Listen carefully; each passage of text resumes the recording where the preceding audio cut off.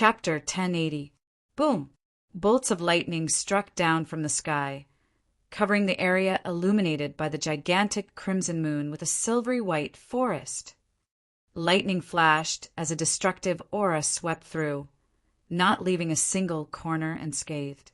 The grayish-white dragon that still maintained its human shape protruded once again. Tiny bolts of lightning darted across its stone-like scales, causing some inconspicuous cracks to appear.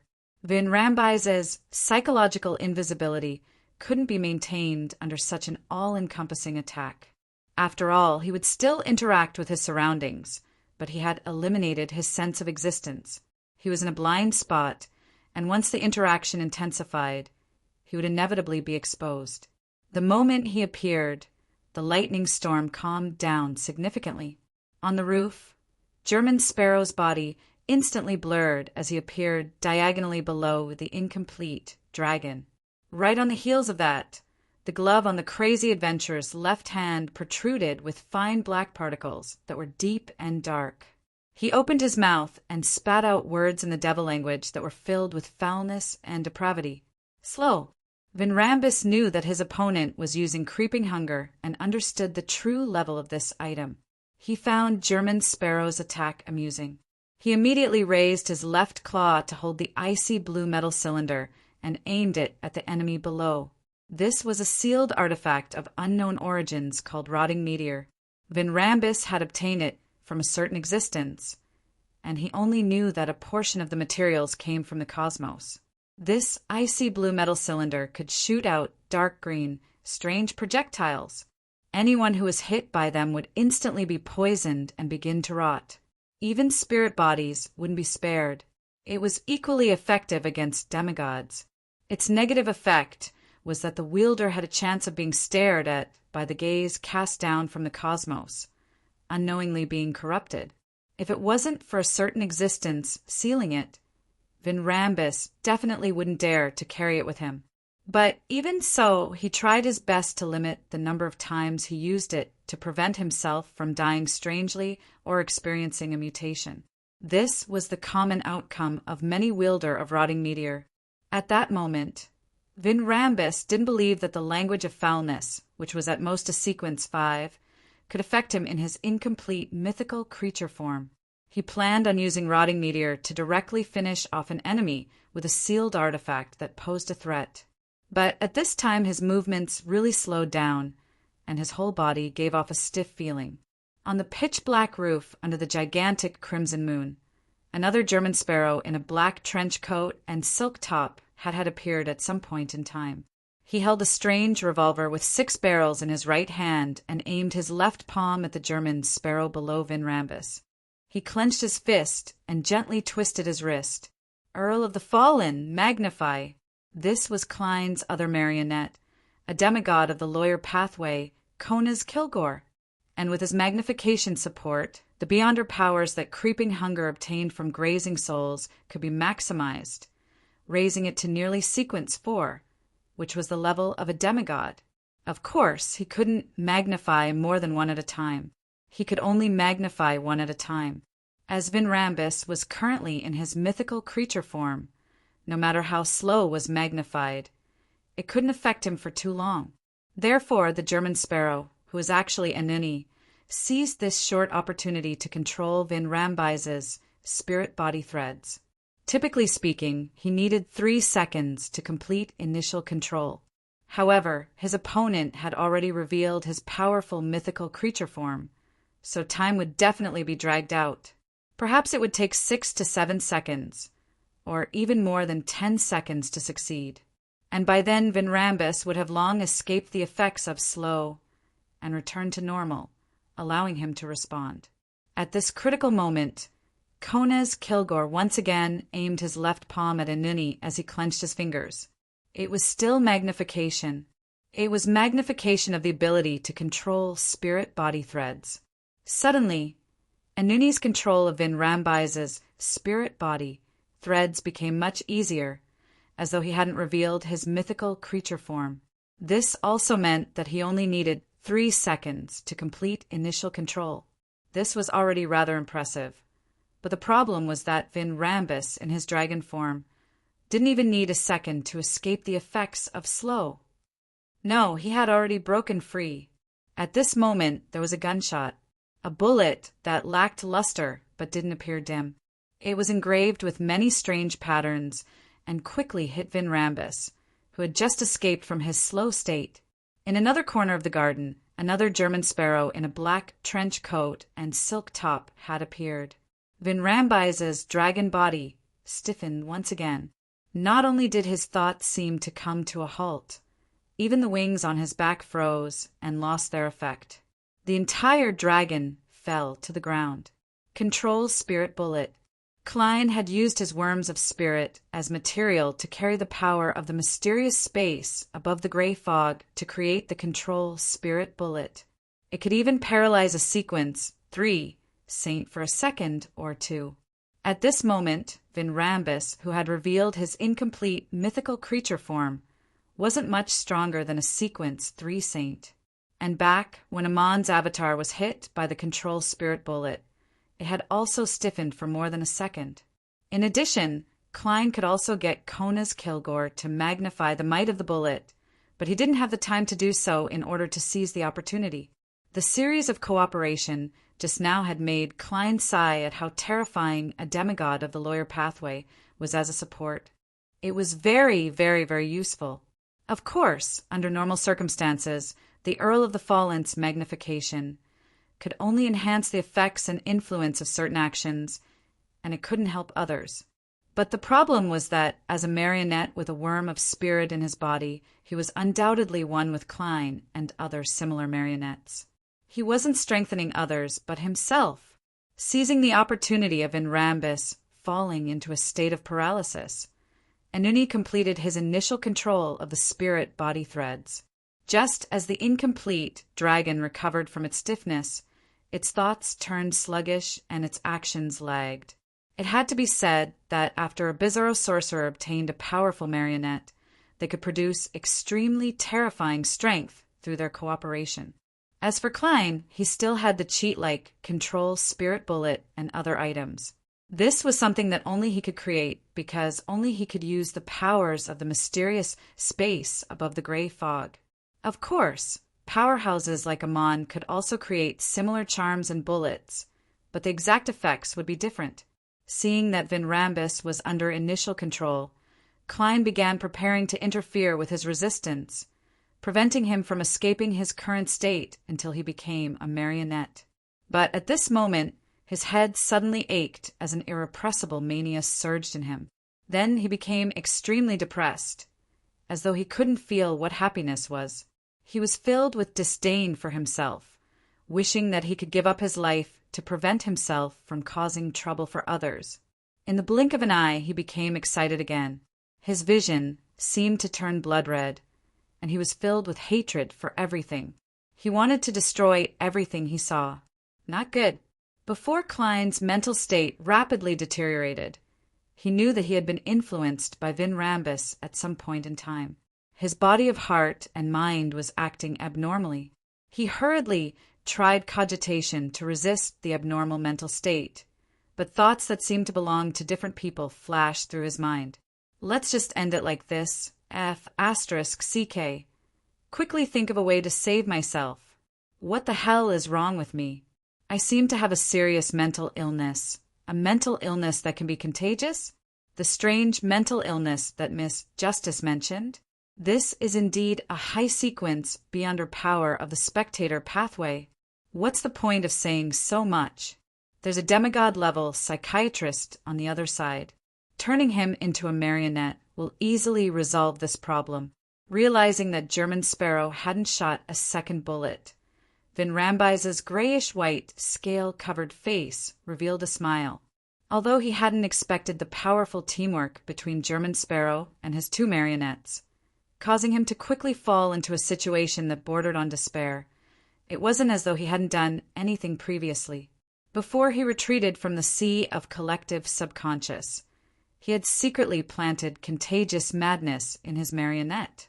The marionette was essentially a dead person, so it couldn't be controlled by any means other than spirit threads. However, it didn't mean that he didn't have a mind island. It was just that it was dead silent. What Vin Rambus had done was to bury a seed in the name of madness. The seed was unable to affect the marionette itself, but it could secretly infect the surrounding sea of collective subconscious, causing the actual body to unknowingly be placed in an environment filled with infectious mental illnesses after switching places. Furthermore, this madness could also be spread through spirit-body threads. In addition, as this infection originated from oneself, it wasn't something that an angel's blessing could isolate. At most, it would weaken the effects and delay the onset. This was a high sequence beyond her power of the spectator pathway, the manipulator's mental plague. In ancient times, there would be people who had been in a repressed state for a long period of time, showing abnormalities at the same time, and their abnormalities would affect the people around them, resulting in the so-called mass hysteria. Once there was an ancient ballad that went like this. 7 girls danced a strange dance on the street. 9 men rolled on the ground, laughing beside them. On a passing carriage, a noble slapped his face. Outside a house by the street, children shed tears in a daze. People hurt each other, and the entire city went mad. If one thought about this ballad carefully, it would make one involuntarily feel fear. However, Vin Rambus knew that the scene described in the ballad had really existed before. It originated from an experiment by a demigod of the spectator pathway, a highly contagious mental plague. When German Sparrow's true body went mad, he would undoubtedly lose control over his marionette. That way, Vin Rambus would be able to escape his predicament. It wouldn't take long, just a few seconds. At that moment, as a manipulator, Vin Rambus wasn't afraid that German Sparrow had the charm that Audrey had used, a charm that could swap fates for a short period of time. This was because if the swap were to happen, the German Sparrow would be in a state where he would quickly become a marionette. His thoughts would be sluggish and his body would be stiff. And being infected with mental plague was a relatively easy problem for Vin Rambus to resolve. At this moment, Vin Rambus saw German Sparrow on the roof use his left palm to aim at German Sparrow, who was holding the black, long-barreled revolver. He clenched his fingers lightly and turned his wrist slightly. Distortion. Klein had used Kona's Kilgore's Beyond Her Powers to distort the extent of his mental illness, making it lighter and slowing down the deterioration. Taking advantage of this moment of lucidity, he raised Death Knell once again and pulled the trigger. Bang! Another control spirit bullet was fired and hit the gigantic, incomplete dragon, whose movements were sluggish. And at the same time, Kona's Kilgore used Magnify. Vin Rambus had suffered an attack, but he didn't escape Anuni's control because he had fallen into a serious and prolonged state of numbness and stiffness. Klein silently counted the time and shot the 3rd control spirit bullet before Vin Rambus truly recovered.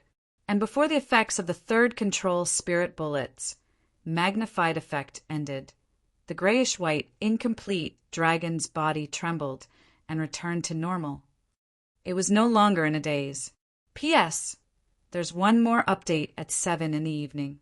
There's an additional update for the first person with the September monthly votes. Chapter 1081.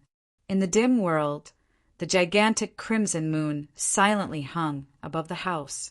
Everything in the garden seemed to be asleep. The despair in the incomplete, grayish-white dragon's eyes faded as it retracted its wings that were covered in skin. It was as tame as a domesticated hound.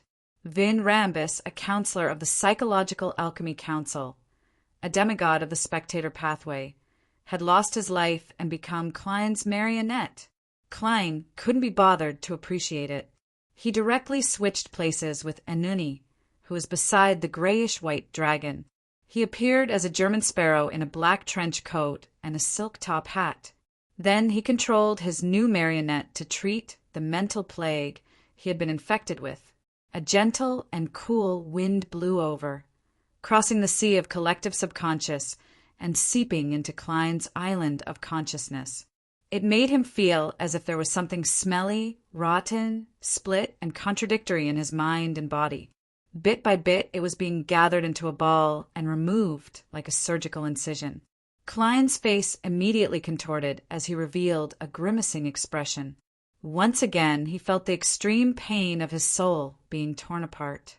Thankfully, in order to create control spirit bullets and yesterday once more charms, he was already used to this feeling. He didn't hold his head and roll on the ground. After the highly contagious mental virus was separated from the infected consciousness, the cool wind turned into a warmth that made one want to take an afternoon nap. It made Klein's injured spirit body relax, as though he was soaking in a bathtub. His body and mind were nourished as he began to rapidly grow and recover. After he recovered from his mental illness, the gentle wind that blew over suddenly turned violent. It swept in all directions, clearing away all the remaining viruses in the air. After doing all of this, Klein made the grayish-white dragon quickly shrink its body, restrain its godhood, and return to its human form. However, as Vin Rambize's clothes had been torn to shreds, the grayish-white scales on his body didn't retract. A few seconds later, the leader of the Church of Evernight Ascetics, Ariana, who wore a simple robe and a tree bark belt, walked out of the gigantic crimson moon. She stepped into the void and arrived diagonally above Vin Rambis. The angel reached out his right hand and gently grabbed, causing Vin Rambize's blurry soul to leave his body and float above his head. "Why are you helping George III?" Ariana asked directly. Vin Rambize's confused expression turned serious. "This is the choice of the era. This is the inevitability of fate. We are only following the trend and making a certain amount of guidance so that the era will develop in the right direction." The standard answer of the Twilight Hermit Order.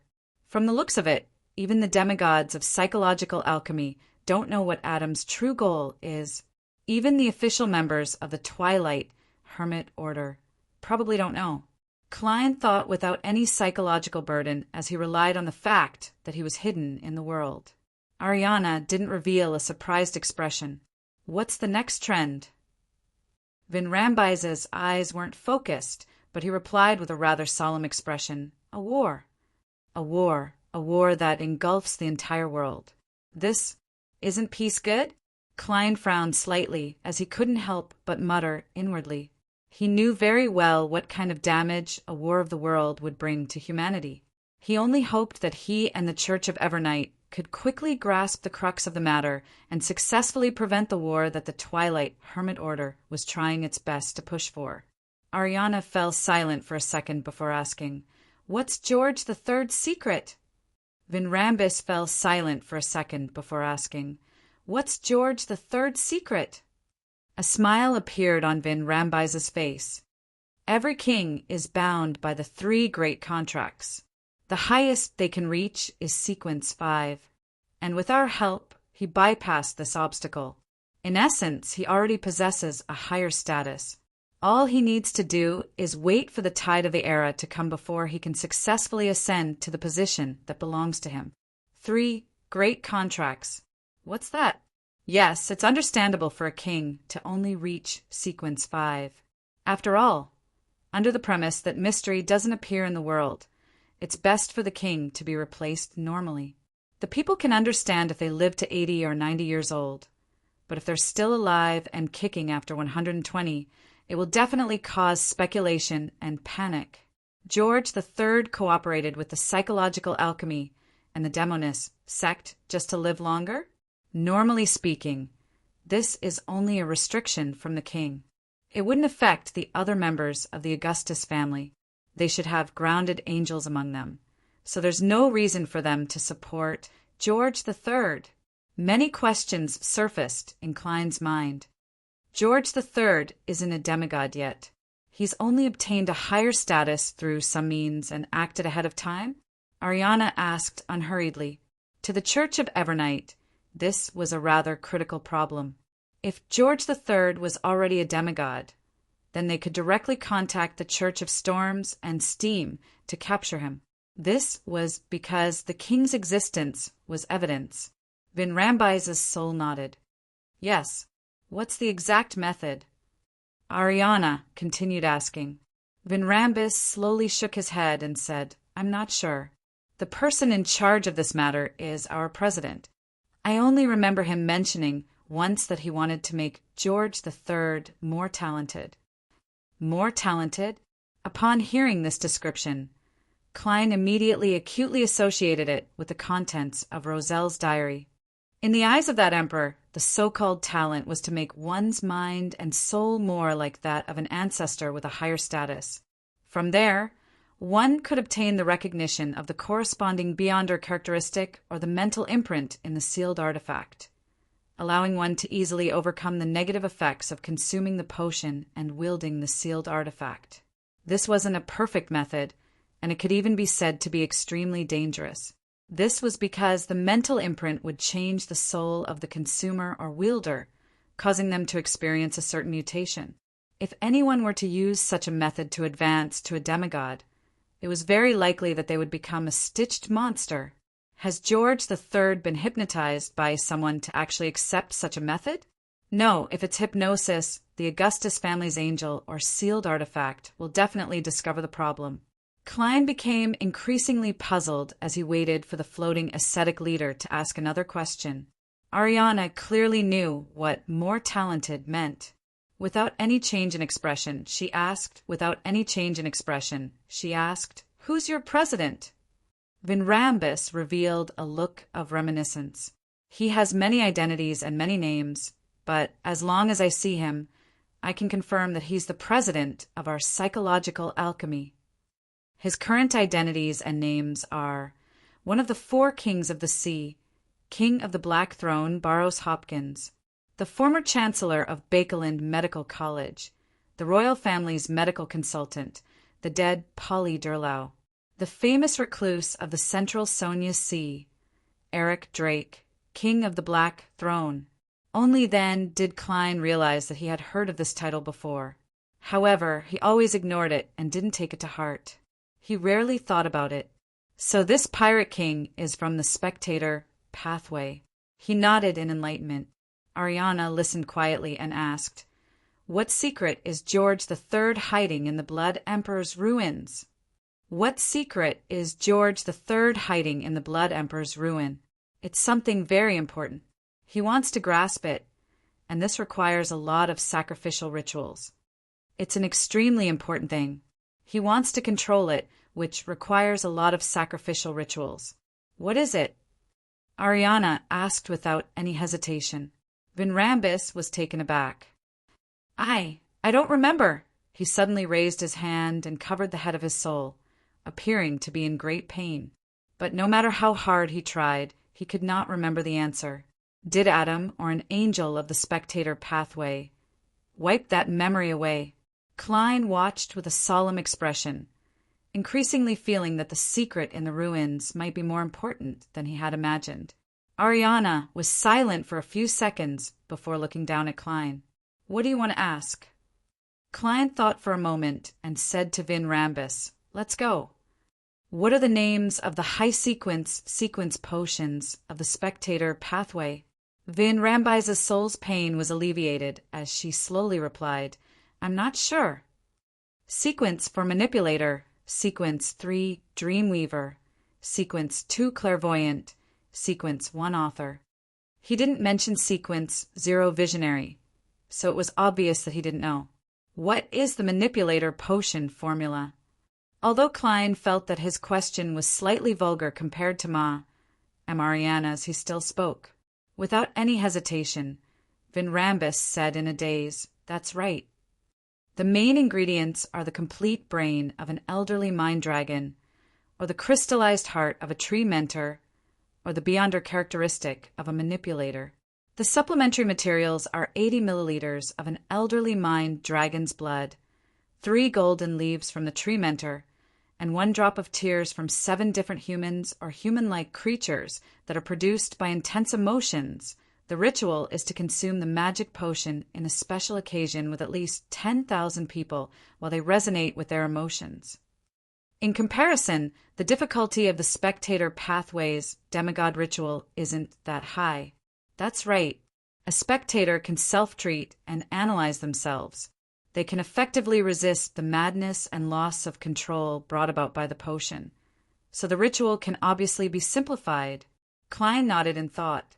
What is the potion formula for Dreamweaver? I don't know. Vinrambus shook his head. All right. Klein then asked Vinrambus why she had personally come to Audrey and received the corresponding answer. Then he said to Ariana, I have no more questions. Vinrambus couldn't answer the questions he had. Ariana gently pressed down with her right hand, allowing Vinrambus's soul to return to his body. Following that, the angel glanced at Klein and said calmly, Don't worry, Klein. Following that, the angel glanced at Klein and said calmly, Don't use him as a marionette. Don't use him as a marionette. Before his mental imprint is removed, it's best not to use his Beyonder characteristic to create items. Of course, I don't wish for Adam to pay me a visit. Klein nodded sincerely. I'll keep that in mind. Thank you, Ma and Ariana.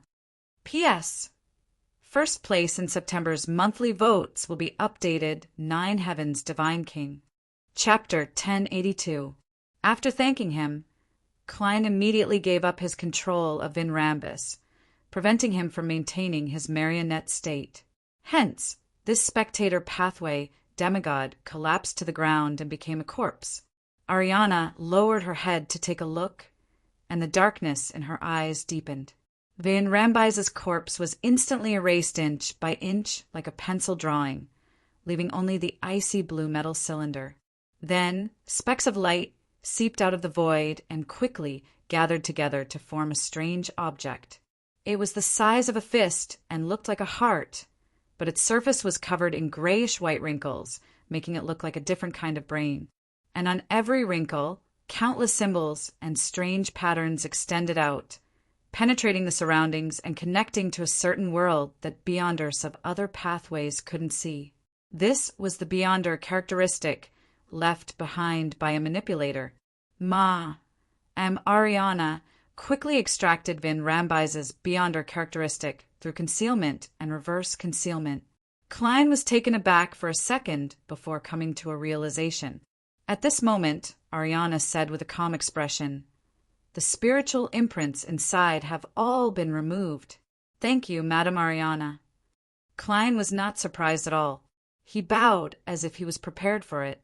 He had decisively abandoned his marionette because he foresaw that something similar would happen. In fact, his original plan was to get Vinrambus above the gray fog in his marionette state and get him to use the unshadowed crucifix to slowly separate out the manipulator, dreamwalker, hypnotist, and other Beyonder characteristics. This way, not only would Miss Justice not have to worry about where to buy the ingredients before she became a demigod, even her Beyonder dog would have a chance of advancing. Previously, Audrey had mentioned to Don Dantes that Susie had played second fiddle to her escape from Vinrambus's control. But later, Klein considered that bringing Vinrambus above the gray fog definitely couldn't be done in the concealed world under Ariana's watch. That would directly expose the fact that he was the fool. And once he left, no matter where he teleported to, Adam might discover Vinrambus's existence. In that case, directly abandoning the marionette in front of Ariana was undoubtedly a better choice. At the very least, this angel had a high chance of helping Klein remove the spiritual imprint in the Beyonder characteristic. And this didn't affect Klein's original plan. He could easily find some ingredients and turn Vinrambus's Beyonder characteristic into a problematic potion. Then he could pour it onto an ordinary item, allowing it to mutate after absorbing the potion. After obtaining such a sealed artifact, he could tie the unshadowed crucifix to it and grasp the timing. Then he could make the corresponding Beyonder characteristic appear, slowly. As for the spiritual corruption produced during the process, there was no need to worry. The unshadowed crucifix could similarly purify it. Seeing Klein pick up Vinrambus's Beyonder characteristic, but unable to stuff it into the iron cigar case, all he could do was randomly stuff it into his pocket. Ariana cast her gaze at the icy blue metal cylinder and said unhurriedly, It comes from the cosmos. It's best you don't use it. Even try not to carry it with you. Otherwise, a gaze will be cast on you, causing you to be unknowingly corrupted and suffer from abnormalities. From the cosmos? This description sounded familiar to Klein. Soon he recalled the source of the familiarity. This originated from Yellow Light Venethin's prophecy of the apocalypse recorded in the house of Abraham's sites in the spirit world. The gaze will be cast from the cosmos. The land will be torn apart, and everything in the world will cease to exist. Apocalypse. The origins of this sealed artifact are related to the origins of the apocalypse? What does the cosmos represent here? What does it have to do with the astral world? A series of questions formed in Klein's mind, making his expression turn solemn. Faced with his question, Ariana nodded slightly. Yes, the starry sky. Is it the starry sky above our heads? Klein pointed at the dark night sky with the giant crimson moon. Yes. Ariana gave an affirmative answer, but did not further explain. Klein thought for a moment and asked again. There are many malicious existences there, existences that seek to destroy this world? Ariana's gaze swept across his face and finally stopped at his eyes. I can't give you an answer. For some things, the more you know, the easier it is to be infected. Both your body and soul will be infected. When you become an angel, you can explore the specific answer. The more you know, the easier it is to be infected. Klein felt a chill run down his spine. He hadn't asked Rhodes about the sealed artifacts Vinrambus possessed, afraid that he would leave behind traces that would be discovered by Adam. Against such a king of angels, there was nothing wrong with being cautious. Seeing that Ariana wasn't going to reveal anything, Klein pointed at the ice-blue metal cylinder. What should I do with this item? The description of the ascetic leader made him a little afraid of bringing the sealed artifact above the gray fog to disinfect it. Ariana calmly said, My suggestion is to sacrifice it to the goddess. My suggestion is to sacrifice it to the goddess. Combine it with your previous contributions and exchange it for what you want. Klein nodded slightly. I understand.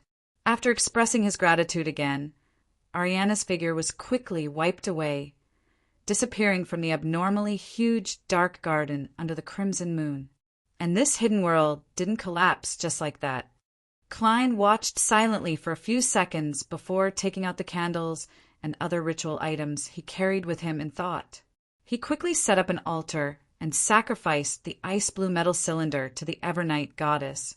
At the end of the ritual, the ashes of the herbs and the surrounding soil rose up amidst the howling winds, landing on an empty spot on the altar. The ashes and soil were connected to each other, forming words. Sequence 3. Scholar of your main ingredients.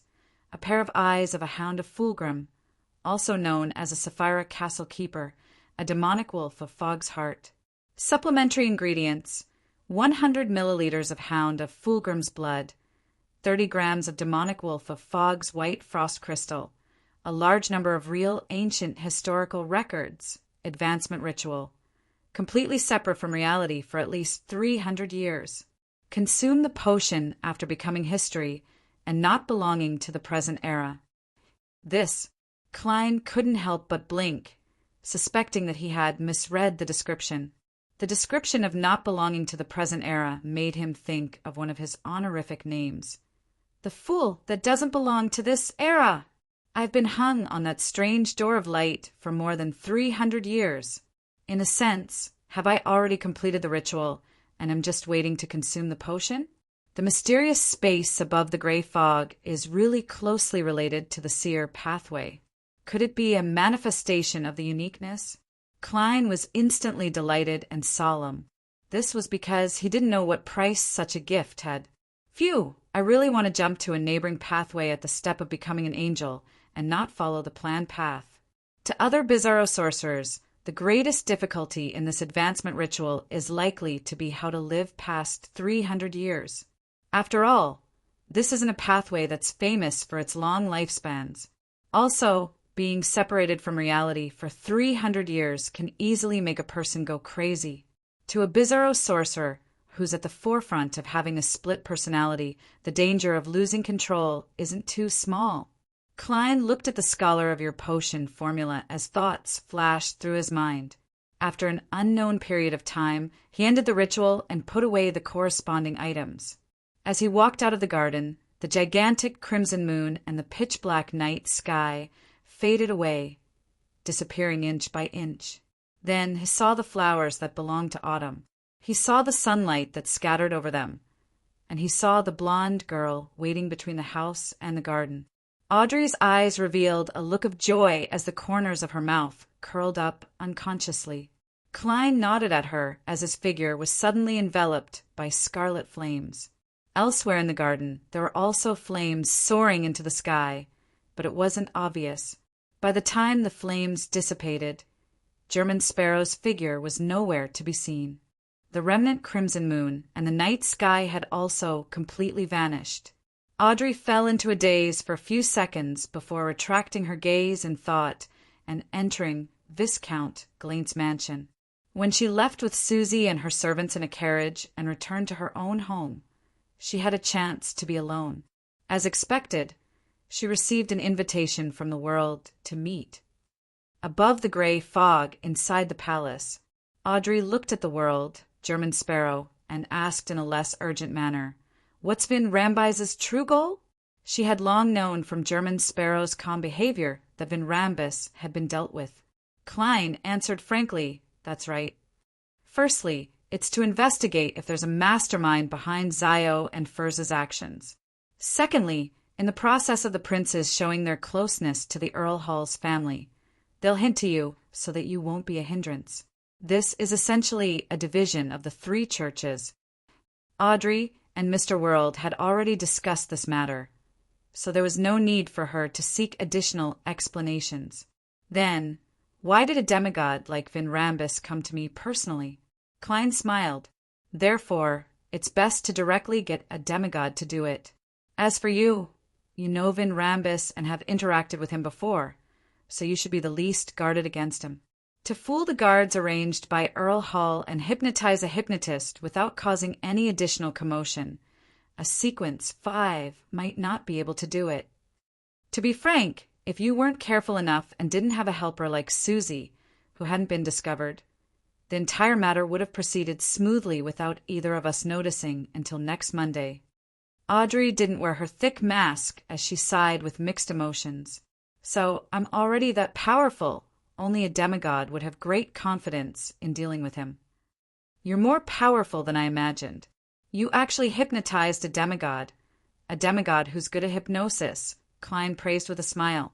Audrey subconsciously pursed her lips, and a smile appeared on her face. That's mainly because of the fate siphon charm you gave me. My hypnotist potion seems to have been completely digested because of that. Chapter 1083. Completely digested? That's understandable. This is hypnotizing a demigod. Although the fate siphon charm played a part, it only helped to open the door to the body of heart and mind. The subsequent modification and implantation of consciousness still needs to be handled by him. If he's not careful, he might trigger a strong rejection, leading to failure. Extreme acting will definitely speed up the digestion process. Klein nodded slightly and said approvingly, "This is a good thing, and it is even more so in the current situation." Audrey understood what Mr. World meant. Under the storm that originated from the angel of imagination, Adam, and King George III, even though she was at the periphery, she felt her own weakness and powerlessness. She couldn't wait to improve herself. She grunted and said yes. "I'll urge Sun to give me the conditions to complete the transaction and advance to sequence 5 as soon as possible. When the time comes, I hope to receive Mr. Fool's blessings and maintain my lucidity in the dream." Klein was already prepared for this as he smiled. "Actually, you don't have to wait that long.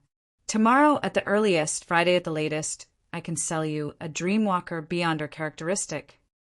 Since it was a private conversation, Klein didn't pretend to be worried and deliberately made his voice hoarse. He only sounded a little reserved. "Really?" Audrey's eyes widened, not concealing her surprise. Klein nodded. This actually came from Vin Rambus. Mr. Fool's newly obtained cross can allow the Beyonder characteristic to be gradually purged. His explanation was very brief. He did not go through the specific steps, nor did he explain too much. He maintained a bit of the German sparrow's coldness. Is that so? The corners of Audrey's mouth suddenly curled up as she beamed. She pressed her chest and said, "Praise Mr. Fool. Also, thank you, Mr. World." Double the gratitude. Klein chuckled in his heart, but on the surface he said calmly, "It's just a deal. You need to pay," he silently cursed in his heart. Audrey's smile didn't diminish. "Then what do you need?" "A sequence, 5, Beyonder characteristic, 8,000 pounds. Klein chose the item that Miss Justice could gather in the shortest time possible. Audrey didn't care about the price. Her eyes turned slightly as she pondered. "Can you sell me the hypnotist characteristic that you've separated out?" At this point, she smiled a little embarrassedly. "This is for Susie. It's all thanks to her this time. The higher her level is, the more help she can provide. I will also help her in return." "No problem for 1,000 pounds. Klein had already expected this and immediately quoted the price.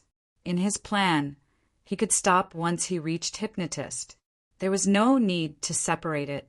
He would place the unshadowed crucifix for a long period of time, allowing the remaining characteristics to separate and take form in one go. A total of 12,000 pounds? Audrey asked for confirmation, not feeling too much pressure. As she hadn't had any major expenses in the past few months, she had nearly 10,000 pounds in cash.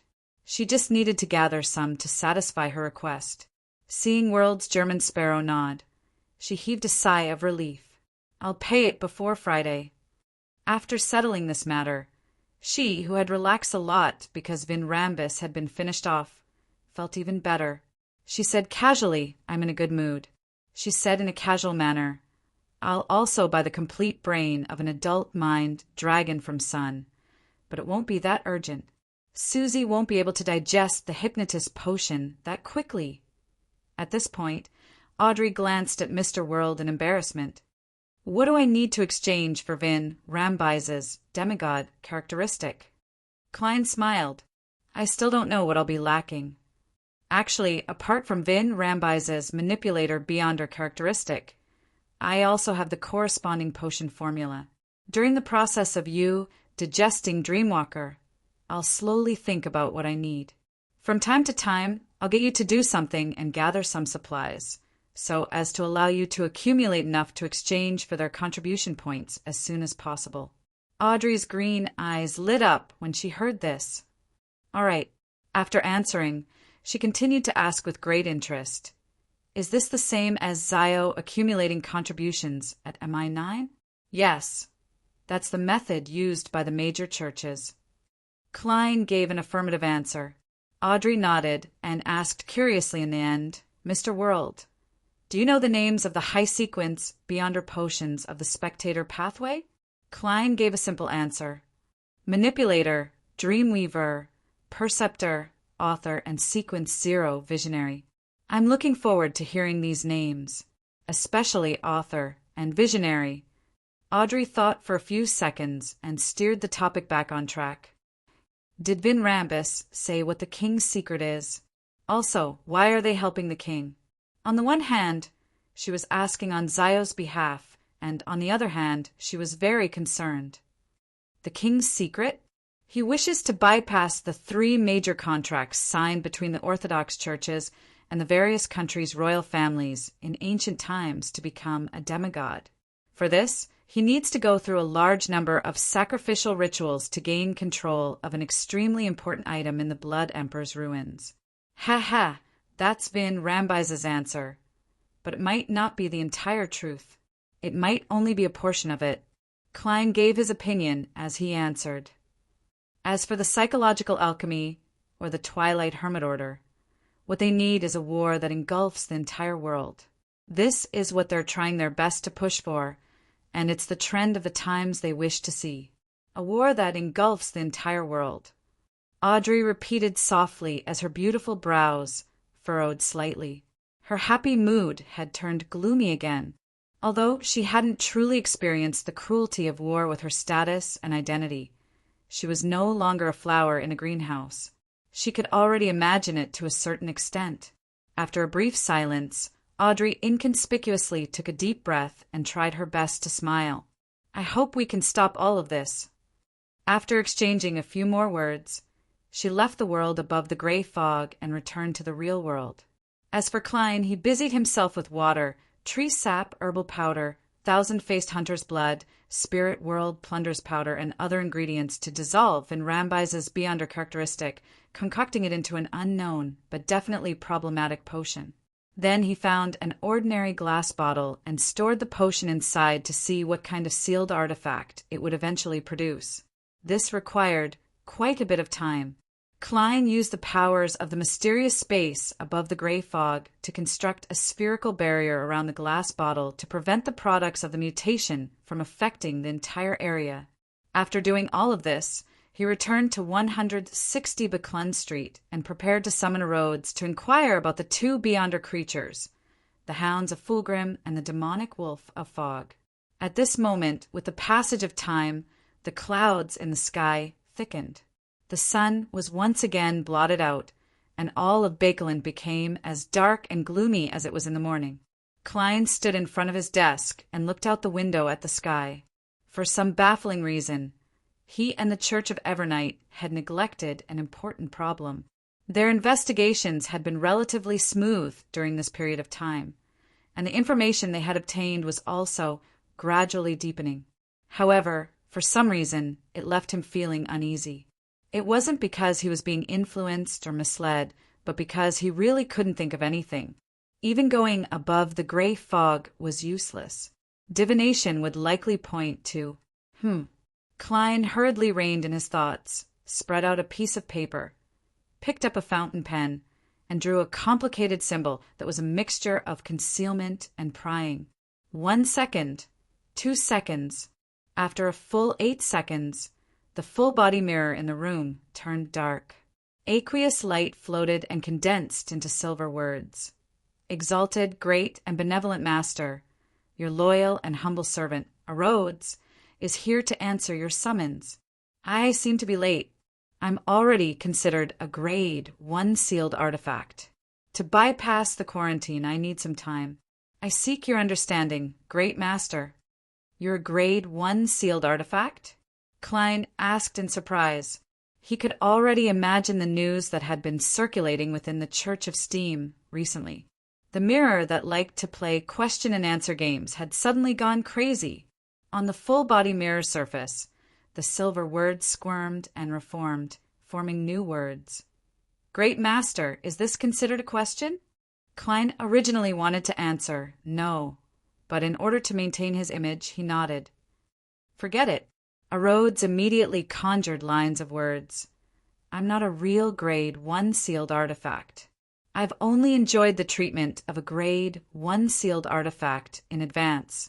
This is mainly because a grade 1 sealed artifact needs to be reported to the other churches and have their numbers rearranged. The Church of Steam doesn't wish to do that. If that's the case, it's understandable." Klein nodded slightly. "Got it." On the full-body mirror surface, aqueous light floated again as new silver words formed. "Supreme Master, what question do you have to test your loyal servant, Rhodes? What do you know about the hounds of Fulgrim and the demonic wolf of Fog?" Klein asked without any politeness, completely unaware that these were actually 2 questions. On the mirror's surface, the silver words squirmed as though they had a life of their own, changing their shape. The hounds of Fulgrim are a unique spirit world creature. They live in the historical void. Even the Seven Lights can only know of them, but they can't really come into contact with them unless they leave the historical void and attempt to hunt. But even so, what we see might only be a projection of them from the past. The demonic wolf of Fog is a high-level demonic wolf. It has experienced the fall of an ancient god, the Cataclysm, and the hunt by the Zeradal family, the Antigonus family, and the Church of Evernight. There are extremely few of them left, and all of them are proficient in anti-divination and deception techniques. It's not easy to find them. In other words, the Church of Evernight might have materials or items related to the demonic wolf of fog. And with this, I can head to the spirit world and use the law of Beyonder characteristics convergence and the Beyonder creature's instincts to fish the hounds of Fulgrim? As Klein read on, he had a certain train of thought. P.S. Seeking monthly votes and recommendation votes on Monday. Chapter 1084. After getting a rough grasp of the situation, Klein looked at the full-body mirror in the room and asked, "What is the king's secret?" On the surface of the mirror that seemed to lead to another world, aqueous light floated gently and gradually reflected a scene. It was a relic that was hidden in the depths of darkness and covered in the dust of history, but it was almost completely intact. This means that the king's secret is in the Blood Emperor's ruins.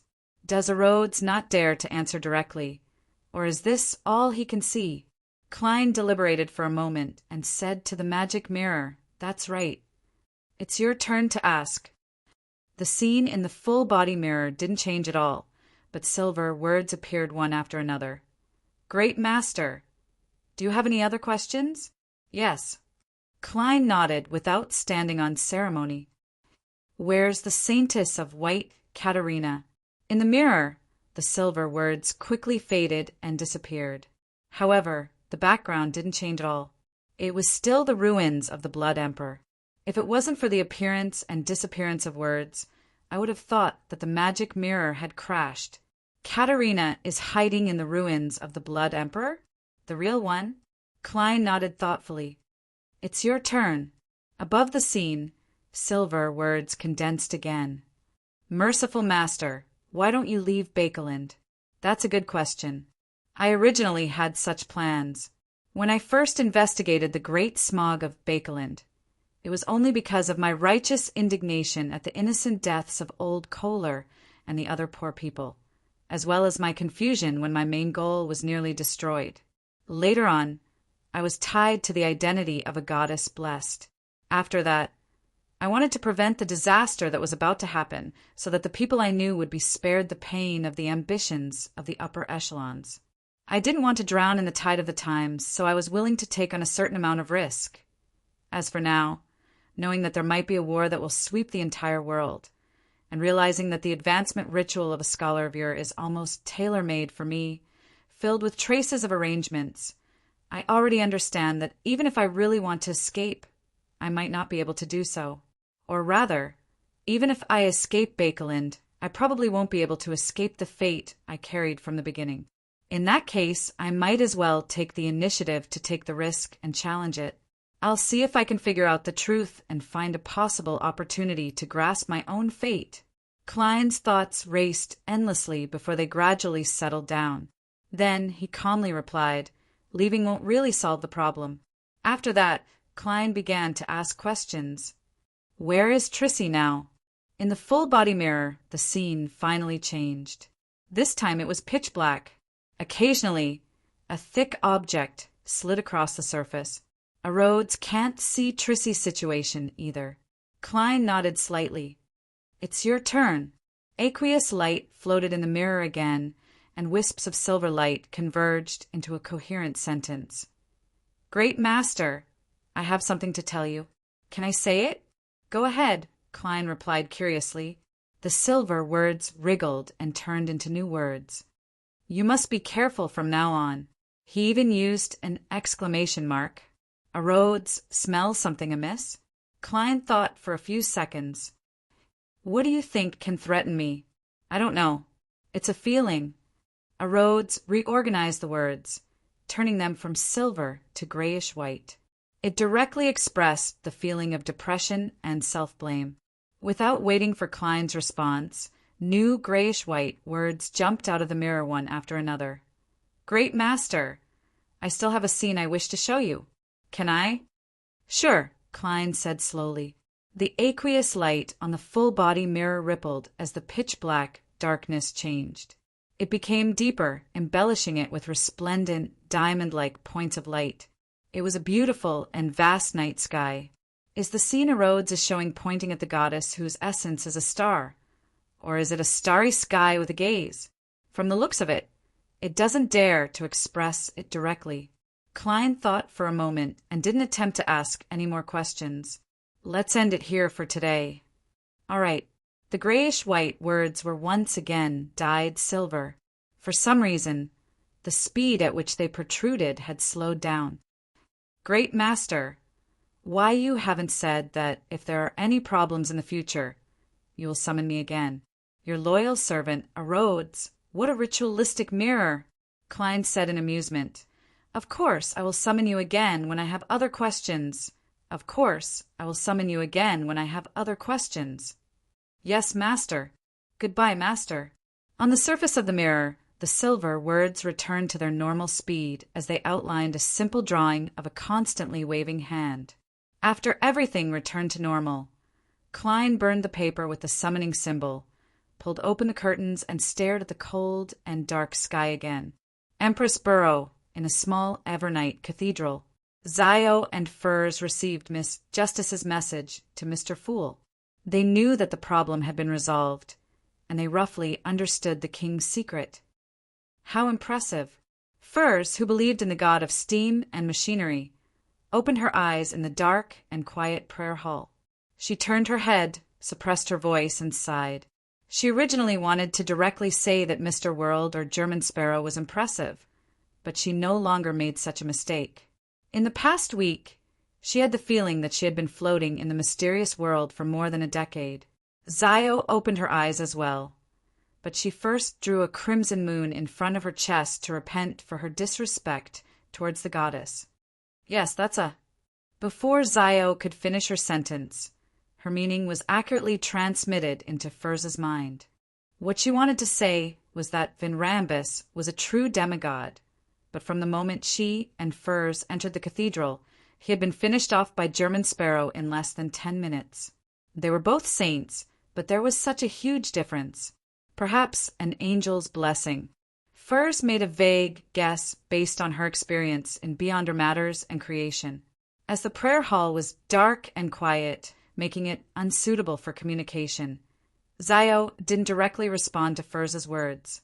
She nodded, stood up, and entered the aisle. The two of them left the prayer area side by side. When they approached the door, Zio exhaled. I really hope that I can be that powerful one day. I occasionally think so too, Furs said with a smile. No matter what, you've already completed your investigations, haven't you? Although there's definitely more to the so-called secret that's worth unearthing. The general outline of the matter is already rather clear. Zio looked at the door in front of her and fell into a daze for a few seconds. But what's the point? I can't do anything about it, nor can I. No. Just as an enemy, that person's identity isn't too noble. At the very least, we can look at him directly. Furs seriously consoled her friend.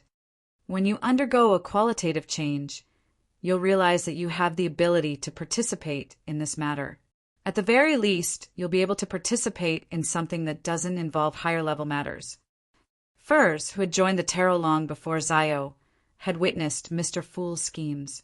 Through his blessed and the members of the tarot, he had destroyed the true creator's descent, uncovered Bansi's secret, obtained portion of the Storm Domain's authority, and interfered with 0-08's fate. Compared to the angels, kings of angels, and even true deities involved in these matters, King George III was indeed nothing. Zio slowly walked to the door and fell silent for a moment. I understand what you mean. We'll return to East Borough next. There's no rush to move. Once I obtain the Judge Potion formula, I'll hide completely. I believe that after today's matter, they probably won't dare to take the risk of investigating us again. Definitely. They're just shadows hiding in the darkness that can't see the light of day. Furs hurriedly added, and then sighed. I only hope that teacher's reply can be delivered before I move again. Zio raised her hand to grab at her blonde hair. As she walked out of the cathedral, she said seriously, when I get the recipe, I'll buy that button and try to level up as soon as possible. Not bad. You've regained your fighting spirit. Furs teased him with a smile. Zio didn't say another word as she continued forward with a solemn expression. After walking for a few dozen steps, she suddenly stopped and said without turning back, "I don't think I have enough money to buy that button. When the time comes, lend me some. I will definitely return it." Furs was stunned for a second before she burst out laughing. "All right. If my guess is correct, I should be able to get the follow-up items from my teacher." At noon on Thursday, Klein excused himself to rest and returned to the master bedroom. He entered the bathroom, took 4 steps counterclockwise, and arrived above the gray fog. He believed that the glass bottle containing the potion had already finished absorbing it. Sitting on the fool's high-back chair, Klein waved his hand, removed the isolation, and pulled his target over. The transparent glass bottle was already dyed with a dark color. There were many grids on its surface, and it shimmered with a faint light. It gave off the vibe of a work of art. It was empty inside, without a single drop of the potion left. The relatively wide mouth of the bottle was covered in a layer of fog that floated with light. It made Klein feel like his gaze was being sucked in the moment his gaze landed on it. Vaguely, a voice sounded from inside the bottle. "Invest 100 gold coins and you can fulfill a wish. Invest 100 gold coins and you can fulfill a wish." Where did you learn this from? I have to say, this monotonous repetition is indeed helpful in hypnosis. If I really invest 100 gold coins, it's equivalent to opening the door to the body of heart and mind. I'll be controlled by the bottle and become its slave. After some analysis, Klein summoned the unshadowed crucifix. With the gray fog's pressure, he inserted it into the bottle's mouth. "You devil!" The voice in the bottle screamed before it was blocked by the gray fog. P.S. Seeking monthly recommendation votes on Monday. Chapter 1085. After dealing with the mutated glass bottle, Klein took out his golden pocket watch, opened it, and memorized the current time. He had to return in 3 hours and separate the unshadowed crucifix from the bottle of enslavement. Only by doing so could he obtain the manipulator beyonder characteristic alone, and not a product that was a combination of all the previous sequence characteristics. "It feels like I'm doing an experiment." Klein nodded slightly and put away his pocket watch. He returned to the real world and began his lunch break. At 4 in the afternoon, Anuni knocked on his employer's door under the watchful eyes of butler Walter. "What is it?" Don Dantes opened the bedroom door while rubbing his temples in his pajamas. Anuni bowed. "Sir, you accepted Madame Rihanna's invitation for afternoon tea last night. It's today." "All right, give me 15 minutes to prepare," Klein said to Walter. Then he instructed his valet Anuni. "Come in and help me change my clothes." When he and his marionette were the only ones left in the room, Klein controlled the latter to bring clothes suitable for afternoon tea as he glanced at the wall clock from time to time. After about 10 minutes, after tying his bow tie and putting on his coat, he took 4 steps counterclockwise and headed above the gray fog. At this time, it had been exactly 3 hours since he last entered. Placed at the end of the long bronze table, the mutated glass bottle that had been firmly pressed together with the unshadowed crucifix by the gray fog's power had lost its original mesh-covered shimmering glow. It was as though it had gone from a work of art to a common item on the street. And at the bottom of the glass bottle was a large amount of grayish-white. It flowed as though it had a life of its own, forming a heart-shaped object the size of a child's fist. Not only were there many wrinkles on it, but there were also cracks that resembled eyes. As for the complicated, three-dimensional patterns, labels, and symbols that extended into the void, they were almost identical to what Klein had seen when he obtained Vin Rambise's Beyonder characteristic. "There's only a slight difference." Klein released the gray fog suppression and took out the unshadowed crucifix from the bottle's mouth. With these steps, the separated object was completely separated from the mutated glass bottle, becoming complete and independent. Klein reached out with his left hand to pick up the object that looked like both a brain and a heart. After studying it for a few seconds, he threw it into the junk pile and shrouded it in gray fog.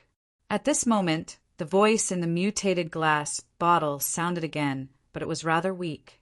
You devil! Klein didn't respond as he inserted the unshadowed crucifix back into his right hand. He relied on the gray fog's powers to hold it tight.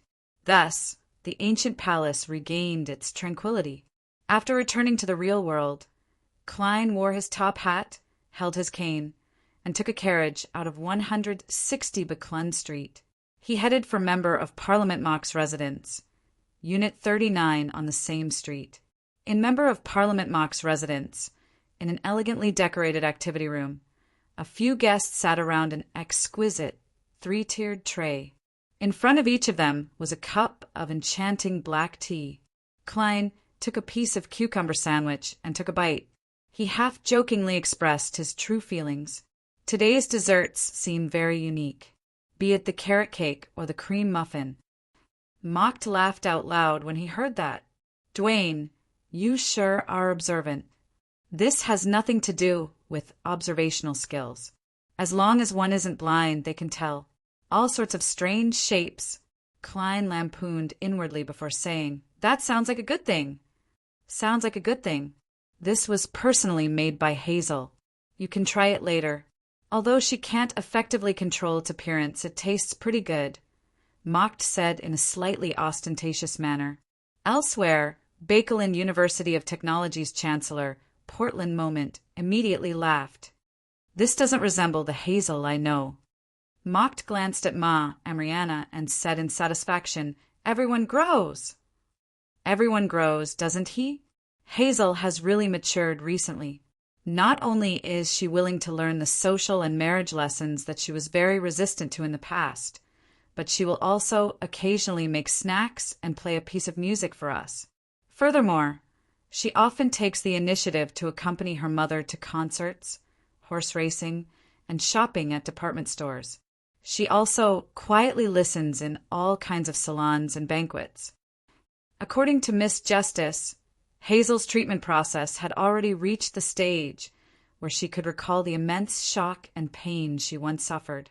Although it's only an intuitive feeling and doesn't involve the actual events, it's enough to make Hazel dream of losing her parents and most of her family from time to time. This made her unconsciously cherish her family. As such, she changed herself to a certain extent. Klein nodded in thought and smiled. "That's a good thing." "Yes," Mock replied with mixed emotions. "I was once very worried about Hazel's character. I was worried that she wouldn't be able to have a good marriage or interact normally with people in this circle. After our deaths, she wouldn't be able to find anyone to help her when she encountered trouble. Now I'm finally at ease." Mock revealed a heartfelt smile, revealing a rare worry from the past. He then raised his arm, waved it lightly, and said in a very heroic manner, "Why do I have to be enemies with the darned smog and pollution? Why do we have to vie for colonial interests with Fasak in East Balham and Intis in West Balham? Isn't it to let our descendants lead better lives and have fewer worries? Hazel's maturity is more meaningful to me than the contributions I made in East Balham or the struggles I made in the House of Commons." Klein silently listened to Mock's recount as he couldn't help but turn his head to look out the window. Dark clouds covered the sky outside, and the sun was nowhere to be seen. At this moment, Portland Moment replied to Mock in a half-joking manner, "No, those things are also for the betterment of ourselves." Having said that, he looked at Klein. "Dwayne, have you thought it through? Do you want to invest in my mechanical laboratory?" Klein chuckled. "Mr. Chancellor, why are you as eager as a young man? I've already flipped through the information you gave me. I have a general impression of the benefits and income one can obtain from investing. To be frank, I'm very interested. I'm very satisfied that this mechanical laboratory can allow talented youths to be tempered. This is where I should invest the most. What's the most valuable thing in this era? Talent. Roselle the Great said that before," Portland Moment said with a chuckle. "So, how much do you plan on investing?" Klein raised his porcelain teacup and drank a mouthful of black tea. "The initial plan is £10,000. As expected of the most famous tycoon in Bakeland, I can't even guess how much you have. First, you donated shares worth more than £10,000. Then you spent £20,000 to buy Mager Manor. Now, you're investing in Portland's mechanical laboratory. It's a total of £10,000. Ma, and Rihanna couldn't help but marvel.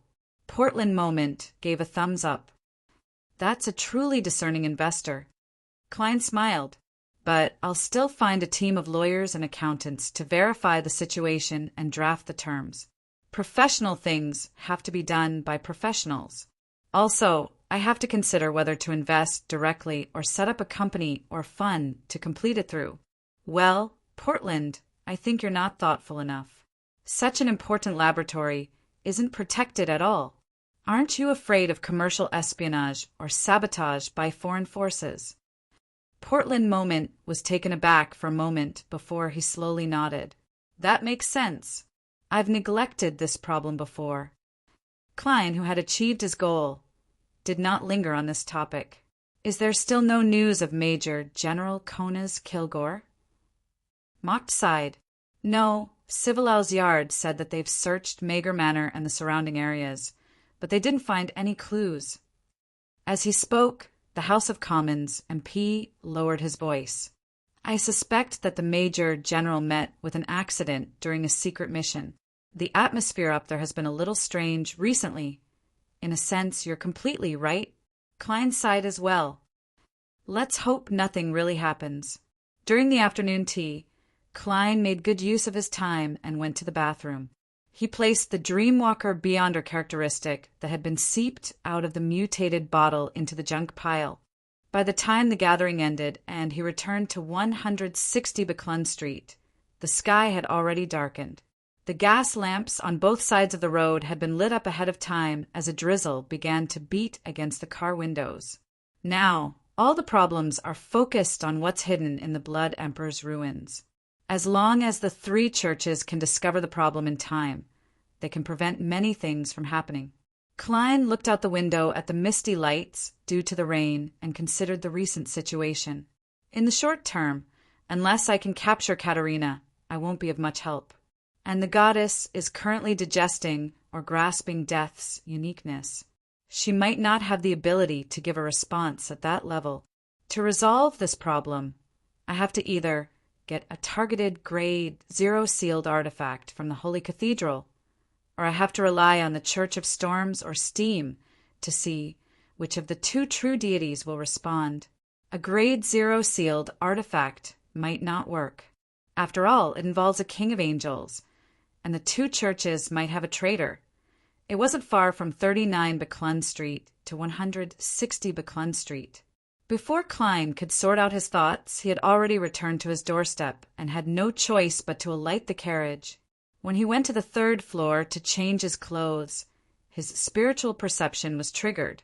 He saw Rionette Tynker walk out of the void with 4 blonde, red-eyed heads in her hands. Sharon's. Klein reached out to receive the letter with a guess. Yes. One of the heads that Rionette Tynker was holding opened its mouth and replied. Klein didn't speak further as he tore open the envelope and unfolded the piece of paper. There was only one line of words. Operation at 10 tonight. Chapter 1086. Tonight at 10. Klein glanced at Miss Messenger, who was waiting at her spot, and walked to the desk. He spread out a piece of paper and wrote, I'll be punctual. In addition, the situation in Bakeland has been tense recently. You have to pay attention to the degree of control.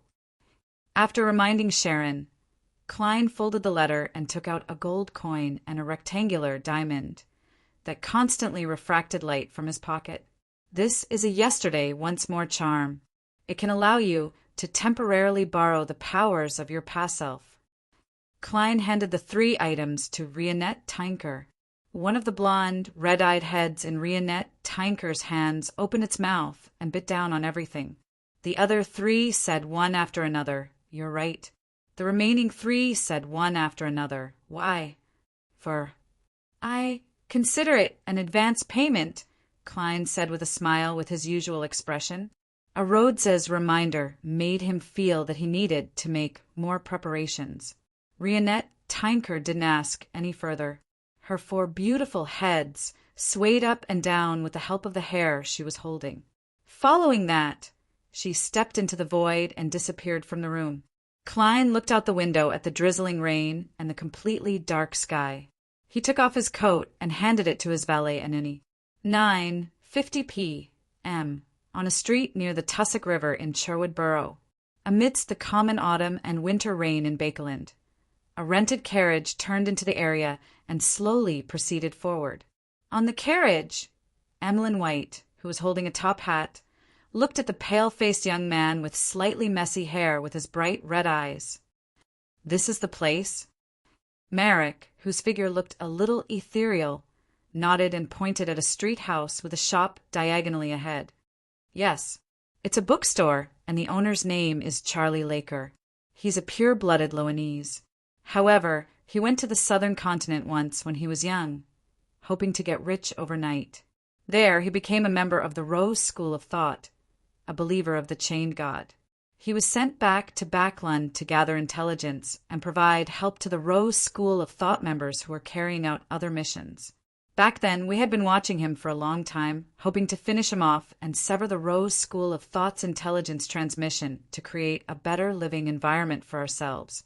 But we ultimately held back." Emlyn smiled. "The facts have proven that patience can often lead to better results." To be frank, your performance is different from the temperance wraith I imagined. I thought you would be very stingy with your words." Merrick glanced at the vampire, who was said to be a viscount. "Different people have different personalities, and temperance is only controlling desires that exceed a certain limit. On this matter, I don't explain it so clearly. I'm worried that you won't understand, and it will affect the final outcome. If that happens, the desire for temperance will exceed the limits it should have. Although it's very philosophical, there's no need to use me as an example." Emlyn leisurely leaned against the wall and looked at him. "Let's continue the previous topic." Marek looked out the window again. "Charlie Raker's family has a maid from the Paws Valley. She's also a member of the Rose School. In addition, there's a widow and an alcoholic man living in the 2 houses diagonally opposite Raker's bookstore. They are believers of the Chained God, and they will transmit intelligence to the Rose School at critical moments. What you need to do is to secretly monitor these 3 people while we deal with Charlie Raker. Through the transmission of information, lock onto the person in charge of the Rose School in Bakeland. Of course, we will definitely give Charlie Raker a chance to seek help or send a signal." Emlyn nodded slightly. "I got it." He then turned his head to look at the sky that was filled with dark clouds and couldn't see the crimson moon. He twisted the ring, embedded, with a ghostly blue gem on his left ring finger. This was the Oath of Rose ring. It allowed Earl Mistral to share his senses of sight, hearing, and smell. The ring spun around and returned to Emlyn's hand. Of course, it was only temporary. As such, Earl Mistral had heard what Marek had said and shared it with the other Sanguine participants. Emlyn originally believed that although he was only in charge of liaison and didn't play any important role, he could at least showcase some of the spell-like powers of a Scarlet Scholar and pass the message in a very prominent manner in front of Wraith Marek. To his surprise, he didn't need to do anything. All he needed to do was wear the ring and arrive at the scene. This depressed him, making him feel like he was purely a tool. Without being a demigod, there are many things I don't even have the right to directly participate in, much less save a race. At that moment, Emlyn had an impulse. He felt that his level wasn't worthy of his secret identity. He was unable to shoulder the responsibility he needed to shoulder. As for the Oath of Rose, allowing the 2 wearers' thoughts to appear in each other's minds from time to time, Emlyn wasn't worried. He had gotten Miss Justice to hypnotize him ahead of time, preventing him from thinking about things that shouldn't be known by the upper echelons of the Sanguine. Just as he sighed, a voice belonging to Earl Mistral suddenly sounded in his mind. Arrogant, childish, naive. It is the Oath of Rose randomly transmitting some of Earl Mistral's thoughts. Huh. Emlyn scoffed inwardly as he constantly recited a name. Ernst Boyer! Ernst Boyer! This Viscount had been hypnotized under Earl Mistral's protection, and he had volunteered the Harvest Church for a long period of time. At this moment, Merrick looked at Emlyn's expression and nodded. Your present attitude makes me feel even more at ease. He was very serious, solemn, and focused. Ah, Emlyn was first taken aback before he curled the corners of his mouth. Thank you. The second floor of the bookstore was Charlie Raker's home. This businessman was over 50 years old, and his parents had long passed away. He had never gotten married, and it was said that he had a few illegitimate children, but none of them lived with him. After instructing the servants to check if the doors and windows were locked, he returned to his bedroom, poured himself a glass of red wine, and sat on the sofa to enjoy it in a relaxed manner. He was used to drinking some wine before bed. After the red wine was finished, Charlie Raker stood up and walked to the bathroom. When he passed by the full-body mirror in the bedroom, he casually glanced at it, and his body suddenly froze. In the mirror, his face had turned abnormally pale at some point in time. His eyes were protruding out, and there was blood flowing down the edges. The corners of his mouth had a dark red tint. As a member of Rose School, Charlie Raker was no stranger to such a situation. He didn't scream or run around like an ordinary person. Instead, he raised his right hand and extended it to his chest. Just as he touched the accessory he was wearing, his body felt like it had fallen into an ice cavern that would never melt. It was cold from the inside out. The coldness seemed to have a life of its own as it rapidly expanded, occupying every corner of Charlie Raker's body. It made him feel like his joints and muscles no longer belonged to him, and he was beginning to listen to someone else. At that moment, it was as if there was another person in his body. It was cold, blurry, and filled with malice. It directly took over everything other than his thoughts. At the same time, Charlie Raker saw a new change in himself in the mirror. There were two figures in front of his eyes. They were young men wearing white shirts and black vests. With the help of the first touch of his right hand, a bright light lit up in front of him. This glow seemed to originate from a miniature sun, throwing light and heat in all directions. Charlie Rex instantly felt warm. He was no longer controlled by the coldness in his body. He mumbled a word, "Don't worry." He mumbled, "Purify." The miniature sun in front of his chest became hotter. The light was like warm water as it surged inwards, creating layers of ripples. Charlie Raker regained control of his body. He immediately gave up on the door and ran towards the window. The curtains weren't drawn yet. It was drizzling outside, and the streetlights were dim. Thud, thud, thud. When Charlie Raker passed by the carpeted coffee table and sofa area, he suddenly stumbled and almost fell. The carpet seemed to have come to life and wrapped around his ankles. Bang! The coffee table flew up, along with the porcelain teacups and documents on it. It slammed into Charlie Raker's face, shattering him into pieces and turning him into a strange, dismembered puppet. A moment later, Charlie Raker's figure appeared on the other side. He continued running with lingering fear in his heart. He had never hated that his bedroom was too big as much as he did now. Thud, thud, thud. Pens flew everywhere. Papers flew everywhere. Charlie Raker finally ran to the window. As a devout believer, he didn't break the window immediately.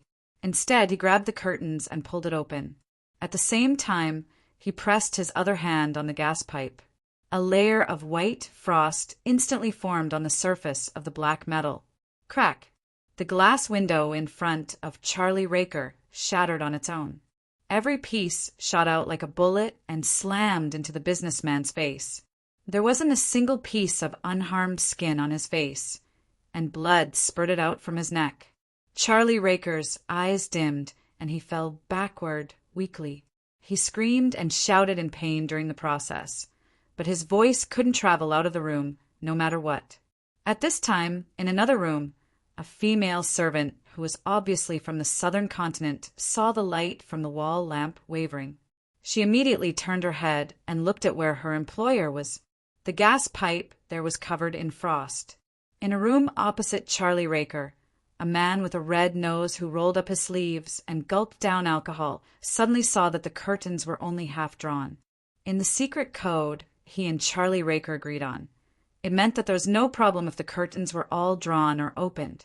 If only one side was drawn or half drawn, it meant that there was an emergency. He had to inform the higher-ups immediately. He stood up abruptly. P.S. I recommend a book on entrepreneurship, salted fishes, self-help strategy. Make short videos and walk to the peak of life. Chapter 1087. The red-nosed man rushed to the side of the safe in a few steps and took out a radio transceiver and a code book from a secret compartment. He squatted there and quickly translated the news of Charlie Raker's accident into a message before sending it out. In the building where Raker's bookstore was located, a brown-skinned maid rolled up her sleeves and poured a bottle of indigo liquid onto her left arm. The skin there immediately changed color, but under the indigo blue, wisps of black light appeared like swimming nematodes. The black light quickly gathered to form a strange face the size of half a palm. Its eyes were as small as rice grains, and its mouth was as big as a saucer. Charlie Lake met with an accident. The maid looked at the face on her arm and said word by word.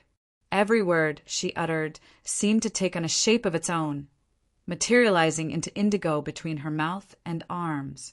Right on the heels of that, the words that seemed to be written intertwined together and were enveloped by the same colored smoke. At this moment, the mouth of the strange face on the maid's arm opened bit by bit, sucking in the indigo smoke and words. All the abnormalities disappeared, leaving only the skin on the maid's arm that had yet to return to its original color. In the darkness outside the window, a tiny, ordinary bat flapped its wings, changed its motionless state, and flew off to an unknown location. On another street, less than 500 meters away from Raker's bookstore, a restaurant that specialized in southern continent delicacies floated in midair.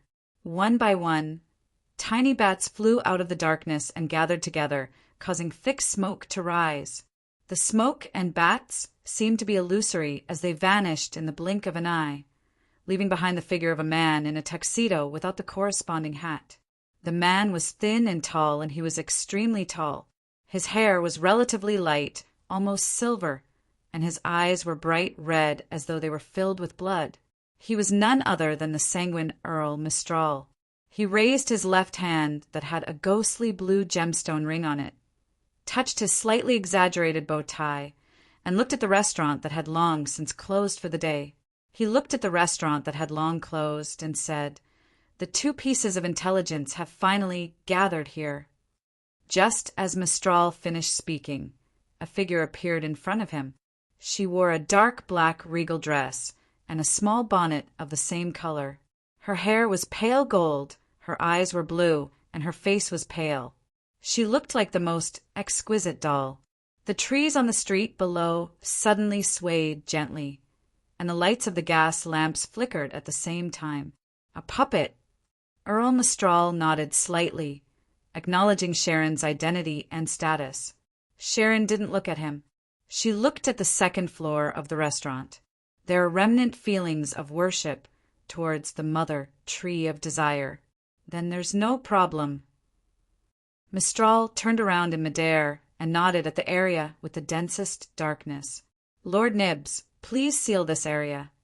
An old and heavy sigh sounded, and a pair of wings covered in dark skin and countless patterns and symbols suddenly stretched out from the darkness. They grew larger and wider, and in 2 to 3 seconds they completely enveloped the surroundings. The restaurant fell into an abnormal darkness, as if it had been moved out of the world of reality.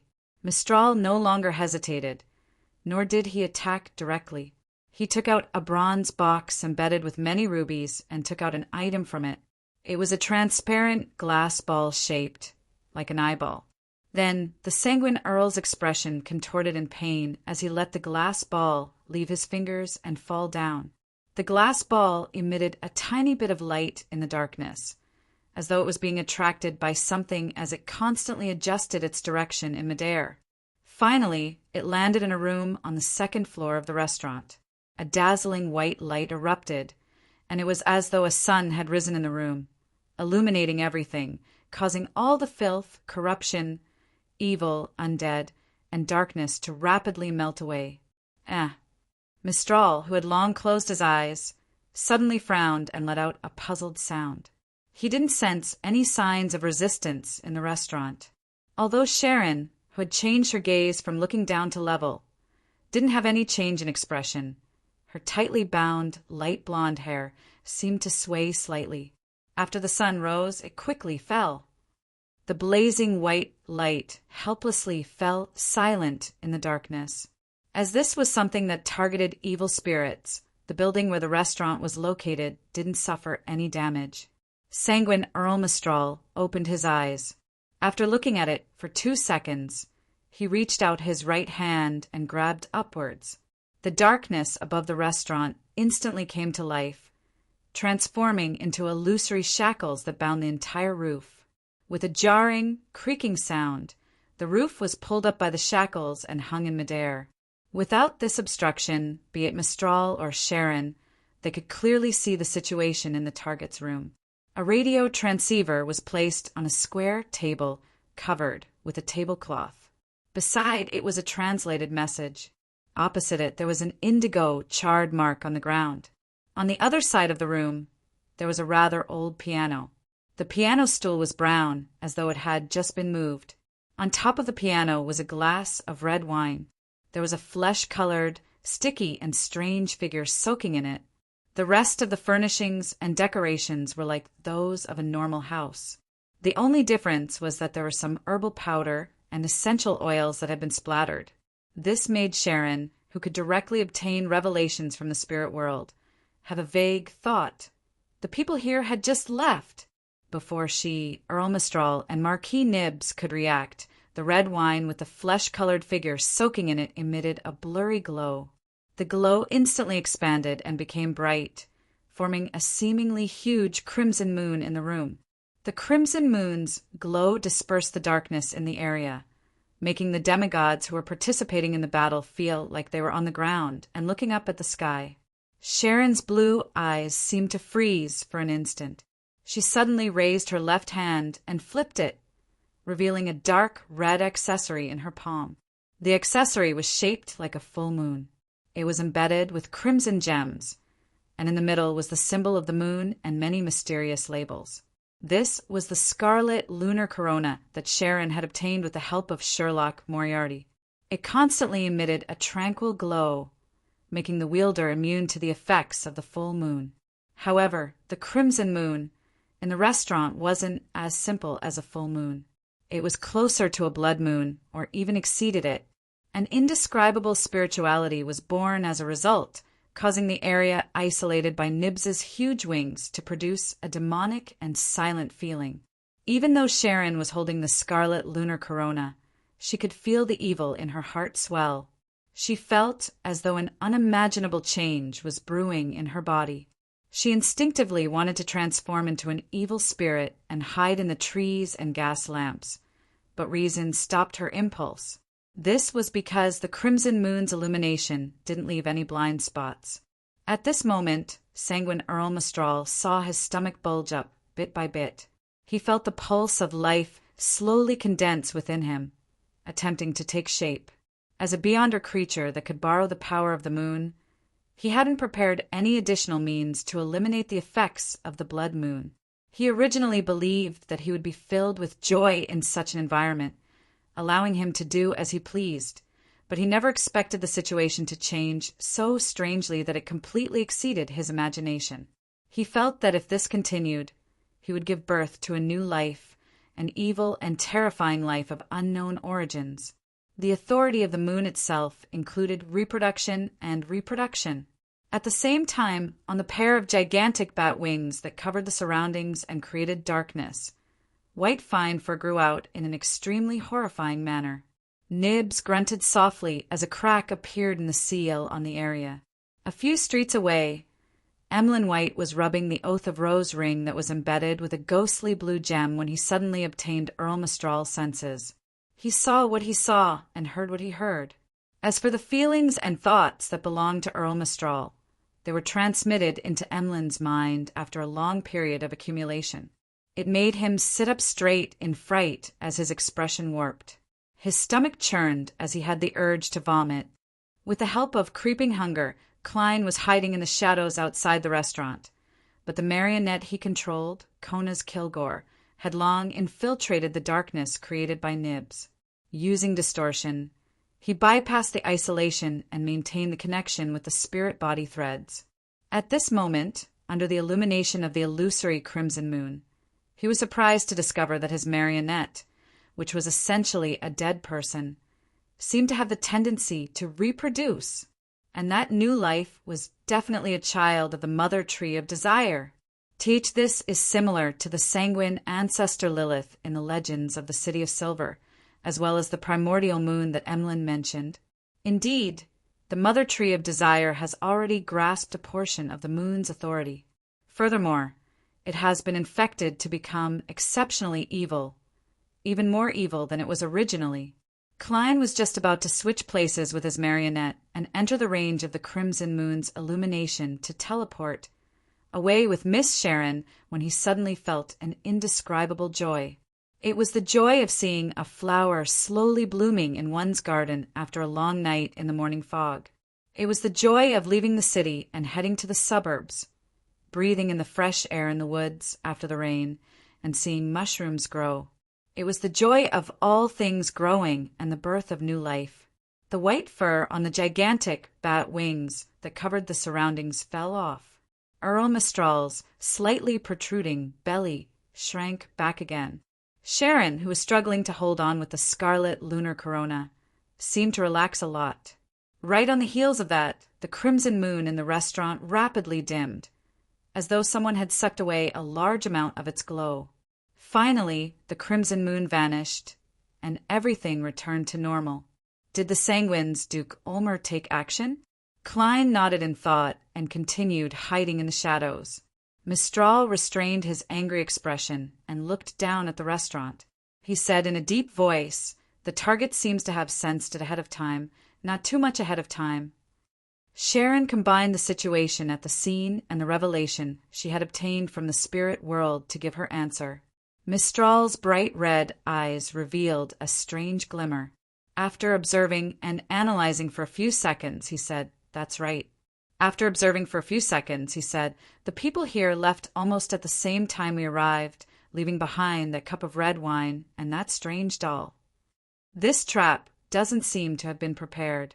It's more like a last-minute setup." Having said that, Mistral looked at Sharon. Why were they able to sense the danger in such a timely manner? Sharon's expression was calm as she replied in an unchanging tone, "It's not because of the mother tree of desire. It's not because of Mother Tree of Desire. This evil god was still unable to infuse too much of his power into reality, so it was hard for him to give an early warning." Chapter 1088. The Sanguine Earl Mistral frowned slightly. He wasn't too willing to admit it, but he still said rather honestly, "That's right. There shouldn't have been any leaks beforehand." This was because if that was the case, the demigod of Rose School would have plenty of time to use the Mother Tree of Desire and Abomination Sua's response to plan a more dangerous and terrifying trap. It wasn't something that an angel could easily resolve. This was also the reason why Mistral said that the trap was set up at the last minute and seemed a little rushed. This was sufficient proof that there was no traitor. After all, the ones who knew about the operation plan were the few who participated in tonight's operation. If they wanted to leak the information, they could have done it long ago. Unless someone changed their mind at the last minute or wanted to use the tight time to gain more benefits, these would all leave obvious traces. Sharon, who was wearing a black bonnet, was still looking at the restaurant that had lost its roof. Maybe it's another way to detect danger. For this operation, the Sanguine had activated a sealed artifact. It could even interfere with a devil's premonition for danger, much less something like spiritual intuition. Maybe Mistral couldn't think of a better explanation. At this time, in the room on the second floor of the restaurant, apart from the red wine in the glass and the strange man that had evaporated, everything else was intact as if nothing had happened. Originally, Sharon and Mistral could attempt to use divination to seek answers to their questions and restore what had happened before the attack. But now they couldn't do so. This was because the surrounding area had been illuminated by the crimson moon. It was equivalent to receiving a baptism from something related to the mother tree of desire. Divination could easily point to this evil god, and the outcome would be unimaginable. Without waiting for Sharon to speak, Mistral silently inhaled and said, "Everything has an element of surprise. It's impossible to succeed 100% of the time. Let's call it a day. If we stay here any longer, the government might notice something amiss." As soon as he finished speaking, the black chains that hung the roof in midair instantly dimmed and became illusory. The roof was lowered again, covering the second floor of the restaurant. It looked no different from before. Of course, when there was a storm, there would definitely be water seepage. If there was a storm, the entire roof would be lifted up again. The huge bat wings that covered the surrounding area retracted back into the darkness, and the pitter-patter of rain once again enveloped the area. Klein, who was hiding in the shadows, watched as Miss Sharon, who was dressed in a black regal dress, rapidly turned transparent and disappeared. He watched as an illusory smoke rose and countless tiny bats flew in different directions. He couldn't help but frown as he silently muttered to himself, "What kind of accident happened?" It wasn't scary to have an accident. What was scary was not knowing what the accident was. No matter what stage one was in, the unknown was always terrifying. At this moment, Klein suddenly heard a slightly intermittent voice. What exactly happened? Exactly. What happened? Klein turned his head and realized that Miss Messenger had walked out of the spirit world at some point in time and was standing beside him. The 4 blonde, red-eyed heads in his hands were all looking at the restaurant. "Were you able to see the situation from before?" Klein asked after some deliberation. After the mutant pathway reached the wraith stage, they could freely enter and exit the spirit world and directly obtain revelations from there. Be it spiritual intuition or divination, they became rather powerful. The corresponding sequence to Angel was definitely not bad in this aspect. Therefore, Klein asked. The 4 heads in Rionette Tynker's hands shook at the same time and said in unison, "No, no." Klein nodded in thought and didn't ask further. He controlled his marionette to leave the area. It ended just like that. After retching for a while, Emlyn White rubbed the ring with the ghostly blue gem as he muttered to himself in surprise. Through the Oath of Rose, he could sense Earl Mistral's depression, anger, and the restraint of not wanting to vent his anger on a lady or others. He determined that the operation had failed due to some accident. It ended. Upon hearing his words, Marek was equally surprised. He had actually wanted to ask Emlyn White why he suddenly felt nauseous.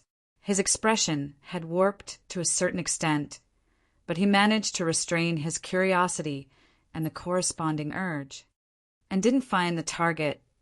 Emlyn tried his best to recall what Earl Mistral had seen and heard, but due to Marquis Nibbs's lockdown, he was only able to see the situation with the help of the Oath of Rose when the crimson moon rose, and this was quickly rendered ineffective by the abnormal feeling he had. At the same time, Emlyn mumbled inwardly. That demigod from the Temperance faction came by possessing a puppet's body? Which master's work is this? It's simply art. Didn't find the target? How could that be? Marek couldn't help but frown. From his point of view, everything had been going smoothly up to this point in time. Be it him, Sharon, or the Sanguine, none of them had any motive to leak the news to Rose School.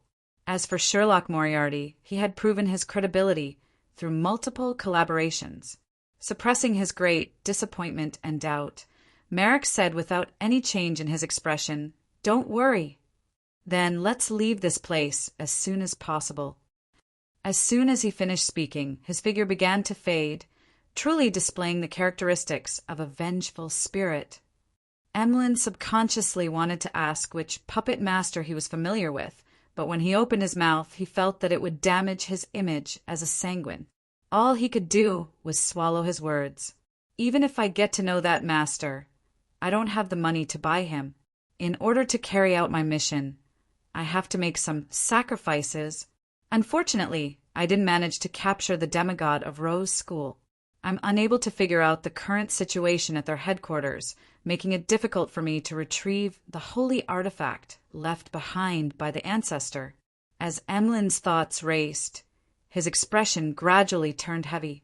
Bakelin Bridge area, Irongate Street, in one of the billiard rooms of the Bravehearts Bar. Klein, in the form of Sherlock Moriarty, was sitting opposite Sharon and Merrick. After a brief silence, Sharon, who was wearing a black regal dress and sitting on a high stool, looked at the detective opposite her.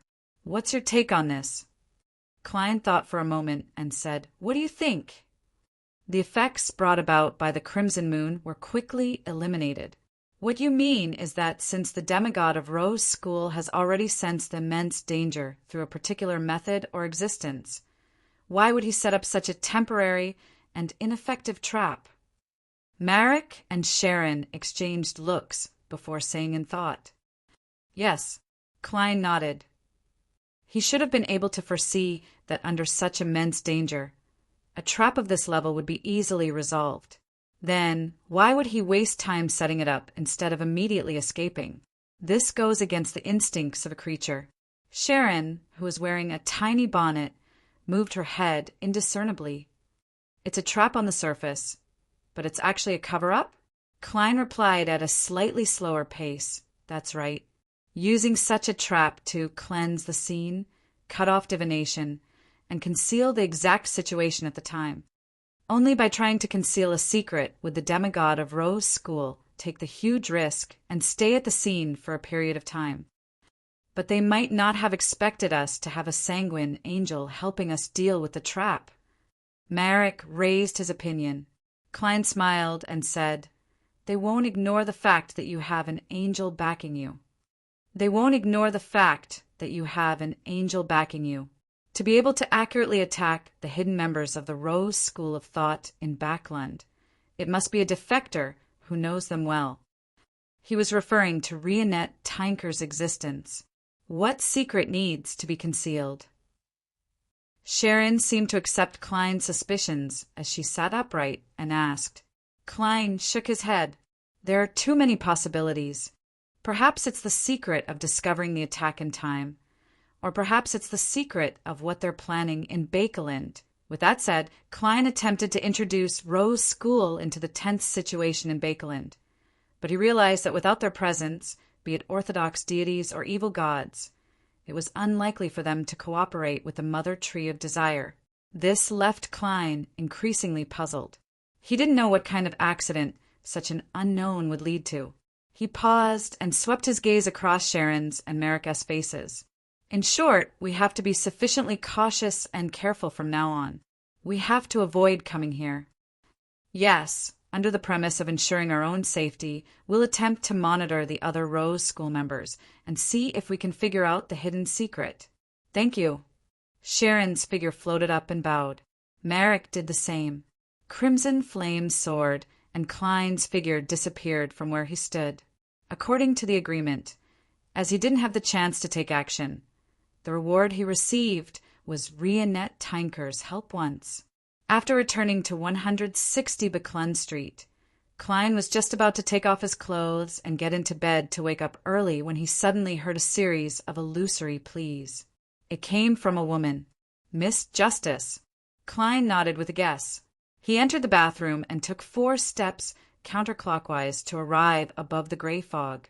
As he expected, the supplicant was Justice Audrey. This noble lady had already gathered £12,000 in cash and wished for Mr. Fool to transfer it to Mr. World, so as to complete the transaction of the dreamwalker and hypnotist beyond her characteristics. Yes, with the ritual being replaced by Angel's Embrace, Miss Justice can attempt to advance in the next 2 days. It's time to put the exploration of Roselle's travels into the schedule. Haha, Leonard has already been a spirit warlock for a few days, and he has nothing better to do. Klein heaved a sigh of relief and responded to Miss Justice, allowing her to begin the sacrifice. With the current situation becoming more and more tense, with more and more unknown factors, Klein wished to improve himself as much as he could in a short period of time. This included many aspects. First, the increase in his marionettes and sealed artifacts. Second, the recovery of his helpers. Third, it was to gain a better grasp of knowledge and secrets. This helped him pry into the truth and grasp the true attitudes of the different factions, allowing him to find opportunities. The exploration of Roselle's travels corresponded to the third point. P.S. Recommended a book. Qijian has been censored. It can be found on QQ Bookstore or WeChat Reading. The title of the book is Tang Can. It's a story about a farmer uprising and a glutton beating up the world in the late Tang dynasty. Chapter 1089. On Friday, in the dead of night in Audrey's bedroom, after the golden retriever, Susie, received her gaze, she opened the door and went out. She sat outside to prevent anyone from disturbing her. Audrey took out the Dreamwalker Beyonder characteristic, the corresponding supplementary ingredients, and the concocting utensils from various hidden spots where she hid her items. Most of the supplementary ingredients came from the City of Silver, and they weren't items that could be exchanged for with a lot of contribution points. As for the payment, Audrey hadn't paid it yet because Little Sun hadn't thought of what he wanted. After concocting the potion skillfully, Audrey looked at the liquid that was dotted with grayish-white light. She took a step back, clasped her hands, and placed them in front of her mouth and nose. She chanted softly in ancient Hermes. She chanted softly in ancient Hermes. The fool that doesn't belong to this era. Just as her prayer subsided, countless indescribable shadows appeared in front of her. They quickly swam and interweaved as though they were active in the sea. And at the top of the sea were 7 pure lights of different colors that seemed to contain endless knowledge. Above the 7 pure lights was an endless grayish-white fog. Above the grayish-white fog, there was a majestic palace. At this moment, the door to the palace opened. A figure condensed from a golden light spread out 12 pairs of scarlet flames, flew down, and landed in front of Audrey. The 12 pairs of flaming wings enveloped the blonde, green-eyed girl. This scene only lasted for a second or two before disappearing like an illusion. However, Audrey was always immersed in this sacred and sublime feeling. She calmed her emotions and sincerely thanked Mr. Fool. With Angel's embrace, she could maintain her lucidity in the dream. She could wake up whenever she wanted, and she didn't have to worry about being engrossed in it and being unable to extricate herself. This was equivalent to her holding the corresponding ritual for Dreamwalker. Furthermore, the effects would definitely be better than the original version. After all, not every hypnotist can obtain the blessings of such a secret existence and be embraced by a special angel. Audrey, all the best. Audrey grumbled in her heart. Without hesitation, she picked up the glass bottle and gulped down the potion. The potion was not as bad as she had imagined. It was sour, sweet, bitter, hallucinogenic, and stimulating. It was like a wild dream. Before Audrey could feel the effects of the potion on her body, her mind suddenly went blank for a moment, and then she regained consciousness. Outside the window, she saw that the night had turned into morning. Sun was rising in the sky, dyeing everything red. In the garden, flowers bloomed one after another, and crystal dewdrops swayed on the tips of the dark green grass. Audrey seemed to have become the master of this world. Her consciousness floated up, and she saw the scene from a bird's-eye view.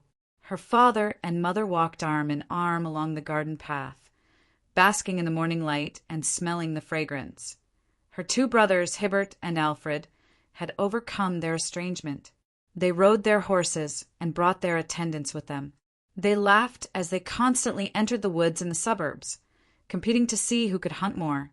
The ambassadors or special representatives of Fasak, Intis, Faina Potter and other countries signed an agreement at the Sodila Palace in Rouen, announcing to the world that war would not happen.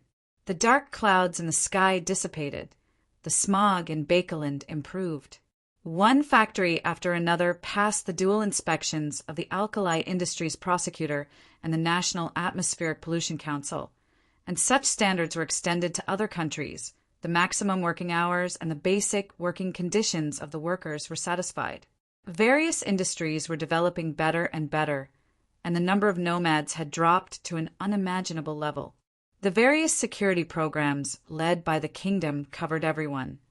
More and more workers could afford bicycles.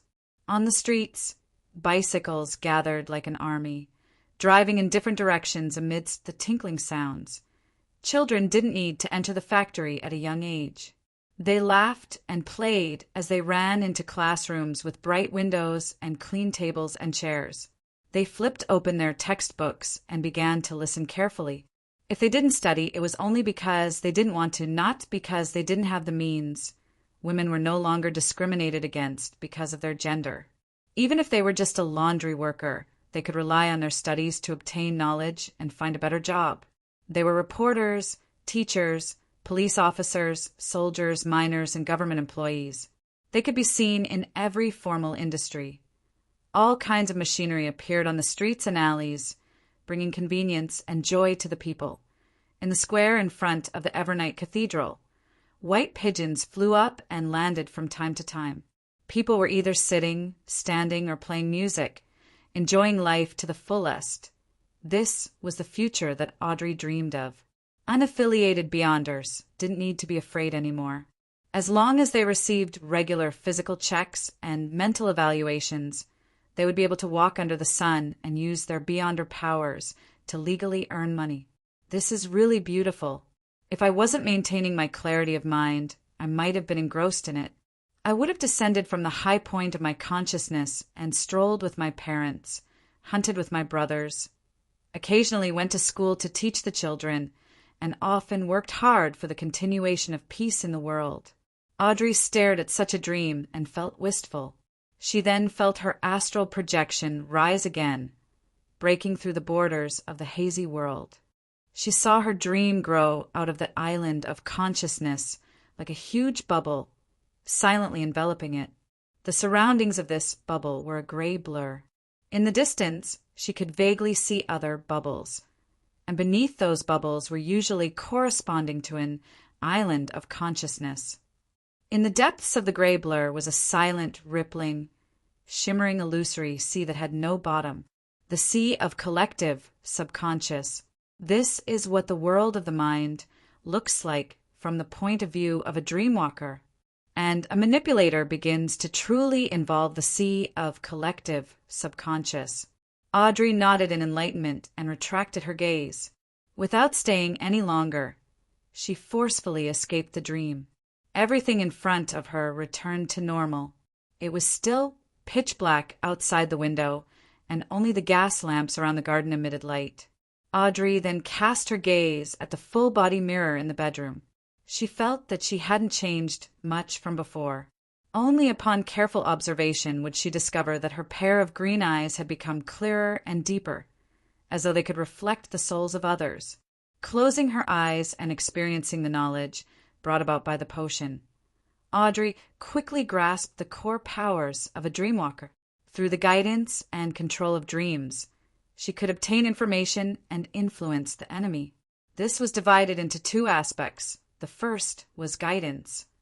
Similar to the nightmare of the Evernight pathway, it used the different changes in dreams to guide the target to reveal the secrets at the bottom of their hearts. The difference was that a nightmare could forcefully pull a person into a dream, but a dreamwalker couldn't unless it was complemented by hypnosis. The second was modification. Through the modification of dreams, one could influence the target over time, making them change unknowingly, making them do things they wouldn't normally do. The principle behind this modification was to use the dream as an entry point, using the astral projection as a springboard to gradually infect the target's soul body. Only then would it reflect on the body of heart and mind, rooting itself in the subconscious. Compared to direct hypnosis, this kind of control that stemmed from dreams was gentler, more concealed, and less easily detected. It was suitable for targets at a higher level. From the looks of it, a large number of acts of love at first sight might hide a few or more cases of dream modification. In many best-selling novels, the female lead would often dream of a particular figure and have a romantic and beautiful time with him. Therefore, when she saw the male lead who resembled the figure in her dream, she would quickly sink into it and be filled with a yearning for love. Audrey recalled what she had read in the past and momentarily felt like laughing. To her, be it guidance or modification, they weren't much better than hypnosis. Instead, there was another beyond her power that she liked more: dream traversal. This allowed her body to turn incorporeal, as though she had become a dream elf or a dream walker. Not only could she directly hide in the dreams of others, but she could also jump from one dream to another, using this to complete a physical blink. The restriction of this kind of traversal was that the distance between two dreams couldn't exceed 500 meters. Furthermore, it had to be an intelligent creature. In specific environments, this can effectively hide me. Why didn't Vinrambus directly influence me through dream modification? Is it because this place is protected by the church? The Evernight pathway is also good at matters related to dreams. In thought, Audrey began converging her spirituality. Above the fog in the ancient palace, beside the long, mottled bronze table, Klein and Leonard sat diagonally across from each other. "Why are you suddenly looking for me?" Leonard leaned back in his chair and asked lazily. Regardless, he still remembered that this place belonged to Mr. Fool, so he didn't dare to act too casually. Klein glanced at him and said, "I need your help with something." "Need my help?" Leonard pointed at himself and asked in surprise, "You're referring to Pallas, right?" He didn't think he could help Klein, who had already become a demigod. "You know your position very well." Klein sked. "However, I'm indeed looking for you this time. It mainly involves a few dreams." "Dreams?" Leonard was enlightened as he said in puzzlement and amusement, "Klein, you seem to have changed a little. I mean, you've become more like before. You're no longer wearing that gloomy face." Without waiting for Klein's response, he combed his slightly messy, illusory hair and smiled. "That's pretty good. Yes, I'm still good at dreams." "Whose dreams are they?" Klein replied without batting an eyelid. "A Ruan soldier from more than 100 years ago, a noble from the 4th epoch, an ascetic from the 3rd epoch, as well as an elf and a giant from the 2nd epoch." "What?" Leonard asked blankly with his green eyes, suspecting if he had heard wrongly. "Ignoring the elves and giants from the 2nd epoch. Even a noble from the 4th epoch had to choose a specific beyonder pathway and become a saint to survive to this day. It can't be that apart from the Ruan soldier, all of them are angels, right? Entering an angel's dream. It's better to find old man." Leonard's thoughts instantly churned as though he was in a dream. Divine King of the 9 Heavens. Chapter 1090. Klein glanced at Leonard and said with a smile, "Those targets aren't demigods." "Those targets aren't even demigods yet. It's only because of certain influences that they've lived until now. This is exactly the secret I want to discover through my dreams." He deliberately emphasized the word lived. Without waiting for Leonard's response, Klein continued, "That 4th epoch aristocrat is a member of the Zoroast family. That noble from the 4th epoch is a member of the Zoroast family. You might be able to use his dream to gain a better understanding of Pallas Zoroast. Old man's descendant." Leonard's heart stirred as he looked forward to Klein's suggestion. Although he had a rather pleasant time interacting with Pallas Zoroast and had gradually developed a certain level of trust in this angel, he still had the most basic level of wariness. After all, he was an outsider who was living in his body. "Don't mention this to Pallas Zoroast for the time being," Klein added at this moment. "Am I such an unreliable person in your mind?" Leonard lampooned and replied in a bad mood. "There's no need to remind me." "There's no need to remind me." Seeing that Leonard had agreed, Klein smiled and said, "Get me a few drops of blood when you return." "Get me a few drops of blood when you get back." This is necessary for exploring the dream. He didn't specifically mention how to give him the blood. After all, Leonard had at least two methods. One was to sacrifice it to Mr. Fool and ask him to bestow it to the world. The second was to summon the mysterious messenger and place the blood into a bottle before delivering it along with the letter. Blood. Leonard subconsciously repeated the word. In mysticism, one's blood was a rather important and crucial item. It was best not to hand it over to others easily, otherwise one wouldn't even know how they died.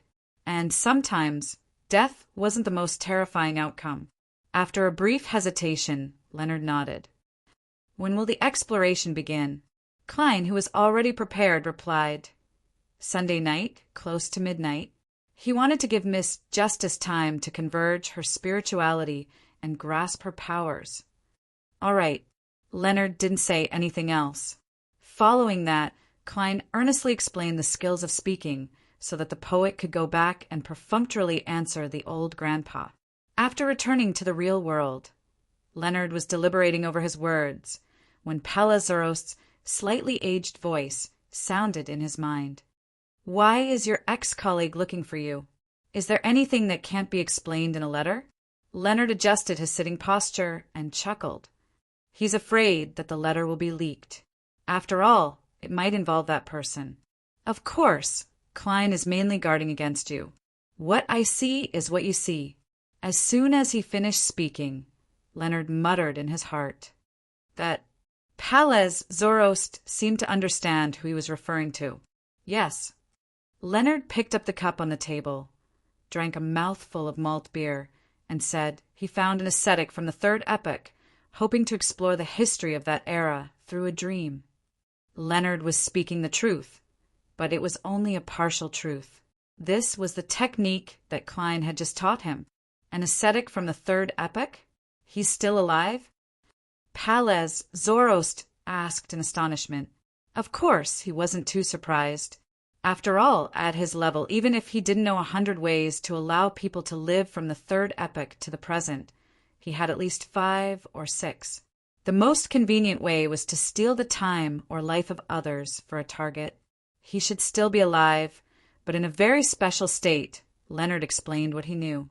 Palaz-Zoroast fell silent for 2 seconds before chuckling. Is that so? Then I can only wish you all the blessings of not seeing scenes you shouldn't see in your dreams. Of course, your ex-colleague has the protection of a secret existence. He's definitely prepared. Leonard didn't continue the topic as he suddenly exclaimed, Old man, aren't you curious at all? Don't you want to know the reason for the cataclysm? Don't you want to know the true appearance of the Orthodox deities in the third epoch? This was the second verbal technique that Klein had taught him. Instead of being asked, it was better to take the initiative to ask. I can roughly guess the situation, Palaz-Zoroast replied with a sigh in German. Palaz-Zoroast replied with a sigh in German. Then he scoffed. You took the initiative to control the rhythm of the conversation today. This is different from your usual behavior. This means that you're hiding a certain secret in your heart. Not bad. It's much better than before. At least, it's not something that can be seen at a glance. Leonard's expression froze. Palaz then chuckled. Look, I just gave it a try, and you exposed yourself. You still lack training. Your ex-colleague is really... Leonard could only respond with a dry chuckle. He put down his cup and leaned forward. He picked up a ritual silver dagger and made a cut, producing a few drops of blood. At the same time, at the Earl of Hall's house, Audrey, who was prepared to fulfill her promise of free help, also held a dagger embedded with gems and moved the tip to the back of her hand. This pain is very mild. This pain is very mild. As she hypnotized herself, she forcefully pulled out a wound. Without using strength, it was impossible to tear through her current skin, even if she didn't reveal her dragon scales. On Sunday night, after attending a ball, Klein returned to 160 Buckland Street. Using the excuse of being tired, he went to bed early. When it was almost midnight, he got out of bed, set up a ritual, and summoned himself. After some work, he sat in the seat that belonged to the world's German sparrow. He also confirmed that once he ended the summoning, he could use the gray fog's level to forcefully escape Rozelle's travels. At this moment, there were 3 metal bottles and a silver mask in front of him. The former contained his, Leonard's, and Audrey's blood, while the latter was sacrificed by Justice Audrey ahead of time, as she already knew that Mr. Starr would be participating in this dream exploration. She planned on wearing the mask transformed from lie the entire time to hide her true appearance and prevent her identity from being exposed. After examining it for a while, Klein made the hard-covered, dark brown Rozelle's travels fly out from the junk pile and land on the long bronze table. At the same time, he stored the unshadowed crucifix into his body. Right on the heels of that, he pulled Justice Audrey and Leonard above the gray fog. 2 crimson beams soared up at the same time, condensing into blurry figures. Audrey and Leonard cast their gazes at the bottom of the long, model table, sizing up the items in front of Mr. World. Then their attention was attracted by the book that looked rather ancient. Audrey's eyes darted around slightly as she asked curiously, "Is this exploration related to this book?" "Yes, our goal is in this book," Klein replied with a smile. "In the book?" Leonard asked in surprise, even as a red glove. Even though he had read a large number of Beyonder case files, he had never heard of anyone being able to communicate with the characters in books. Klein nodded gently and said, "Yes, this is a magical book. Yes, this is a magical book. Inside is an imaginary world. Some of the things that happen in that world are the contents of the book." Imaginary? Audrey acutely grasped the keyword. A few days ago, she had learned from Mr. World that the Spectator Pathways Sequence 0 was called Visionary. In addition, she had long known that the King of Dragons, the ancient god Anquelt, was known as the Dragon of Imagination. Klein deliberated for a moment and said, "My description just now might not be accurate enough. My description might not have been accurate enough. It might be a world created from imagination or a real dream. The only thing I can be certain of is that it was created by the second epoch's ancient god, Dragon of Imagination Anquelt. I obtained it from Vice Admiral Iceberg, an ancient god's relic. It's no wonder it can allow the giants and elves of the second epoch, the ascetics of the third epoch, the human nobles of the fourth epoch, and the Rouen soldiers of the fifth epoch to live to this day." Leonard was enlightened as he couldn't help but size up the world German sparrow. It was hard to imagine how much he had experienced after leaving Tingen. At this moment, Klein surveyed the area and pushed lie to Miss Justice. "Let's go in." "All right." Audrey wore the silver mask on her face. Leonard looked around and nodded. "All right."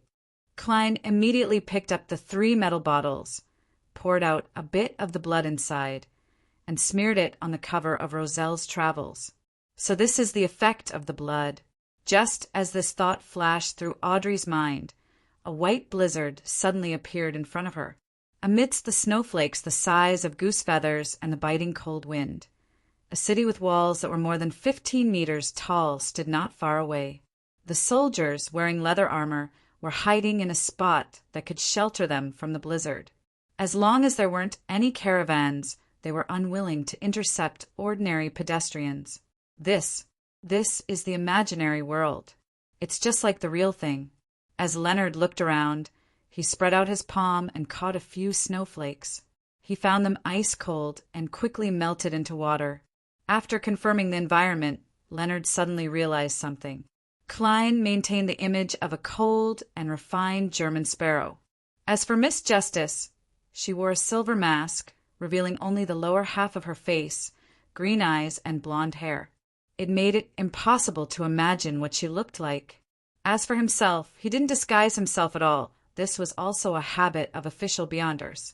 They carried out missions openly and didn't need to disguise themselves. Mr. Star is indeed undisciplined. His hair is combed very casually. What a pity! Otherwise, with his looks, he could be on the cover of a magazine. As a noble lady who had seen too many handsome men, Audrey politely glanced at Leonard before attracting her gaze. She didn't make too many observations. Klein chuckled inwardly and pointed at the city in the blizzard. Our first target is the third epic ascetic, Mr. Snowman. This was the person most likely to be involved with the Amon brothers. According to Klein's plan, after Snowman was Mobit, a noble from the fourth epoch. This was because, in comparison, the giant Roselle and the Elfsiadas were involved at a higher level, making it more likely for accidents to happen. It was better to be ranked at the back. After exploring the subconscious of the four through dreams, he would finally enter the sea of collective subconscious of this world to search for the secrets that might exist. Divine King of the Nine Heavens, Chapter 1091. In a relatively remote area of Pesot City, there was a crude-looking cathedral made of stone that was in need of polishing. The most eye-catching and exquisite thing inside was the altar, on which stood a wooden cross and a tall statue of a man carrying a cross. The ascetic Snowman was sitting in the front row, facing the statue. He had his head buried and his eyes closed as he prayed intently. He was a middle-aged man who wasn't considered old, but had some wrinkles. He wore a simple white robe that had been washed countless times. He had short brown hair, and his exposed arms, shoulders, calves, and feet were covered in all kinds of old scars. At this moment, 2 men and a woman entered the cathedral. The men were wearing black trench coats and trousers that were completely different from their surroundings. However, one of them was wearing a vest, a half-top hat, and a formal bow tie. The other was casually wearing a white shirt. The former had deep lines and a cold expression. The latter had black hair and blue eyes. He looked rather good, but he had the unrestrained aura of a poet. The lady was wearing a long white dress that was tight at the waist. There were ruffles at the cuffs and lace flowers intertwined in front of her chest. She wore an exquisite silver mask on her face, revealing her emerald eyes, high nose bridge, lips, and the lower half of her cheeks that were painted with lip gloss. It made people involuntarily imagine how beautiful her full face would be. They were so eye-catching, no matter how one looked at it. However, the passers-by, the few believers in the cathedral, and the praying ascetic didn't even glance at them. They were completely ignored. This was a combination of illusion and psychological invisibility. Audrey was already in an official state of action. She didn't show any obvious curiosity as she swept the area with her eyes and said gently, "The most important problem now is to get Mr. Snowman to sleep. The most important thing now is to get Mr. Snowman to sleep, or we'll have to wait until nightfall. That night in the world." "Relax, it's just a trivial matter," Leonard replied with a smile. Compared to Miss Justice, who only had a few experiences with beyonder matters, as a nighthawk, he had seen too much in such matters. He was very calm, and he even wanted to joke with Klein. Of course, he didn't know that Miss Justice had just hypnotized a demigod. Klein glanced at his former teammate. "Then let's begin." He was carrying the unshadowed crucifix. In less than 3 hours, he would fall back to sequence 5 and expel the Bizarro Sorcerer Beyonder characteristic. So he naturally didn't want to waste any time. He's back to being a crazy adventure. TSK. Leonard didn't waste his breath. He raised his hand and combed his hair, his green eyes suddenly becoming deep. Without a sound, the praying ascetic, Snowman, had already fallen into a deep sleep. This is the beyonder power of a nightmare. Audrey's eyes lit up as she muttered to herself in thought. She had actually seen a nightmare before when she was dealing with sanguine Viscount Ernst Boyer. However, due to the haste, she didn't have a good understanding of it. Only now did she have a complete observation. Right on the heels of that, she raised her hands and grabbed the arms of the world and the star. Using the powers of a dreamwalker, she brought them into Snowman's dream. "I can do it myself." The moment Leonard entered the hazy world, he mumbled. Klein and Audrey didn't listen to what he said. They quickly surveyed the area and took an entire situation of Snowman's dream. This was also a cathedral, an abnormally majestic cathedral. Ancient stone pillars propped up the towering dome. But it didn't cause the hall to be fragmented. It was still ridiculously wide. The cathedral's door was too tall and wide even for giants. On both sides were candles placed in silver cups, emitting a warm glow. The altar at the front was grand and magnificent. Above it was a grayish-white cross and a cross-bearing statue. The statue's face wasn't too clear, but it gave off the feeling that it was pitying the people of the world. Snowman was also sitting in the first row, facing the altar with his head lowered and eyes closed as he focused on praying. This place is very similar to the abandoned cathedral in Afternoon Town that Little Sun showed us. It should be a building from the same era. Audrey swept her gaze across the brick arches as she whispered. At the same time, she tried hard to calm her curiosity, telling herself to remain calm. Little Sun, how is it small? That fellow is clearly taller and stronger than me. Afternoon Town's abandoned cathedral, Leonard thought in puzzlement while lampooning. When he joined the tarot, Sun had long returned to the City of Silver. Although he would occasionally mention the matter of exploring the Giant King's court, he didn't conjure the corresponding scene. Indeed, Klein retracted his gaze and agreed with Miss Justice's words. Then he said to her, "Try to guide Snowman's dream and make him divulge the important information in his subconscious. The main point is related to the King of Angels. This mission could be completed by a nightmare or a dreamwalker." The reason why Klein got Miss Justice to do it was to give her more chances to digest the potion. After all, Leonard had long passed that stage. Besides, no matter what, when it came to matters that involved the subconscious, Beyonders of the Spectator Pathway were definitely more professional. Their operations would also be more precise and effective. It was only at this moment that Leonard realized a problem. The powers that Miss Justice showcased involved the domain of dreams. This also meant that she had already advanced to a Sequence 5 Dreamwalker. Isn't that too fast? Leonard was secretly alarmed and found it unbelievable. He remembered that when he joined the tarot, Miss Justice had mentioned that she had become a hypnotist in less than a month. It had only been about 3 months since then. She has indeed attempted to purchase the advancement ingredients at the tarot gathering, but to be able to completely digest the Sequence 6 hypnotist potion in less than 4 months is already astonishing enough. Thoughts flashed through Leonard's mind. For some baffling reason, he lost his pride in being a Red Gloves captain, a quasi-high-ranking member of the church, and a Sequence 5 spirit warlock. Amidst his thoughts, Audrey tersely acknowledged and took a few steps forward to Snowman's side. Her emerald green eyes suddenly produced illusory ripples. The ripples constantly sank deep into the depths, returning to darkness and tranquility.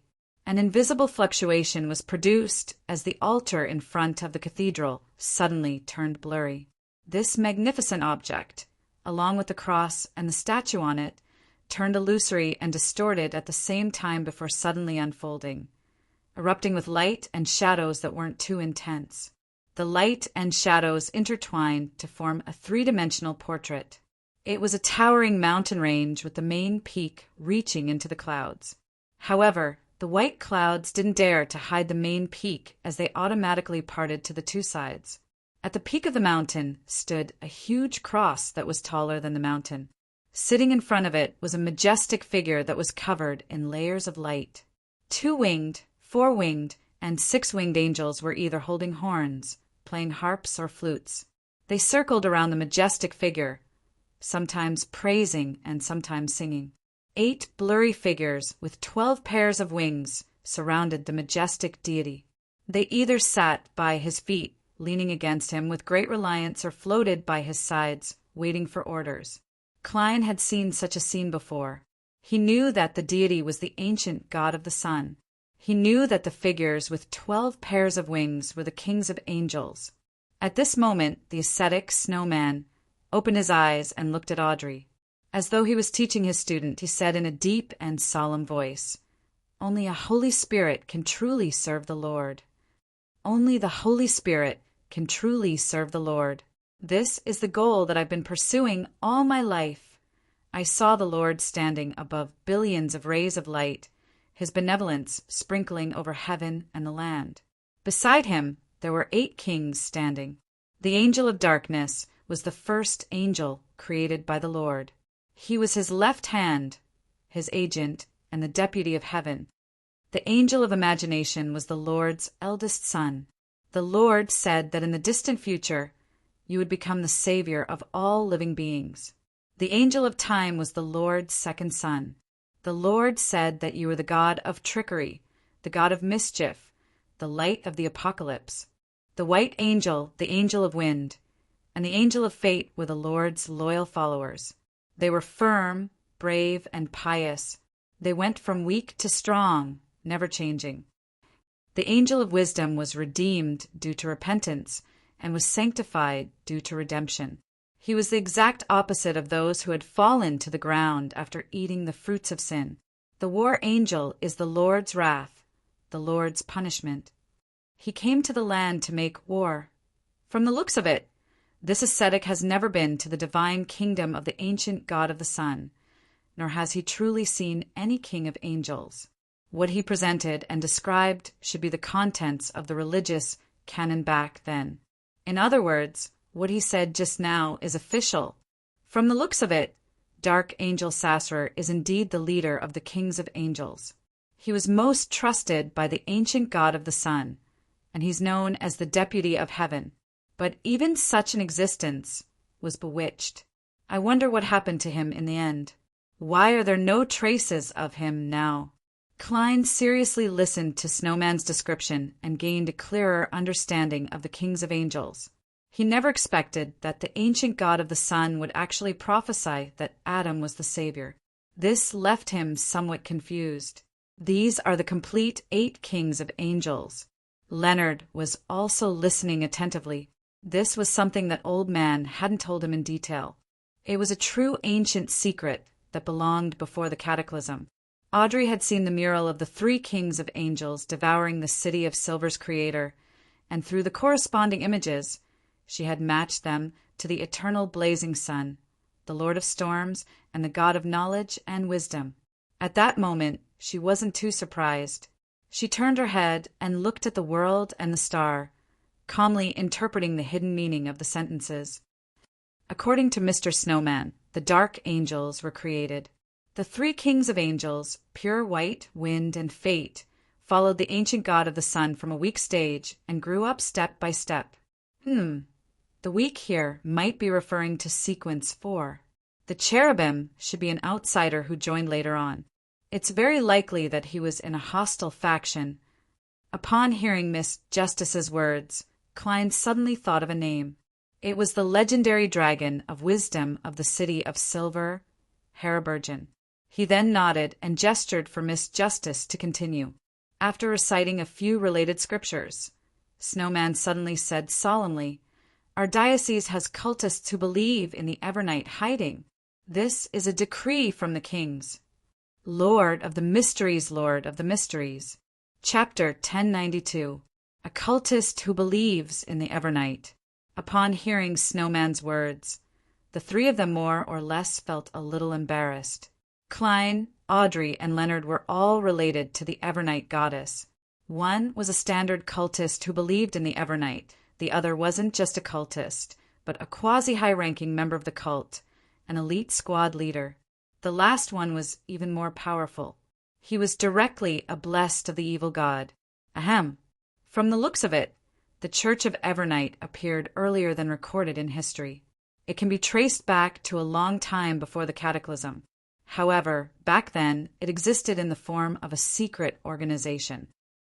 Klein cleared his throat and made a simple analysis to break the sudden silence.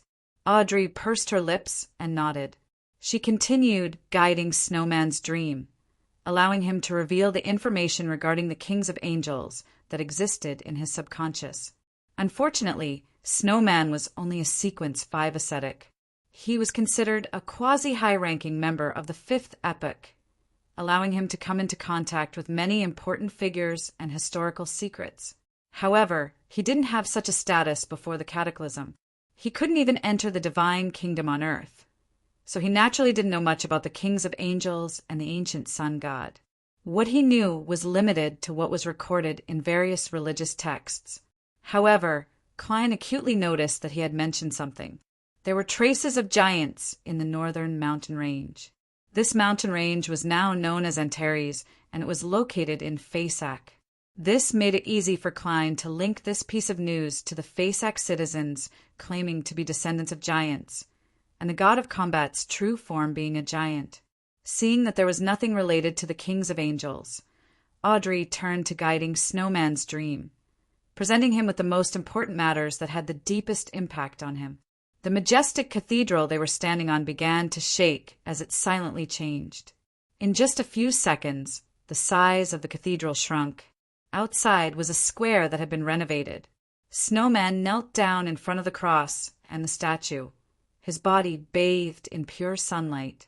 A vague figure in a simple priest's robe appeared on his side and said in a loud and solemn voice, "Don't worry," he said in a grand and solemn voice.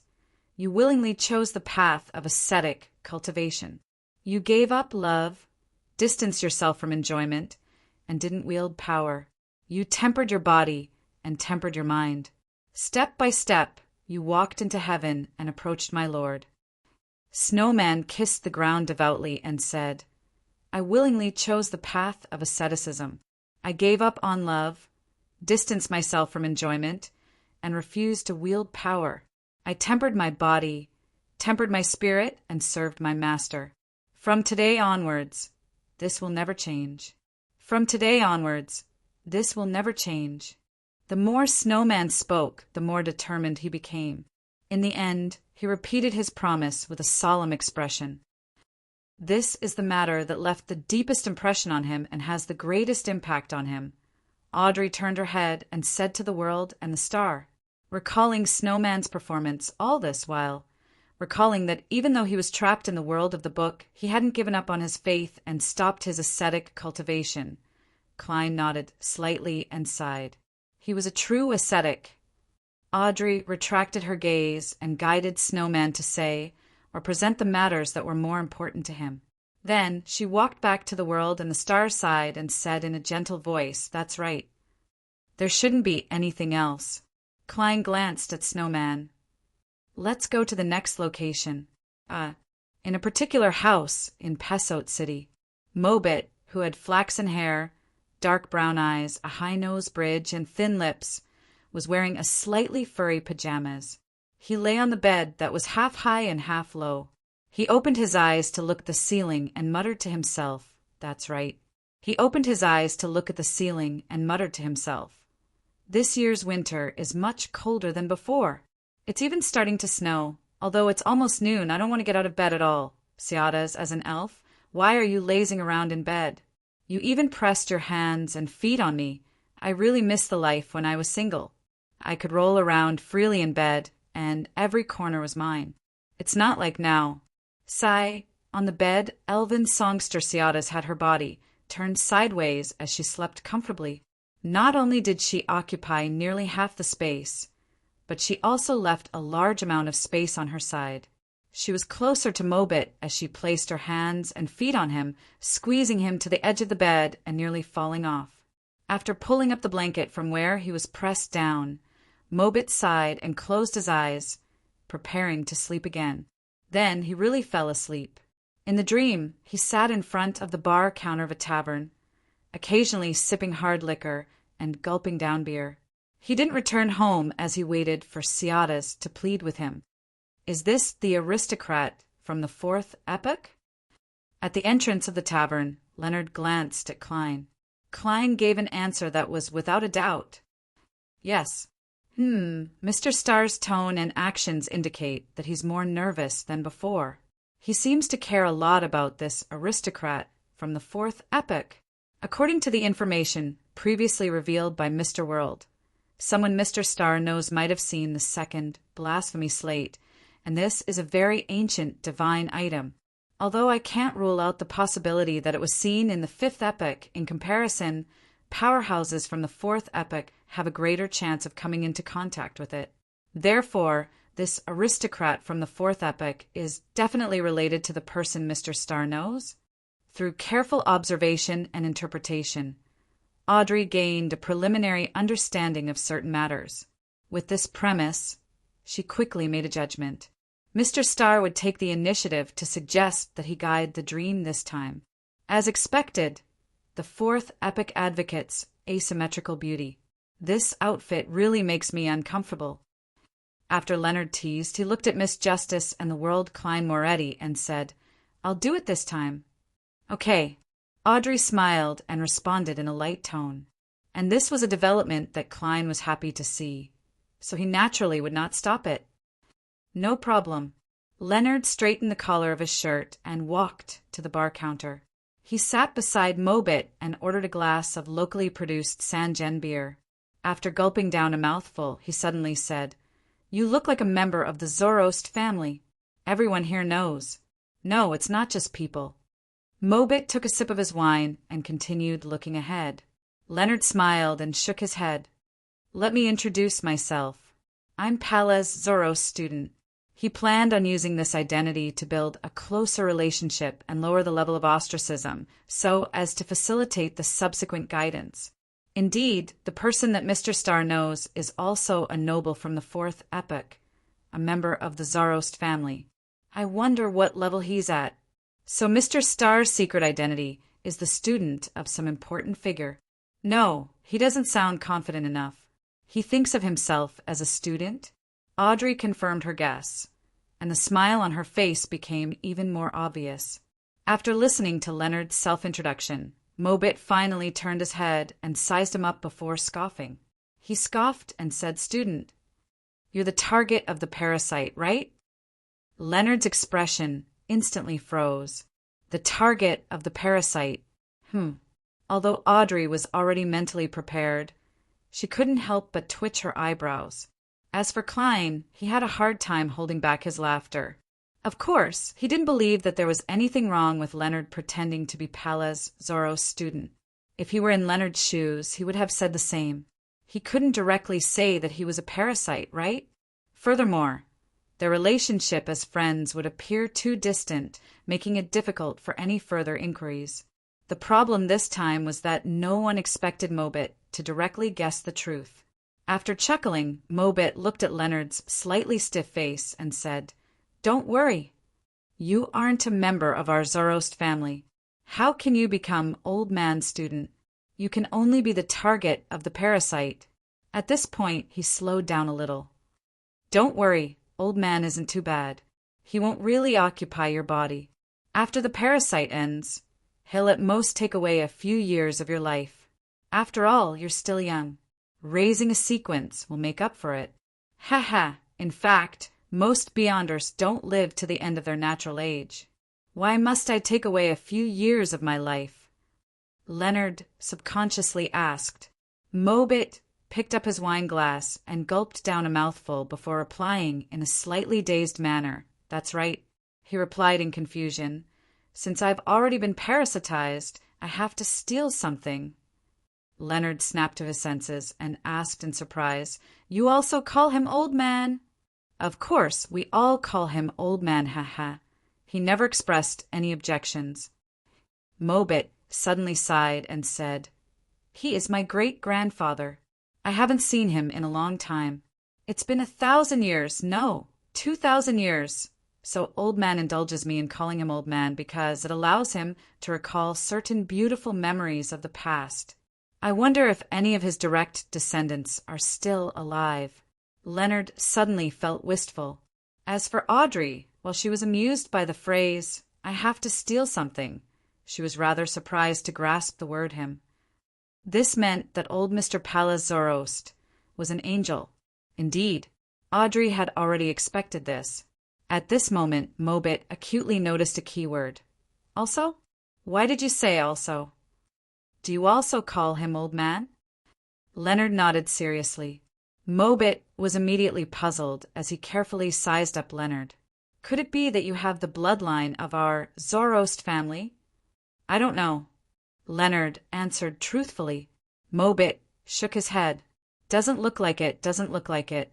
Perhaps old man suffered a huge blow and changed to a certain extent. I know that. Leonard deliberated and said, him was nearly killed by blasphemer Amon. He was nearly killed by blasphemer Amon. He still hasn't recovered. Roselle's travels was currently above the gray fog. It didn't matter which deity's true name was mentioned inside, as it wouldn't be sensed anyway. Therefore, Klein, Leonard, and Audrey could freely talk about Amon and Adam. That powerful and terrifying ancestor of the Amon family really exists. Mobit's voice subconsciously turned soft. Leonard finally grasped the initiative and began asking. The nobles of the Solomon Empire seem to be very cold and evil. Why isn't the Zoroast family the same? P.S. Recommended book, Becoming an Immortal with Paywalls. The story of a lousy game producer who transmigrated to a world of cultivation and magic. 9 Heavens, Divine Emperor. Chapter 1093. Mobit glanced at Leonard and said doubtfully, It's not too cruel and evil. He immediately picked up the wineglass and gulped down a mouthful. Don't you know that the higher the sequence, the colder and more serious the tendency towards madness? Which noble family of the Solomon Empire did not have an angel. They were definitely different from normal people. As for the degree of evil and coldness, it has to do with the anchors chosen and the characteristics of one's beyonder pathway. In this aspect, I'm not sure about my great-grandfather's situation. All I know is that he is very kind to us, and his words and actions are relatively casual. In addition, the rules that His Majesty the Emperor made have a key point, which is that they are not coordinated. If all the great nobles have the same style, he will definitely not be satisfied. I thought of the first reason, but the second one was a little unexpected. It was a little funny. Did the Solomon Empire's Dark Emperor turn himself into an obsessive-compulsive disorder? It has to be uncoordinated. Klein didn't wear a mask that was too thick. The corners of his mouth curled up slightly. At this moment, Audrey turned her head to look at him and voiced the question that she and Mr. Starr shared. Anchor? They all knew that the aesthetics of the fourth epoch were asymmetrical and uncoordinated. They tacitly accepted this as common sense, so they did not think deeply about why there was such an aesthetic. To the gods, believers and beliefs are anchors, Klein explained simply. Is that so? Audrey felt that her horizons had been broadened, allowing her to examine the relationship between gods and believers from a different perspective. At the same time, she thought with some confusion, at the beginning of Mr. Fool's awakening, he probably didn't have many believers. At that time, what was his anchor? Leonard listened carefully to Klein's reply, and his expression became uncontrollably serious. He seemed to have thought of many things in an instant. He quickly returned his attention to Mobit and deliberated for a moment. What kind of angel is Pallas Zoroast? What are his habits? Leonard was still very careful. He still didn't completely believe that the grandpa in him was Pallas Zoroast. Yes, I can't eliminate the possibility that the real Pallas has already perished, and the one alive is an impostor. To an angel of the marauder pathway, this is a common occurrence. And from the point of view of a secret existence, replacing that identity is equivalent to having that identity. They wouldn't deliberately expose it. Leonard is more reliable than I thought when it comes to matters that are more important, interesting, and related to his own safety. If not, he wouldn't have discovered that I was still alive. As for other aspects, he's too sloppy, too used to following past experience. It's not that he's brainless. He's just too lazy to use it. Klein couldn't help but sigh in his heart. Mobit was stunned for 2 seconds before drinking another mouthful of distilled spirits. Old man acts like an ordinary old man at home. He's a little naggy, likes to discourage his descendants, and loves to enjoy life. If I didn't know about it ahead of time, no one would have guessed that he is a sequence, one angel. He and His Majesty the Emperor's aesthetic standards are a little different. He is obsessed with categorization and emphasizes cleanliness and neatness. When facing enemies, he's good at deception. He likes to deal with his target in a way that makes him break down. This is in line with the characteristics that Old Man has shown so far. Leonard nodded slightly and asked, "Do you have a portrait of him?" "Do you have a portrait of him?" "How can I bring a portrait with me? It's not like I'm looking for someone." Mobit shook his head in amusement. At this moment, Leonard suddenly pointed to the side. "Isn't that it?" "Ah." Mobit turned his head in confusion and puzzlement and realized that an oil painting had appeared on his right hand at some point in time. As he picked up the oil painting, the content on it gradually became clear, revealing an old man with dark brown eyes. The man's hair was completely white, and it wasn't too sparse. It was neatly combed back. There were almost no wrinkles on his forehead, the corners of his eyes, and the corners of his mouth. He didn't look that old. It was obvious that he looked pretty good when he was young. He resembled Mobit, but his overall bearing was more solemn. "I really can't tell that he's a sequence, one angel. Is this also because he didn't reveal his mythical creature form?" Audrey tiptoed and glanced at the oil painting. After Leonard memorized the contents of the portrait, he raised a few more questions related to the Zoroast family and received a rather satisfactory answer.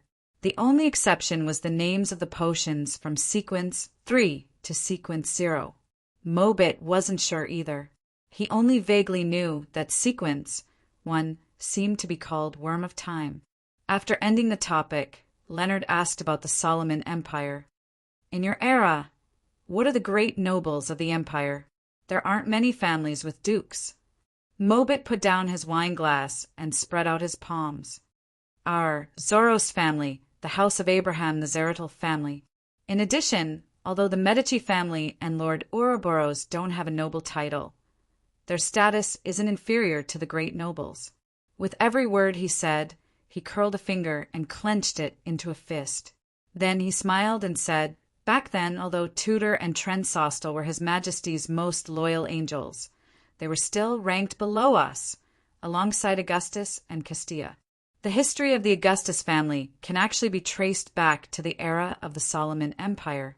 While feeling somewhat surprised, Audrey listened even more attentively. Leonard thought for a moment and continued asking, "What was the situation like in the northern continent in that era?" "All living beings were subservient to His Majesty. Even deities acknowledged His Majesty's rule in order to resist the opposing forces." Mobit chuckled and said, "They all had their own countries attached to them in relatively barren places. In short, Evernight, the god of combat, and death were in a standoff. The three gods of storm, blazing sun, and wisdom had great conflicts with each other. The attitude of the land was ambiguous, but it was more inclined towards the god of combat. This caused them to be unable to work together in a stable manner, making it difficult for them to resist the alliance of His Majesty and the true Creator." At this point, Mobit sighed. It was also for the sake of balance that His Majesty didn't attack the southern continent. He allowed death to unify the harvest plains and the ancient forest, establishing the Balaam kingdom. No, in the end, the 6 deities came to an agreement. Hence, the Black Emperor perished, and the Tudor-Tuluin-Sostal United Empire was established. Leonard recalled some of the things that Pallas Zoroast had mentioned, and for some baffling reason, he felt the vicissitudes of history. At this moment, Mobit turned his head again and looked at him. "Do you have a cigarette? This little thing that came from the believers of the true Creator isn't bad." Leonard immediately mobilized his dream and conjured a cigarette before handing it over. "Is this an improved one?" Mobit reached out his right hand and stole a ball of fire from the kitchen behind the tavern. He lit the cigarette and took a deep puff. Seeing the smoke puffing out of his nostrils, Leonard asked curiously, "The believers of the true Creator like to smoke?" "Yes, even Lord Medici occasionally smokes a few, although it's just a habit for him," Mobit answered without hiding anything. Leonard nodded slightly and asked, "Which deity do you believe in?" "Of course it's His Majesty. All the nobles of the empire believe in His Majesty." "Ah, other than Lords Medici and Ouroboros. They believe in the true creator. Also, Duke Bethel Abraham might just be a fake believer.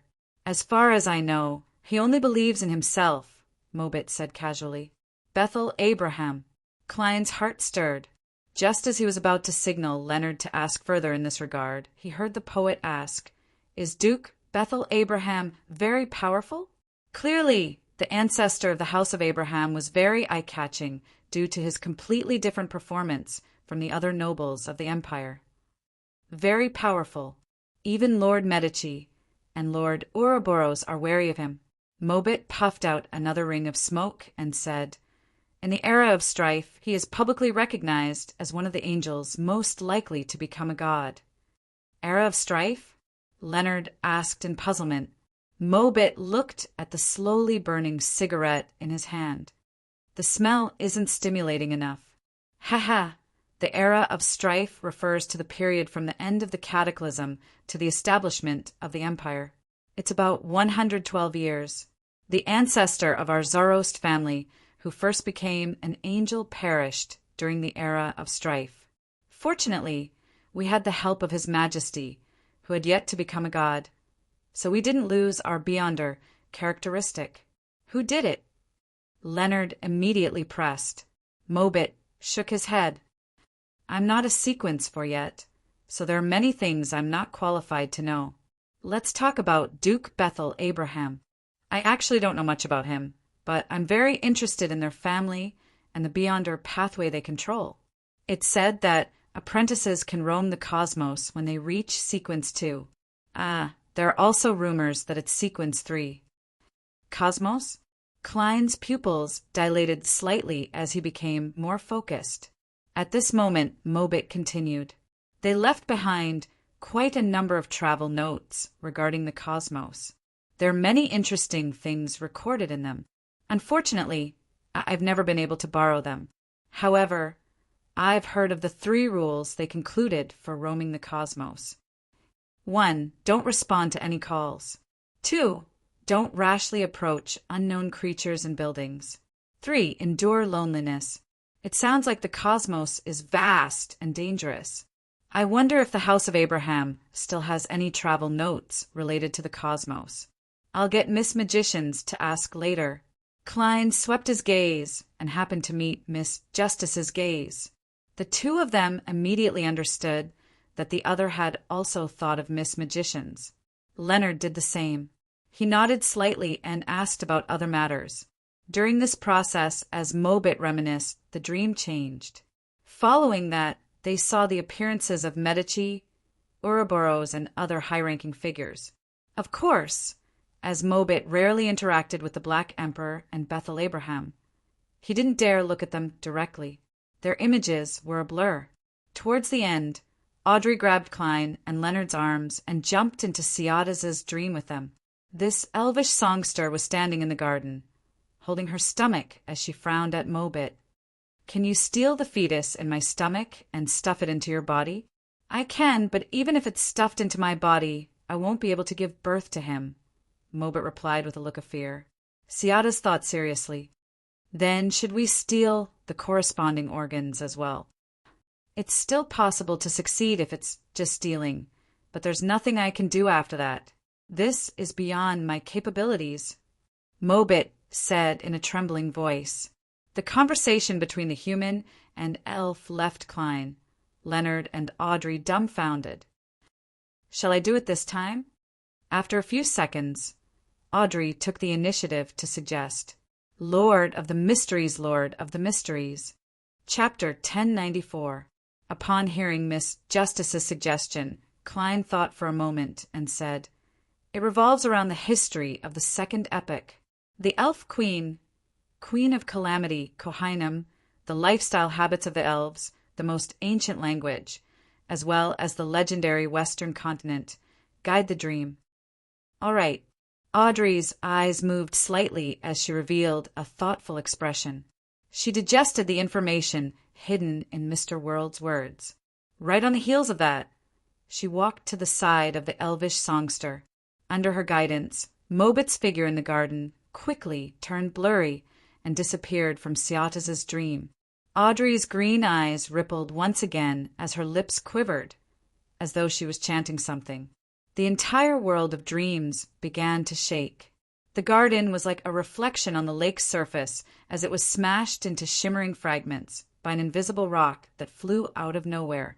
These fragments quickly gathered together, but what was restored was no longer a garden, but a palace that looked like it was formed from coral. Every detail of the palace was abnormally gorgeous, and the entire structure was tall and spectacular. However, due to it being under layers of blue seawater, there was no way to see the sky. It appeared dark and gloomy. Inside, coral pillars propped up an exaggerated dome. The walls and ceiling were filled with murals that depicted the horrors of storms. On these murals and corals, silver bolts of lightning followed a certain trajectory as though they had a life of their own. Finally, they gathered at the 9 steps that were inlaid with pearls, diamonds, emeralds, and sapphires. Ciatas was standing there, and there were many elves opposite and beside her.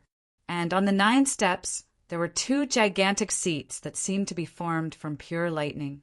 One occupied the center, as though it was the ruler of this palace and this world. The other was on its left, appearing inconspicuous. On the throne in the center sat a man wearing a simple and loose robe. His ears were pointed and tall. His facial contours were relatively soft, and his hair was thick, black, and blue. Not only were his facial features outstanding on their own, they were even more handsome when put together. However, he gave off a tyrannical feeling, as if he would pick up the lightning spear leaning against the armrest and throw it forward if he didn't say a word correctly. Sitting next to him was a beautiful woman. Her hair was black and glossy, tied into a high bun. Her ears were slightly pointed, and her facial features were exquisite. She had a pair of brown eyes that were as deep as the ocean. She was playing with a golden wine cup with complicated patterns in her hand. Without needing Ciatas's introduction, Klein and company could easily determine that the couple was the elf king, the ancient god Sinaithrim, and the elf queen, queen of calamity Kohainam. Ormer, that traitor. Suddenly, a loud, thunderous voice sounded, causing the entire palace to tremble violently. It made Ciatas and the other attendants lower their heads in fear. This roar came from the ancient god. Isn't that the name of the giant king Ormer? I've even drunk a red wine named after him recently. I have to say that the quality is indeed higher than others. It's just a little expensive. As Klein listened to the ringing in his ears, he casually let his thoughts wander. He remembered that Little Sun had once said that the 3 humanoid ancient gods, Giant King Ormer, Elf King Sinaithrim, and Sanguine Ancestor Lilith, were allies. They were fighting against a camp formed by Dragon of Imagination Anquelt, Phoenix Ancestor Gregrace, and Mutant King Kvaster. Devil Monarch Fabudi and Annihilation Demonic Wolf Fligria were lone rangers who wanted to corrupt and subvert everything. Therefore, the alliance of the 3 humanoid ancient gods eventually broke down. Klein reined in his thoughts and waited for the subsequent changes in the dream. Due to Sun's existence, Audrey wasn't unfamiliar with the history of the second epoch. Without any hesitation, she allowed Ciatas's dream to continue developing. Under the terrifying roar, Queen of Calamity Kohainam wasn't affected at all. Her expression was cold as she calmly said, with a cold expression, she said relatively calmly, "Isn't this already a confirmed fact?" His reputation is the exact opposite of his size. At this moment, the ancient god Sinaithrim's body had already been enveloped by bolts of lightning. His voice was like thunder as he said, "I thought that after centuries he would understand the situation in the world better. I overestimated his intelligence. If it wasn't for his betrayal back then, how could Lilith have perished?" Sanguine Ancestor Lilith perished so early? Klein's eyelids twitched as he quickly focused his attention. After the Elf King finished roaring, Queen of Calamity Kohainam maintained her posture and said, "That's not a bad thing. That's not a bad thing." At the very least, Kvaster and Fligria were dragged to the grave by Lilith. All the gods, no longer trust each other. Even if we don't form an alliance with anyone, we can still rule over the seas, lakes, and rivers. Upon hearing these words, as a spectator, Audrey couldn't help but feel astonished. She couldn't help but use placate on herself. This means that sanguine ancestor Lilith, mutant king Kvaster, and annihilation demonic wolf Flegria perished in a battle between the ancient gods. It was because of the betrayal of giant King Ormur and the other ancient gods, and it actually had nothing to do with the ancient sun god. This is the reason why Lilith isn't dead yet and can still occasionally issue oracles. It's also because of this that the Mother of the Sky in Antigonus and the Hornacis mountain range was preserved and lived to the fourth epoch. Klein was increasingly convinced that the history recorded by the City of Silver was also faked or ambiguous. Thankfully, he hadn't digested the Bizarro sorcerer potion, so he didn't need to consider advancing to Scholar of Yore for the time being. Otherwise, the history he used might not be real. In ancient times, sanguine ancestor Lilith and mutant king Kvaster perished because of each other. Recently, the sanguine have been cooperating with the temperance faction of the mutants. Time is really the greatest mage. Ha ha! I wonder what expression Emlyn would have if he were to learn of this matter. Leonard sighed as he listened. As the three of them thought, the ancient god, Sinaithrim, snorted. Ormur has recently wanted to cooperate with some secret religions that have appeared among the humans to deal with us together. It's said that this matter is led by Harvest and the Light of Dawn. I even want to cooperate with Anquelt to destroy the Giant King's court. Unfortunately, every time I see that dragon, I have the urge to skewer it and place it on the grill. It's a natural attraction, a delicacy that's most irresistible. Just as he said that, the ancient god's figure suddenly vanished. The entire palace shook violently, causing cracks to appear. Before all of this could subside, there was a flash of lightning, and Sinaithrim returned to the huge throne with a spear made purely of lightning in his hand. "You went to the Giant King's court?" Kohainem asked. "I taught Ormur a lesson." Sinaithrim answered without hiding anything. Siadas and the other elven attendants lowered their heads even further. They could vaguely see slippery tentacles that were thicker than their bodies swaying on the ground, flashing with silver-white electric snakes. Then they even closed their eyes. Following that, the dream changed as Siadas recalled her interactions with the other elves. Through their conversation and interaction, Klein, Leonard, and Audrey learned that Siadas lived in a relatively peaceful era in the Second Epoch. The 5 major races, giants, elves, dragons, devils, and phoenixes, coexisted. They divided the ruling rights of the northern and southern continents and the 5 seas. Vampires, demonic wolves, treants, sea monsters, mutants, humans, and other races were attached to different factions, and they were in the middle and lower ranks. This isn't similar to the history recorded by the Church. Even the myths and legends of the City of Silver don't have such matters. Leonard sighed when he heard that. Old man probably doesn't know that much either. That might not be the case. Klein shook his head indiscernibly. Many existences from the Second Epoch have lived to the Fourth Epoch, or even now. For example, that Angel of Wisdom? Leonard asked with a guess. Probably. Klein didn't give an affirmative answer, as he said with a smile. When you spoke to Mobit, I thought you would get Miss Justice to avoid him. Leonard immediately shot a glance at him and yawned.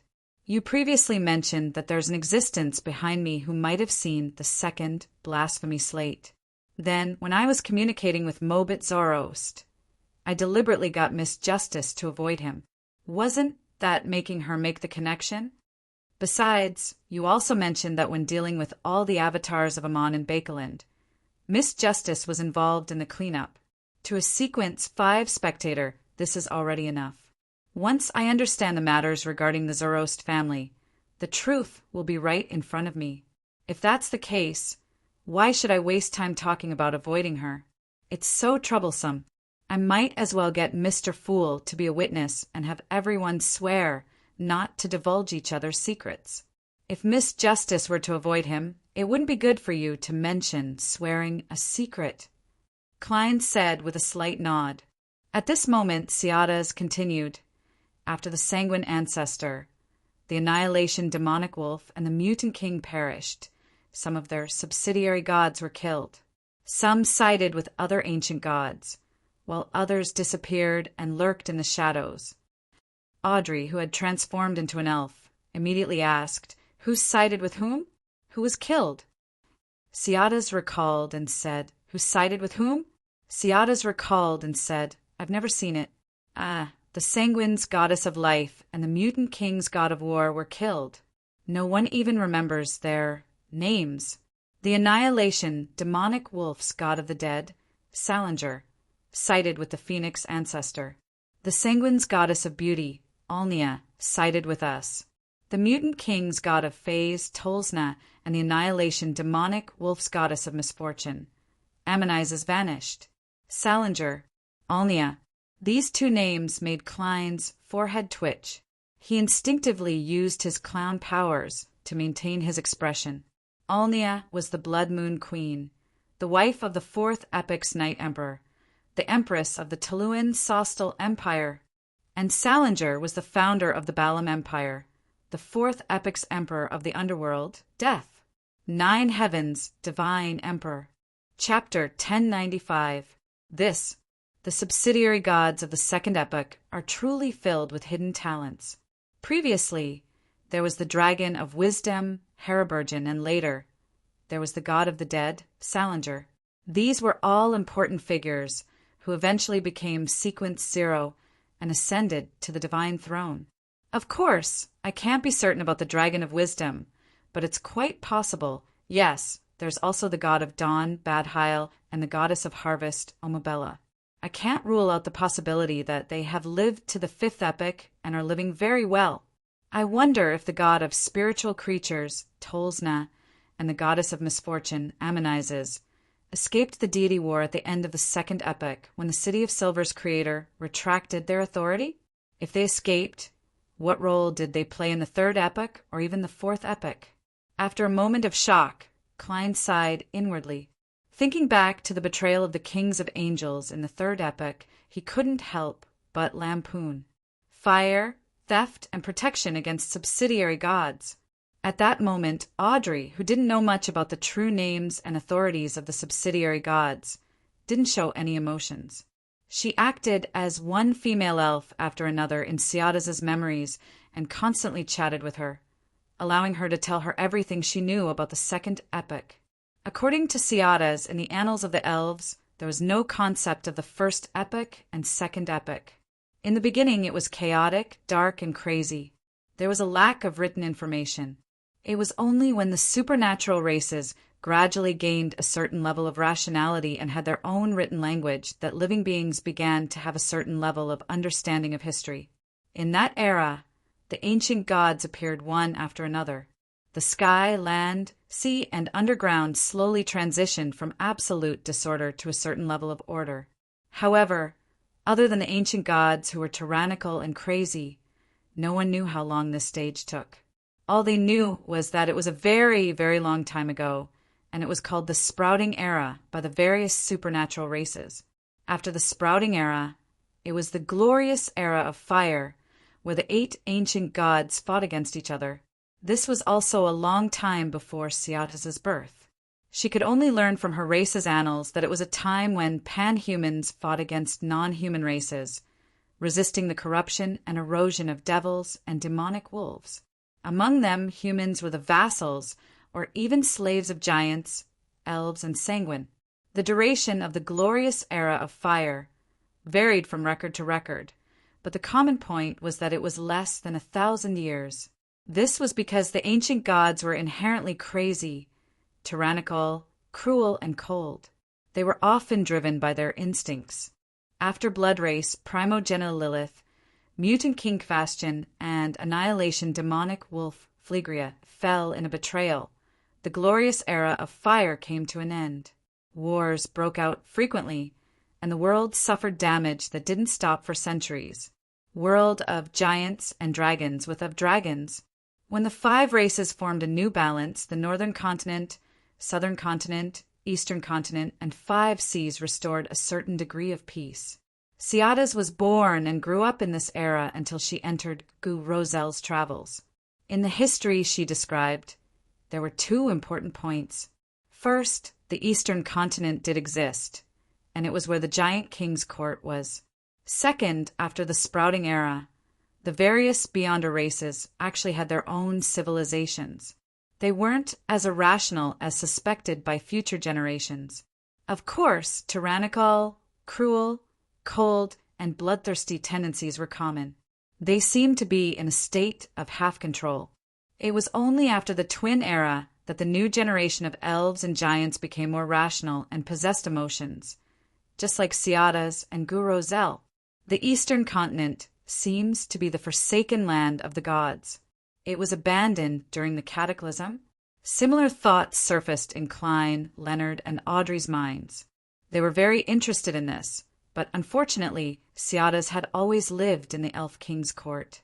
She would occasionally head out to cruise at sea, and she had never been to the eastern continent. She lacked sufficient understanding. Influenced by Justice Audrey, Ciadas's dream began to show the origins of the elves' living customs and language. In the legends that the queen's maidservant had heard, the elvish language was created by the king in the sprouting era.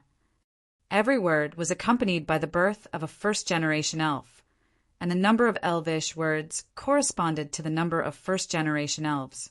And the living customs of the elves weren't very uniform. It was heavily dependent on the surrounding environment. The elves in the sea and the elves in the forest were undoubtedly very different in various customs. What they had in common was that they believed in the king, who was an ancient god, and his queen.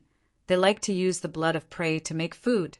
They had a wide range of cooking techniques, and even the sea elves would often come to the reef for a bonfire party. They were close to nature and were good at using all kinds of spices. They revered the strong, and they were proud that their actions were faster than their thoughts. Myths and reality are mixed together, making it difficult to tell which is real and which is fake. The living customs have destroyed some of my previous guesses. Klein listened with a seemingly unchanged expression as he quickly analyzed every word that Ciadas said. After figuring out the relevant matters, Audrey circled around the keyword, Western Continent, and changed Ciadas's dream, reflecting some of the memories that existed in her subconscious. The Coral Palace returned to Klein and company. Ciadas followed behind Queen of Calamity Kohainam and walked to a crystal window. She glanced at the queen's intricate dress and stole a glance at the god, who wielded the power of catastrophes. She asked curiously, "Your Highness, are you looking west?" To the elves, as long as they didn't feel the oppression of violence, they would ask any questions on the spot. "Why do you think so?" Kohainam didn't turn her head as she asked with an indifferent expression. "I just learned of a legend. Us elves originated from the Western Continent," Ciadas replied. "Your Highness, does the Western Continent really exist? Is it really the birthplace of the first elves?" The corners of Kohainam's mouth curled up slightly as she said with a slightly ethereal voice, "The Western Continent might exist, but it might not exist either. Every race needs to give themselves an illustrious origin, a homeland of the soul. Ciadas, where is the homeland in your heart?" "My homeland?" Ciadas repeated the question and answered blankly. "It's where the king and his highness are. It's this palace that leads to the forest where my parents live." As she said this, Ciadas's emotions gradually turned heavy, dejected and melancholic. Clearly, she had been influenced by the corresponding memories in her subconscious. She had entered travels and left her homeland for 2,000 to 3,000 years. Therefore, to you, the Western Continent doesn't exist, but to some elves it's absolutely real. Queen of Calamity Kohainam calmly gave the final answer. Ciadas didn't ask again, because she suddenly remembered that the queen wasn't a first-generation elf. Such an answer left Klein even more confused and puzzled. Thankfully, from the second epoch to the fifth epoch, the Western Continent didn't have any presence at all. It wouldn't involve any important secrets related to him. He only wanted to learn about it in passing and didn't have much expectations. After ending the guidance of Ciada's subconscious, Audrey, Klein, and Leonard left and appeared in Mobit and Ciada's bedroom since it was almost noon and there weren't any other dreams that they could jump into. Looking at the fourth era Viscount, who was tightly entangled by the elf and curled up in a corner of the asymmetrical bed, Audrey's expression suddenly softened. She said with a smile, "That's right." With a smile, she said, "They don't seem too bad as they are now. No, no, no. It's terrifying to have such a violent, direct, imaginative, and daring wife. Only someone like Mobit would like and enjoy it." Leonard, who didn't have the talent of a poet but had the freedom of a poet, stuffed his hands into his pockets and shook his head seriously. At this point, he muttered thoughtfully, "That's right. I wonder what the other members of Old Man's family like. Ciada's, they don't need us to be envious or object to them. This is how they get along. Roselle the Great once wrote a poem. Life is precious, but love is even more valuable." As Klein listened to the duo's discussion, he opened his mouth and closed it again. He didn't mention that Ciada's and Mobit were already dead. Only at the moment of their deaths did they truly feel each other's love. The ones living here were only replicas created by the world in the book. As Klein listened to the duo's discussion, he opened his mouth and closed it again. He didn't mention that Ciada's and Mobit were already dead. It was only at the moment of their deaths that they truly felt each other's love. The living ones here were only replicas created by the world in the book. After leaving the couple's house, the trio headed for Roselle's blacksmith shop. On the way, when they passed by a street, Klein saw Frunzier, who was known as a philosopher. Audrey also recognized him at a glance as someone from Rouen. "Is that the soldier from more than 100 years ago?" Audrey slowed down and asked. Klein recalled Frunzier's longing for his hometown and the ashes he had placed in Bakeland's cemetery. After 2 seconds of silence, he nodded gently. "Yes. Mr. World is feeling a little wistful. He's like a calm river on the surface, but there are many turbulent currents and whirlpools beneath." Audrey nodded indiscernibly. "Can I enter his dream? I wish to obtain the potion formulas for judge and disciplinary paladin." "No problem," Klein replied as he glanced at Leonard. Leonard still had his hands in his pockets, but his eyes instantly turned deep. Frunzier, who was sitting on a bench, fell into a deep sleep. Right on the heels of that, the trio appeared in his dream. This was a bustling city with many wooden houses. The pedestrians that came and went were mostly from Rouen. The black-haired, blue-eyed Frunzier stood outside a house, not daring to approach it. Only when a woman in an old dress came out did he rush forward in excitement, spread out his arms, and attempted to hug her. His hug passed through the woman, and the two of them didn't interact at all. Frunzier froze on the spot as he shouted in a daze. "Mommy!" Audrey, who had wanted to directly guide the dream, silently watched this scene. Then, she sized up her surroundings and discovered the iconic clock. Bakeland. Audrey pursed her lips, turned her head, and looked at Klein with a converged gaze. Are they unable to leave the world in the book? Too much time has passed. If they were to leave, they would directly age, die, or even be eroded by the elements. Klein's tone was like a calm, surging river. "I've sent an item from Frunzier back to Bakeland." This, as a spectator, Audrey acutely sensed the cruel reality hidden behind those words. She couldn't help but raise her head and look out of the dream, towards where Mobit and Ciada's were. Leonard originally wanted to ask what it was, but after looking around, he maintained his silence. Following that, Audrey seriously guided the dream. After obtaining 2 potion formulas, she allowed Frunzier to return home and live happily with his parents, siblings, and sisters. This was a beautiful dream. After leaving Frunzier's location, Klein, Leonard, and Audrey quickly saw Roselle's home. This was the last stop of their exploration. After obtaining the information from the giant Roselle subconscious, they would enter the world in the book's sea of collective subconscious to seek the secrets behind the book's existence. Note 1. Quoted from Hungarian poet Petafy's Freedom and Love P.S. seeking monthly recommendation votes on Monday. Chapter 1096. Which one is Roselle? In the dream, Leonard looked ahead blankly. There was a huge bonfire, and around it were more than 10 grayish-blue-skinned cyclopes that looked no different from each other. To be honest, I wouldn't have been able to recognize them without the powers of a faceless. To me, if there's no difference in age, hairstyle, height, scars, clothes, or maturity, giants all look the same. Klein mumbled inwardly as he calmly turned his head to look at Miss Justice, as though saying that she was a spectator and that this shouldn't be difficult for her. Audrey raised her hand and pointed at a giant who was gulping down alcohol and would occasionally roar in praise. That's Roselle. It looks like in the traditions of the giants, the way to express affirmation and praise isn't by clapping, but by roaring. The louder the roar, the higher the level of praise. Miss Justice is acting like a folklorist. Thankfully, it's just roaring and not singing. Otherwise, the noise would be worse. It's obvious that the giants here aren't good at music. Their roars didn't have any sense of rhythm. Klein nodded slightly and said to Audrey, "Begin the guidance." As Audrey went forward, Leonard retreated. He raised his right hand and stroked his chin.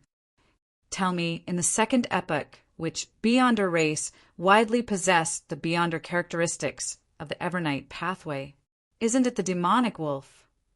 Klein glanced at Leonard, wondering if his poet had contracted the traditional disease of the Nighthawks, a bad memory. "I know." Leonard maintained his posture as he said with a slightly odd expression. "Then how did they act, as the Midnight Poet? Or should I say the name of the potion back then was Midnight Roar? In the beginning, there wasn't a potion name."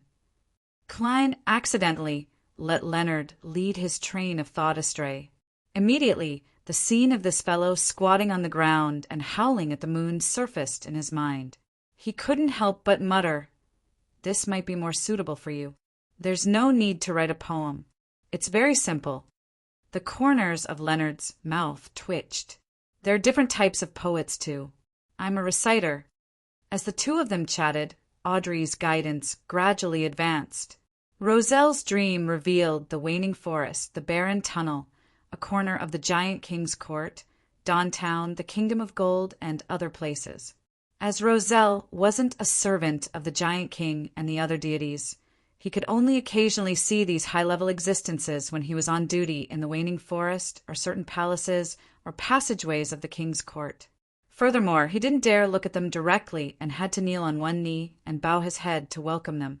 Therefore, the images of Giant King Ormer, Giant Queen Omabella, and the eldest son of the Giant King, the god of dawn, Badheil, didn't directly appear in the dream.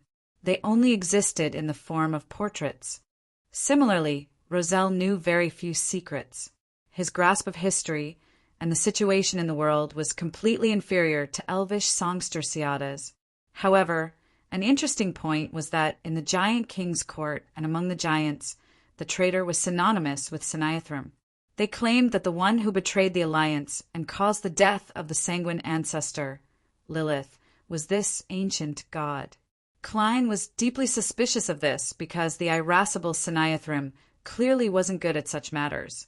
That Queen of Calamity seems to have the ability, but the problem is that it's very difficult to hide what she is plotting from her spouse, a true ancient god, Sinaithrim. In comparison, it's more reasonable for Giant King Ormer to be the traitor. As Klein did a rough analysis, Audrey changed the direction of guidance in an attempt to get Roselle to show what he saw outside the Giant King's court.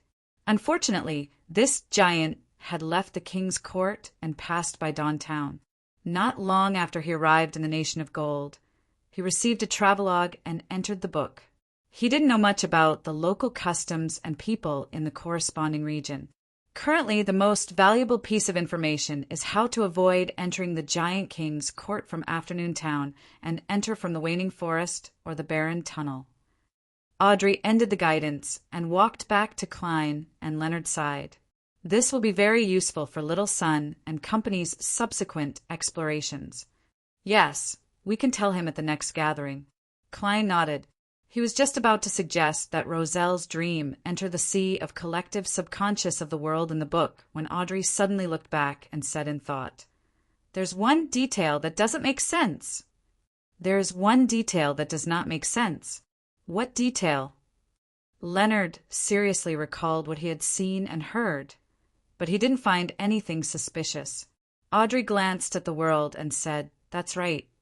The Waning Forest is where giant King Ormer's parents are buried. The rule that only the ancient god can enter is very unreasonable." Klein originally didn't notice any problems with this detail, but after Miss Justice mentioned it, he immediately had some thoughts as he deliberated. The giant king's father and mother are equivalent to the ancestors of the giant race. Normally speaking, they should be the targets of worship and worship by the entire race. Yes, every race has a certain level of ancestor worship. Giants are no exception. From Groselle's dream, it can be seen that these keepers will often worship the two ancestors outside the Waning Forest, said Groselle. Audrey nodded in agreement.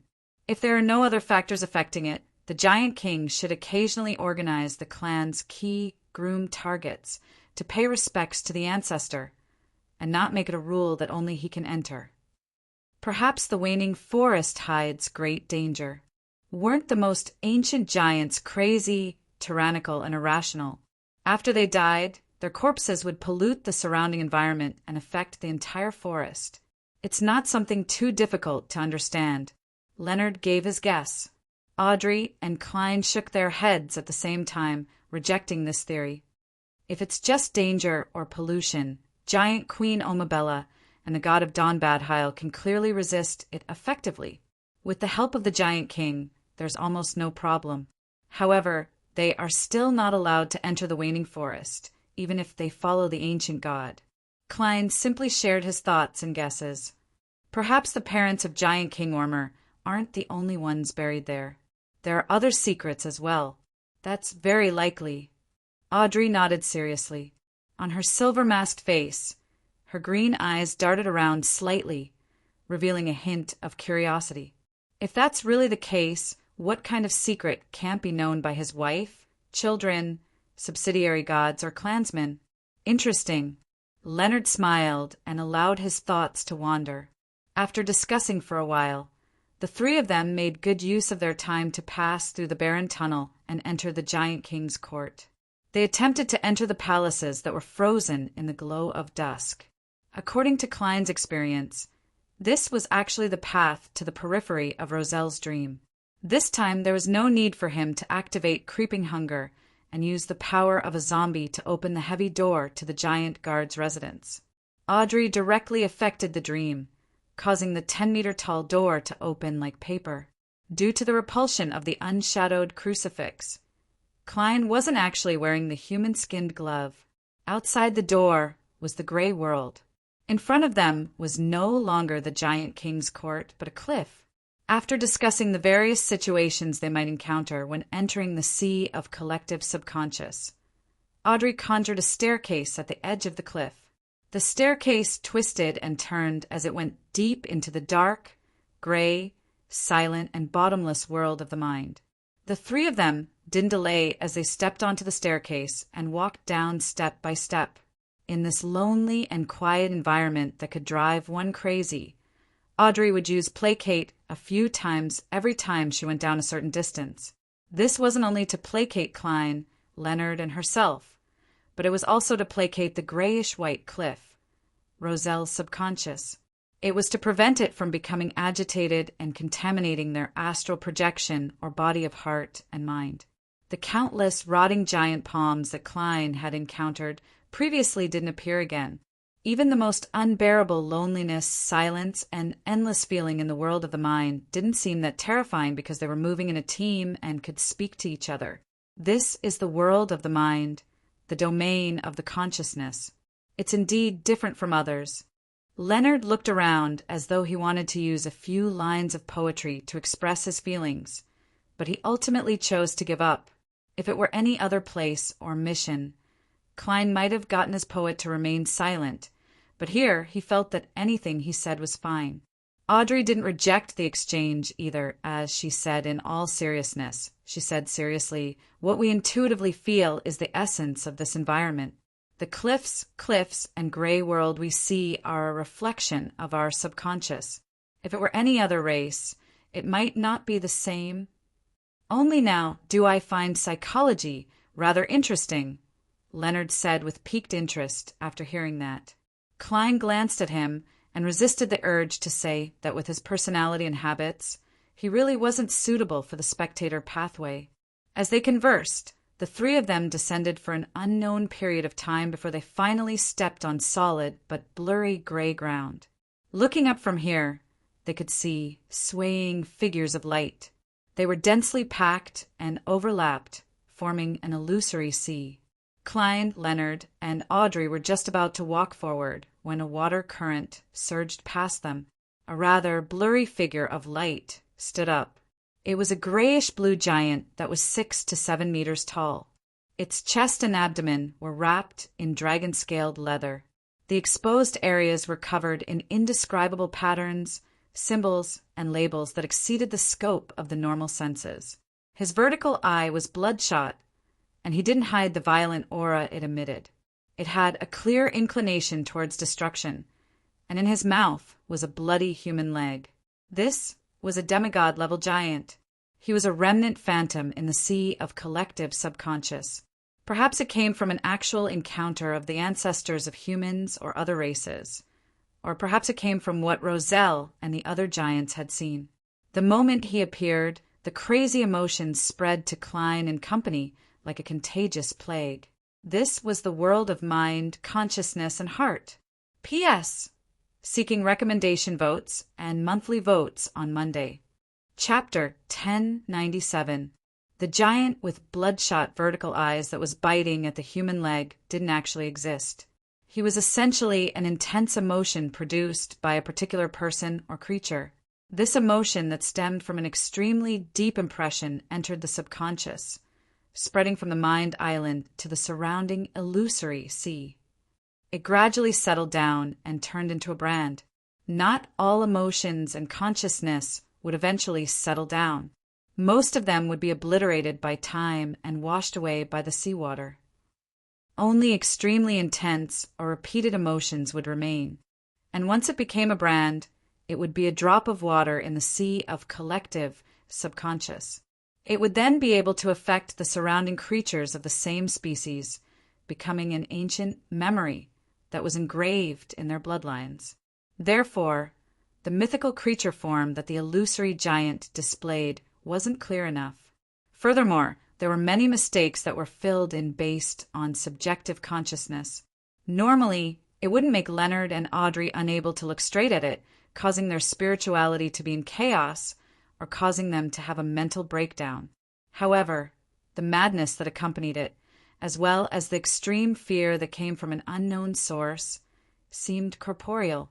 It could infect every living being's body of heart and mind, astral projection, and even soul body. This was the essence of the danger in the sea of collective subconscious. It didn't originate from strength, level, but from the emotions and feelings that were imprinted. Of course, if one encountered a high-level creature or a brand left behind by a deity, they could really see one or a few mythical creature forms. However, the outcome definitely wouldn't be good. They would either have a mental breakdown and go mad, or they would be completely corrupted by the emotions and feelings of a deity or high-level creature. No one could guess what they would become in advance. In short, here, in this sea of collective subconscious, the way of combat was different from the outside world. At times, the more anxious one was to destroy the phantom, the more likely one was to be corrupted due to the stirring of emotions. It was precisely because of this that Klein immediately controlled his emotions when he saw the 7-meter-tall, grayish-blue giant rush over. Then he used an illusion. The target of this illusion was Leonard and Audrey. In the eyes of these two sequence 5 Beyonders, the giant that was 2 or 3 stories tall no longer had the madness and tyranny that made one's heart tremble. It appeared ordinary and ordinary. Therefore, before the true extreme feeling of contamination hit them, Leonard and Audrey were very calm and did not show any emotional fluctuations. Then, with one hand in his pocket, Leonard stretched out his right hand and slightly opened his mouth. He originally wanted to use the Archbishop's help to seal the first spirit in his teeth after he became a spirit warlock, a terror demoness. This was a powerful spirit world creature with a beautiful face and rotting body. It had a pair of gigantic eagle wings and was adept at sucking the consciousness of others and instilling fear in them. However, he quickly recalled that he was not only an astral projection, but he had also experienced the gray fog's baptism. How could there be another spirit in his body? Left with no choice, he switched to using the powers of a soul assurer. His green eyes were deep. The giant phantom immediately slowed down, and its emotions seemed to have been somewhat relieved. At this moment, Audrey calmly opened her arms and used placate. An invisible wind blew past, and the giant phantom paused. The infection in its surroundings instantly weakened significantly. During this process, Klein took out the bronze green cross with many spikes. As he opened the bottle containing his blood, he poured a few drops onto it and said with a solemn expression, "That's not a problem." He said with a solemn expression, "Light." Brilliant, pure and flawless light burst forth. As Klein's black trench coat fluttered slightly, it drowned the giant phantom. Without putting up any resistance, the grayish-blue giant quickly melted away. One of the main abilities of the unshadowed crucifix was to remove or purify remnant mental imprints. This was also the reason why Klein had brought this sealed artifact with him. And when using the cross that came from the ancient sun god, Klein had dispelled the illusion, allowing Leonard and Audrey to directly see the true appearance of the giant phantom, so as to enhance their experience in this aspect. Although it only took less than a second for the giant phantom to be drowned by the endless light, Audrey and Leonard still felt dizzy. Uncontrollable horror surged out from the depths of their hearts, and their minds nearly collapsed. This didn't last long. Audrey instinctively used placate on herself to calm her emotions. Following that, she treated Mr. Starr and Mr. World's psychological problems. How terrifying! Is this a demigod-level giant? When the light dissipated, Audrey looked around and sighed with emotion. At that instant, she had a deeper understanding of a sentence. Do not look directly at God! Even at the level of a saint, a demigod who only had remnant memories of others couldn't see them directly, much less a true deity. Leonard was rather experienced as he gave a self-deprecating laugh. Sequence 4 is indeed the level of a qualitative change in life. However, that fear just now was nothing much. It wasn't as intense as the emotions I felt when I faced a pregnant woman. Are all poets basically bragging? You were still able to control yourself back then, but you were on the verge of breaking down just now. However, if Megos had successfully given birth to that child, we would probably have broken down and lost control, turning into monsters just by looking at it. As Klein lampooned Leonard, he sighed as his memories stirred up. Is that a pregnant demigod? Audrey asked curiously. No. Leonard shook his head. But she's pregnant with an evil god spawn. Is that so? Audrey didn't ask further because she knew that the adventure and exploration weren't over yet. It wasn't advisable to waste time. She then looked at Gairman Sparrow, who was wearing a black trench coat and holding a bronze cross and a metal bottle. She revealed a smile and said, "Thank you for the influence you had on our senses." Where should we go next? As a senior spectator, it wasn't difficult for her to determine the fact that she had received Mr. World's help just now. Klein controlled his subconscious action of furrowing his brows slightly and looked around. Does the sea of collective subconscious not have a core region? No. Audrey shook her head seriously. As long as there are living beings, there will be a sea of collective subconscious. There's no such thing as one being more noble than the other. This illusory sea won't really surge. The situation in different regions mainly depends on the surrounding environment. We call it the precipitation effect. To put it simply, the sea of collective subconscious in Rouen will be different from Intis. This is because it mainly precipitates the intense emotions and feelings of generations of Rouen citizens. In turn, this will also affect the citizens of the two countries, causing them to have different temperaments or personalities to a certain extent. After a brief explanation, Audrey gave a conclusion. If that's the case, how can there be a recognized core area of the sea of collective subconscious? Klein nodded and asked thoughtfully, "What's the matter?" In other words, you can't provide effective advice on where to go? Mr. World is so direct. If it were any other lady or gentleman with a fragile heart, they would definitely feel embarrassed and hurt. As Audrey's thoughts raced, she saw the German sparrow's dark brown eyes that were nearly black. They weren't crazy or cold at all. Instead, they were calm and deep. Audrey instantly came to a realization. She knew that Mr. World was deliberately acting in such a manner so that she could experience the various details of a joint operation and accumulate more experience. Yes. She nodded calmly, not embarrassed at all. Klein nodded inwardly before looking at Leonard. "Don't look at me. My domain is in the dream, not in this strange sea of collective subconscious." Leonard immediately waved his palm. Compared to Miss Justice, he had participated in countless joint operations. He knew that he shouldn't put on a brave front when he shouldn't. "Then follow me." Klein retracted his gaze and handed the unshadowed crucifix, which had been dyed bronze green again, to the hand holding the metal bottle. He then took out a gold coin. Clang! As the gold coin tumbled, he grabbed it. Then, without looking at the outcome, identified the direction and took a step forward. This is a method of divination. Audrey was enlightened. She looked at the World German sparrow's serious and calm side profile and the figure in the black trench coat, silk top hat, and bronze cross. For some baffling reason, she felt that he was like a missionary. Leonard suddenly recalled something from the past. It was the first case he and Klein worked together on, the search for a kidnapped child.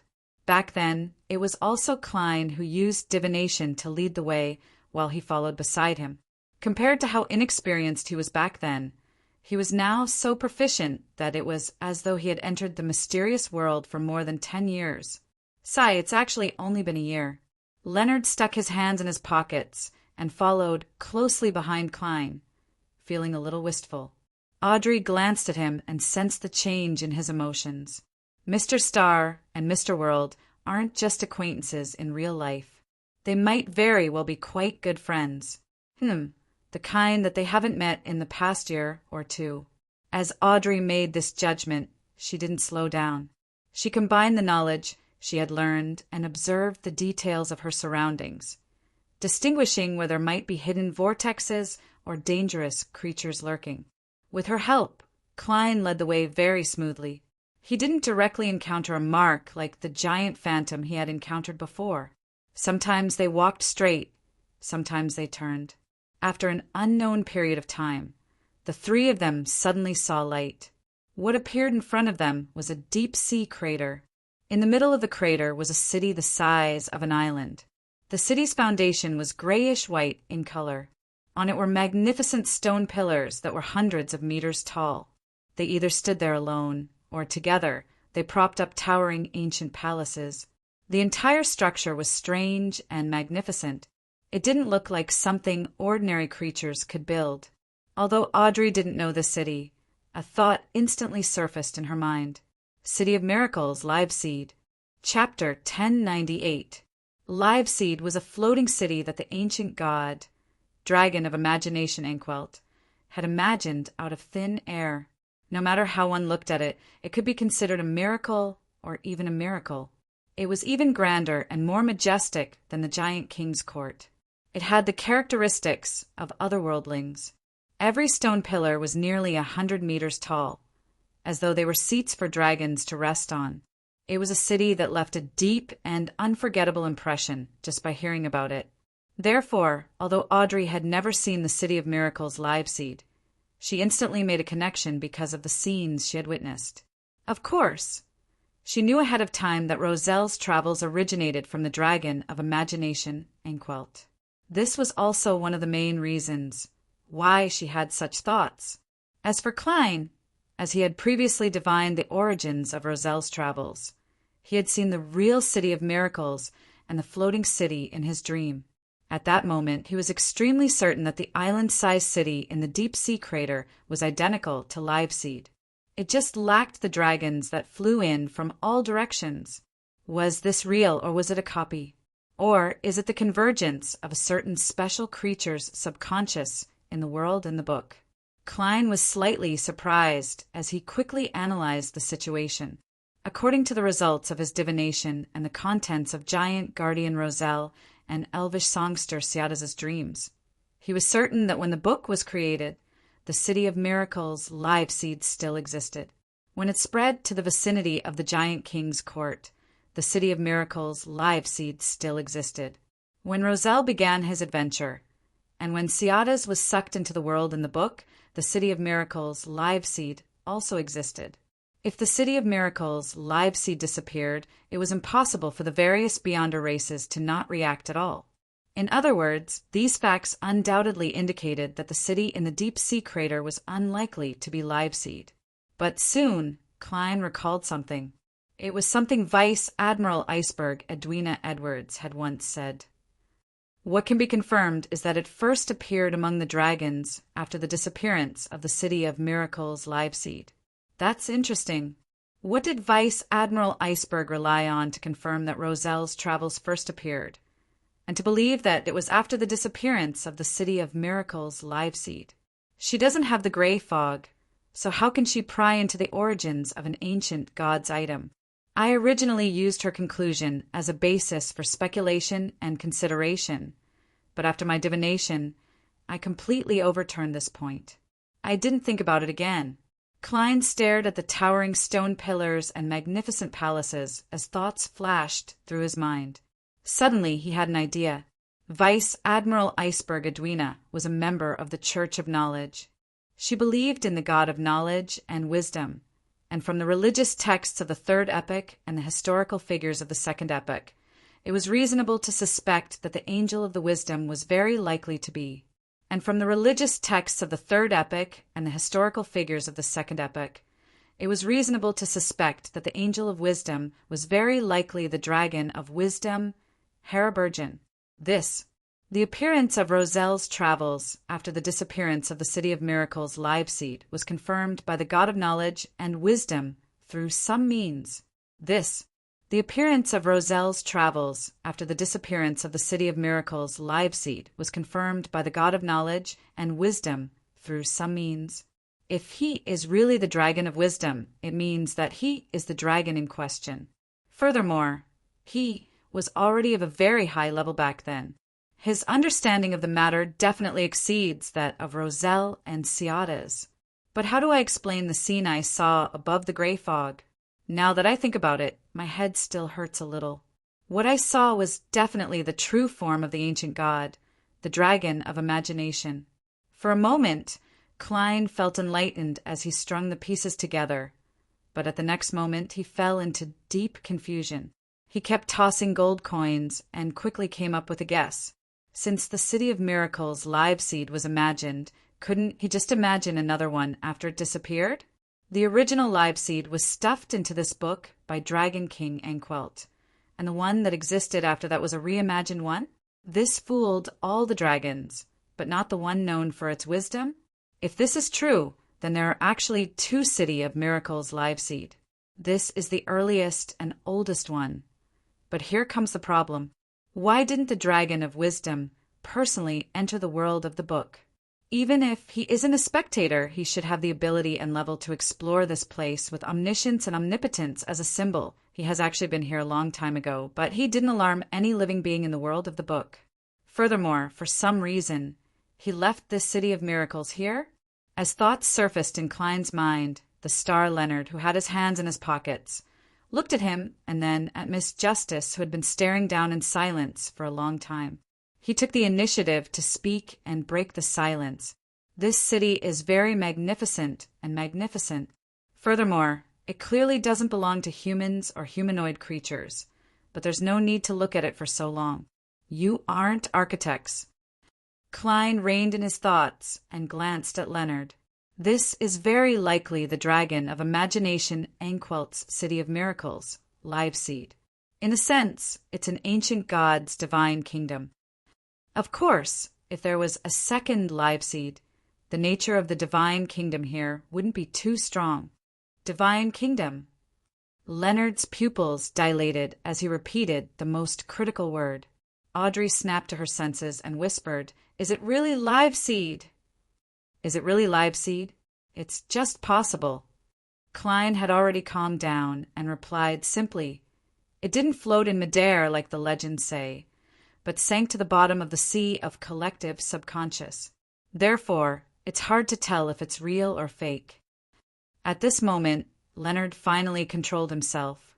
Once again, he looked at the magnificent city in the deep-sea crater and laughed in a self-deprecating manner.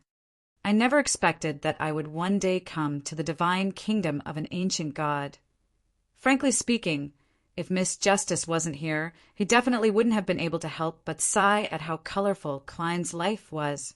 Ever since he met this former teammate, not only had he directly met the two sons of God and a king of angels, but he had also entered the magical world in the book and discovered a city that was suspected to be the divine kingdom of an ancient god. This was many times more exciting than what he had experienced in the past year. It was also many times higher in level. Of course, it was also many times more dangerous. After saying that, he looked up at the floating light and shadow seawater above him and asked thoughtfully, "What's going on?" He asked thoughtfully, "How do we tell if the sea of collective subconscious is real or imaginary?" This was a continuation of the question of how to determine whether Liveseed was real or not. Audrey thought carefully for a moment and said with uncertainty, "There's no way to tell. There's no way to tell, or rather, the sea of collective subconscious here is also real. In essence, the collective subconscious is the sedimentation and accumulation of intense emotions and feelings. Although the people of this world might be imaginary, their experiences, their emotions, their joy, anger, sadness, pain, and happiness are all real." As she spoke, Audrey stopped. She vaguely grasped something, but she couldn't really say it out loud. At this moment, Klein suddenly said, "The items it imagines will definitely appear. The objects that it imagines will definitely materialize, and the kingdom that it imagines will definitely descend upon the material world." As his voice echoed, Klein put away the gold coin in his hand and jumped into the deep-sea crater, his black trench coat fluttering. "The future, it claims, will definitely happen and become a reality." As his figure glided down, he continued to speak. Audrey's green eyes were first confused before they lit up. Following that, she jumped towards the City of Miracles. "Aren't you going to divine the level of danger? This might be the divine kingdom of an ancient god." Leonard looked at the two of them in surprise and blurted out, in the education he had received, this wasn't in line with the prescribed course of action. "When did you have the illusion that I didn't divine it? It's just that you didn't notice my petty actions. I just put away the gold coin. Besides, my danger premonition didn't give me any warning. In addition, if my guess is right, then the Dragon of Wisdom, Harabergen, should have entered this place before. If there really was any active danger, he would have long resolved it. If Miss Justice wasn't here, I really would have lampooned you." Klein silently lampooned as he adjusted his direction and speed. He passed by a few thick stone pillars that were nearly 100 meters tall and descended, stepping onto the grayish-white ground. He was now in a spirit-body state, so he could naturally fly if he wanted to. 2 to 3 seconds later, the silver-masked Justice, Audrey, landed beside him. Audrey looked up and was shocked by the grandeur of the stone pillars and palace for a few seconds. Only then did she say, "Looking from inside and looking from afar feels completely different. Perhaps this is the true feeling of a rat in Bakeland." As she spoke, Leonard glided over and turned his head to look at Klein. It wasn't that he didn't trust Klein and wasn't aware of his cautiousness, but in a joint operation, such matters had to be clarified. This was because there was the possibility of a teammate being unknowingly corrupted and doing something rash. This was the conclusion of the Night Hawk's repeated sacrifices in exchange for experience. The current revelation is that there's no danger, Klein said truthfully. Leonard no longer had any doubts as he surveyed the area. He looked around and said, "The City of Miracles sure is huge. I mean, with such a huge city, even if we can fly, we won't be able to finish exploring it in a few days. Or do you have a target location in mind?" The latter half of his sentence was said while looking at Klein. Klein nodded and pointed at a huge palace that was more than 200 meters tall not far away. "There. If I remember correctly, that should be the residence of the Dragon of Imagination, Anquelt." This was what he had seen in dream divination. Seeing that Klein already had a plan, as though he had received a hint from Mr. Fool, Leonard felt a lot more at ease. He looked at the grayish-white foundation beneath his feet. And said, "Is this a divine kingdom?" "I don't feel anything." At this moment, Audrey, who had been carefully observing her surroundings, said with uncertainty, "All the abnormalities here seem to be gathering towards that palace." She was referring to the ancient God's residence that Klein had just pointed out.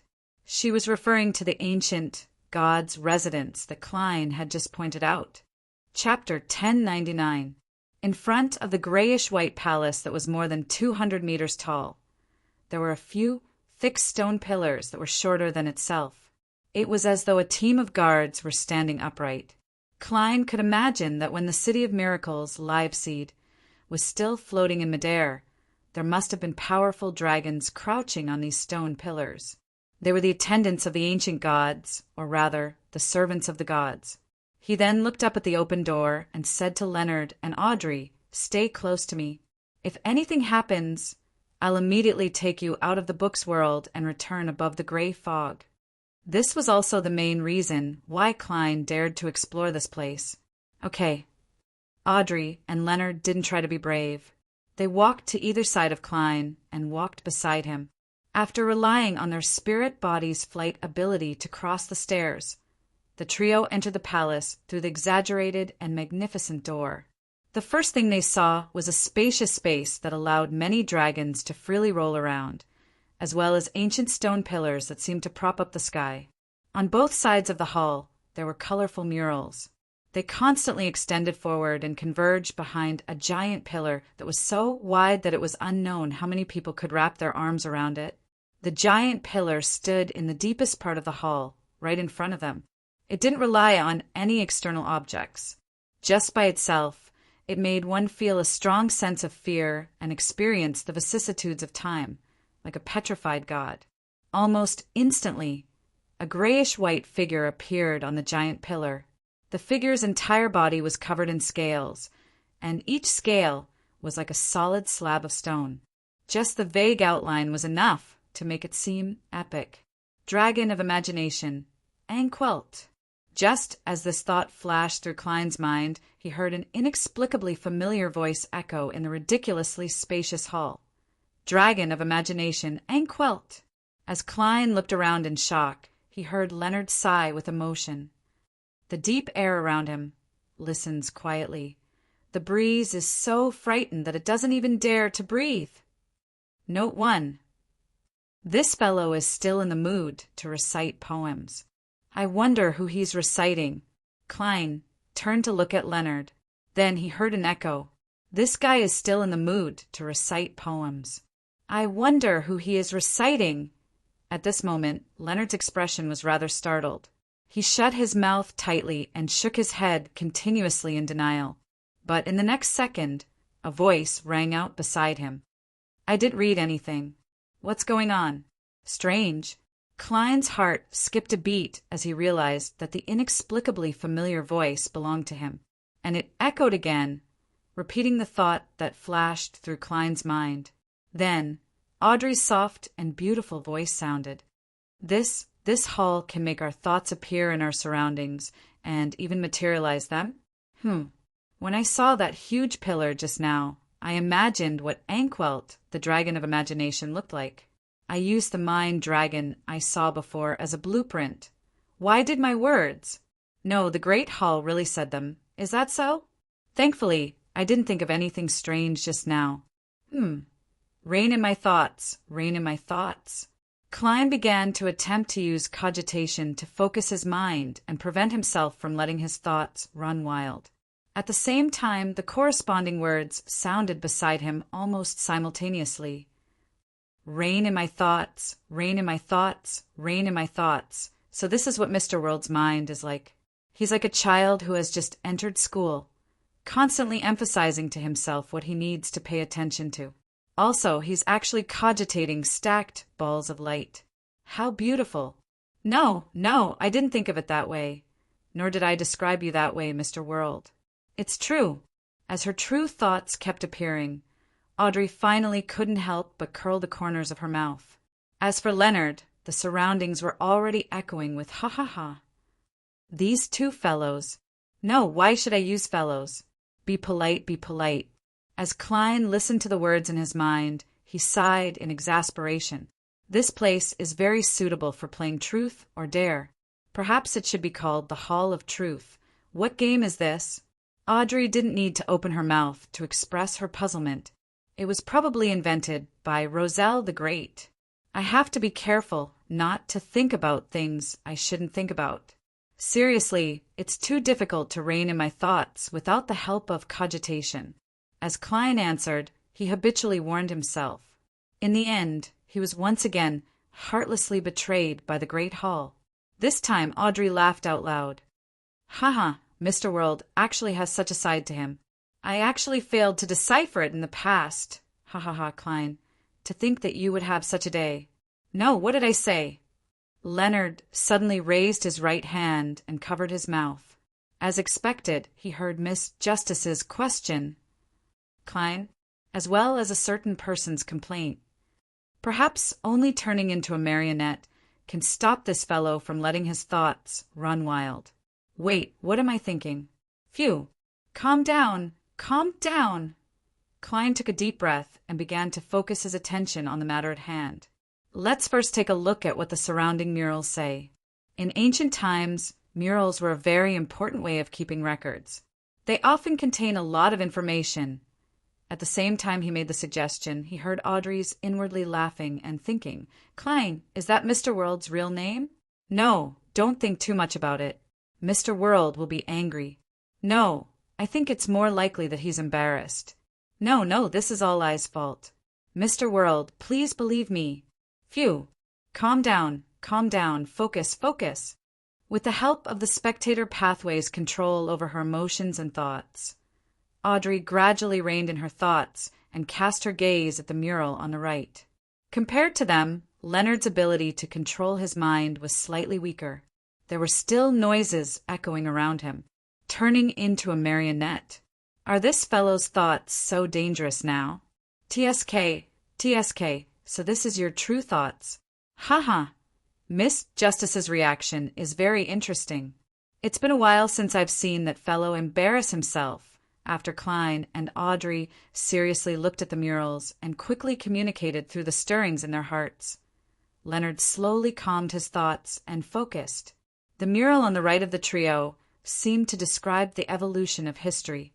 There were scenes of humans building cities, plains covered in snow, war and migration, countries and cities, towers and fruits that symbolized unobstructed communication. Clearly, these murals began from the door and ended with the dragon of imagination throne. Towards the end, Klein suddenly discovered a familiar figure.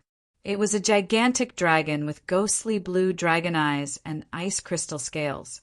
It was the king of the north, you listen. The development of the world in this book is based on these murals? As Klein expressed his thoughts, he quickly browsed back and discovered many blurry adventurers hunting frost dragons and opening the door to leave. He discovered the melting of ice and snow, the appearance and prosperity of Pessoat and other cities. He discovered that the weather was turning colder and that a new story was about to unfold. The contents of the murals will become reality in this world in this book? Audrey couldn't help but have such a thought. This wall, and this painting look very ordinary. It can't even be compared to the works of the artists on the streets, as expected of the residents of the Dragon of Imagination. Is this the might and authority of an ancient god? Leonard also felt wistful. It's possible. Before Klein could give a more tactful answer, he heard his inner voice say, "Let's look at the murals on the other side and analyze everything." Leonard and Audrey didn't object as they followed him to the other side. During this process, they discovered that even a spirit body couldn't fly in this palace. As the murals were huge, it didn't take long for Klein and company to see the corresponding contents. Just the first mural, near the door, made Klein's pupils dilate. In the mural, a book with a hardcover was held in the hand of a one-eyed giant with indistinct features, grayish-blue skin and grayish-blue skin. This. Klein heard his own shocked and hesitant voice. In the subsequent murals, the common protagonist was the book with a dark brown cover bound in goatskin. It was obtained by the elves. The words on its surface changed. It was collected. It was obtained by different people, tossed around, and wandered until it flew into the clouds and arrived in the cosmos, landing in a gigantic claw. In the next mural that followed this scene, the book didn't seem to be related to the previous ones. It suddenly appeared above the sea and stayed in a blurry ship. In the penultimate mural, it was obtained by a man in a top hat and left the ship. Following that, the mural appeared behind the gigantic pillar that was suspected to be the Dragon of Imagination Anquelt's throne. Its content was the book from before meeting a classical quill. At this point, all the murals ended. 0-08. Leonard's shocked voice echoed in the hall. The Dragon of Imagination wants to make this book and the pen into a set? What will happen? This scene nearly happened when I was dealing with in Sangwell, but in the end it didn't happen. It's because this book fell into my hands and was sacrificed to Mr. Fool. Or could it be that Adam was long prepared for this and deliberately provided help? Oh, right in the book?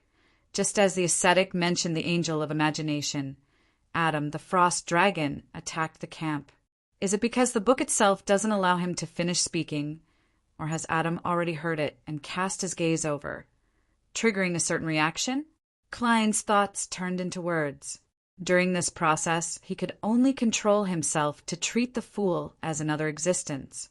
At the same time he spoke, Audrey's thoughts appeared. The contents of this mural will become reality in the physical world. Note 1, quoted from Tennyson Godiva, Divine Sovereign of the Nine Heavens, Chapter 1100. The contents of the mural will become the reality of the physical world. Be it Klein or Leonard, they couldn't help but repeat Miss Justice's words in their hearts.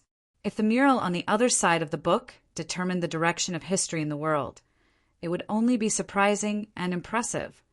But the discovery on this side was enough to stir everyone's hearts. It could stir up a huge storm there.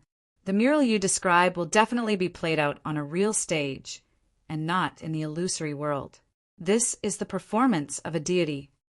It can't be that exaggerated, right? After Leonard repeated it, he muttered in a tone of disbelief. As for Klein, he habitually analyzed the situation. Even 0-08 can only affect a large city. It's difficult to exceed this range. The spectator pathways sequence, one author should be about the same, and the visionary's uniqueness can be confirmed to be in Adam's hands. What does this city of miracles rely on to ensure that the contents of the mural will be realized? The divine powers of the Dragon of Imagination back then? When this book was formed, the contents of the mural had already turned into an imprint and sank into the sea of collective subconscious, spreading in all directions, so as to push generations of living beings to unconsciously complete this matter. If this is true, then making another mural now definitely won't be able to turn it into reality. This is because the Dragon of Imagination has already perished, so there's no way for it to provide divine powers, but I can give it a try. If the contents of the new mural are really played out in the physical world, it means that this city of miracles is really live seed from back then. Furthermore, it hides a huge secret. It also means that the waters of the spectator pathway Run deeper than I imagined. Writer? There's such a potion name. Leonard couldn't help but mumble when he heard Klein's thoughts. Compared to visionary, which could be extended from the dragon of imagination, the name of the potion, author, was clearly more eye-catching. It made one's imagination run wild, and it gave one the feeling of walking from reality to fantasy. Audrey, who had long known the name of the high sequence beyond her potion of the spectator pathway, had another thought flash through her mind. Uniqueness. Mr. World is actually able to instantly connect and analyze so many things. How impressive. Did I praise you too bluntly? Mr. World heard it.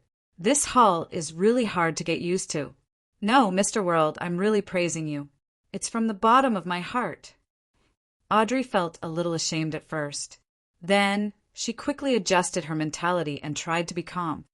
As expected of a psychiatrist, he adjusts quickly.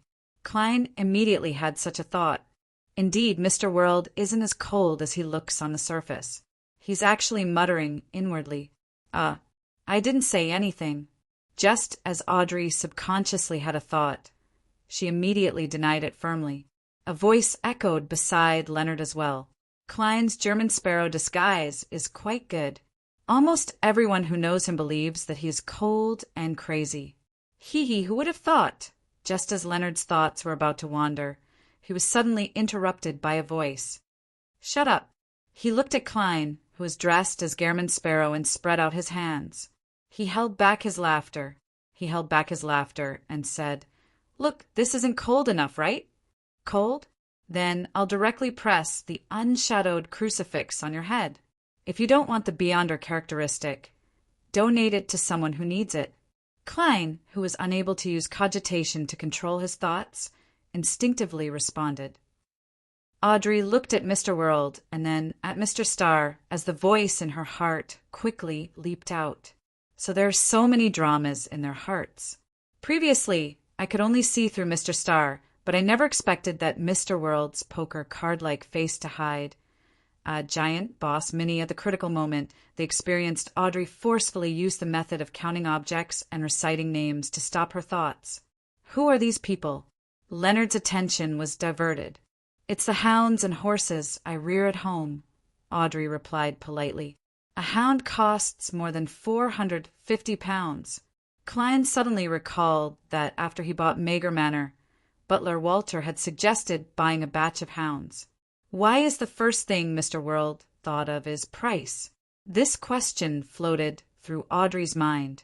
Leonard curled his lips. Even without saying a word, he replied, Isn't that normal? This fellow has always been a little calculative in this aspect. I remember. Before he could finish his sentence, Klein coughed lightly and said, Isn't that normal? This fellow has always been a little calculative in this aspect. I remember. Before he could finish a sentence, Klein coughed lightly and said, Let's continue exploring other places. Sigh, it's really easy for things to get messy in this hall. The main point is always shifting to everyone's privacy. Upon hearing the latter half of his complaint, Audrey and Leonard laughed out loud, regardless of whether they could hold it in or not. This wasn't something they could control. Seeing that Mr. World clearly didn't wish for the situation to develop into chaos again, Audrey looked up at the dome and focused her attention on the matter at hand. The mural on the right controls the world in the book, and the one on the left seems to be able to affect reality. What if I move the mural to the top? What will happen? Klein immediately connected the dots. The authority of the Dragon of Imagination includes at least 3 major aspects. The imaginary kingdom will descend upon the material world.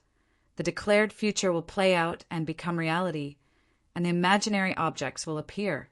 The first corresponds to the mural on the right, and the second matches our speculation about the left. Could the blank space above the palace be related to the third authority? As long as an imaginary object is drawn on it, it will appear and be usable. Audrey easily understood the meaning of German Sparrow, the world. Then what if I draw a dragon of imagination? Leonard raised a question. Klein glanced at him again. First, you have to see the dragon of imagination before it collapses. Second, you have to be able to restore the main details of his body. Finally, you have to know how to draw. I don't know how to draw now, but that doesn't mean I won't be able to in the future. I can hire a tutor for the corresponding courses, Leonard muttered in response. And what are the main details? Is it the body structure, or the symbols and labels formed from godhood? At this moment, Audrey pursed her lips and tried to control her laughter. Following that, she said in a slightly brisk tone, I can draw. This was a basic skill for a noble lady, and Audrey was rather talented in this aspect. Yes, I'll try it when I have the time in the future. Klein nodded and walked towards the huge pillar at the front of the hall. His plan for this exploration was to first have a grasp of the overall situation before considering how to go deeper. At the same time, he thought of something else because of Leonard's question. Symbols and labels formed from godhood. This contains a large amount of complicated knowledge. It can allow a person to decipher the corresponding potion, formula, and beyond her powers after enduring that kind of impact.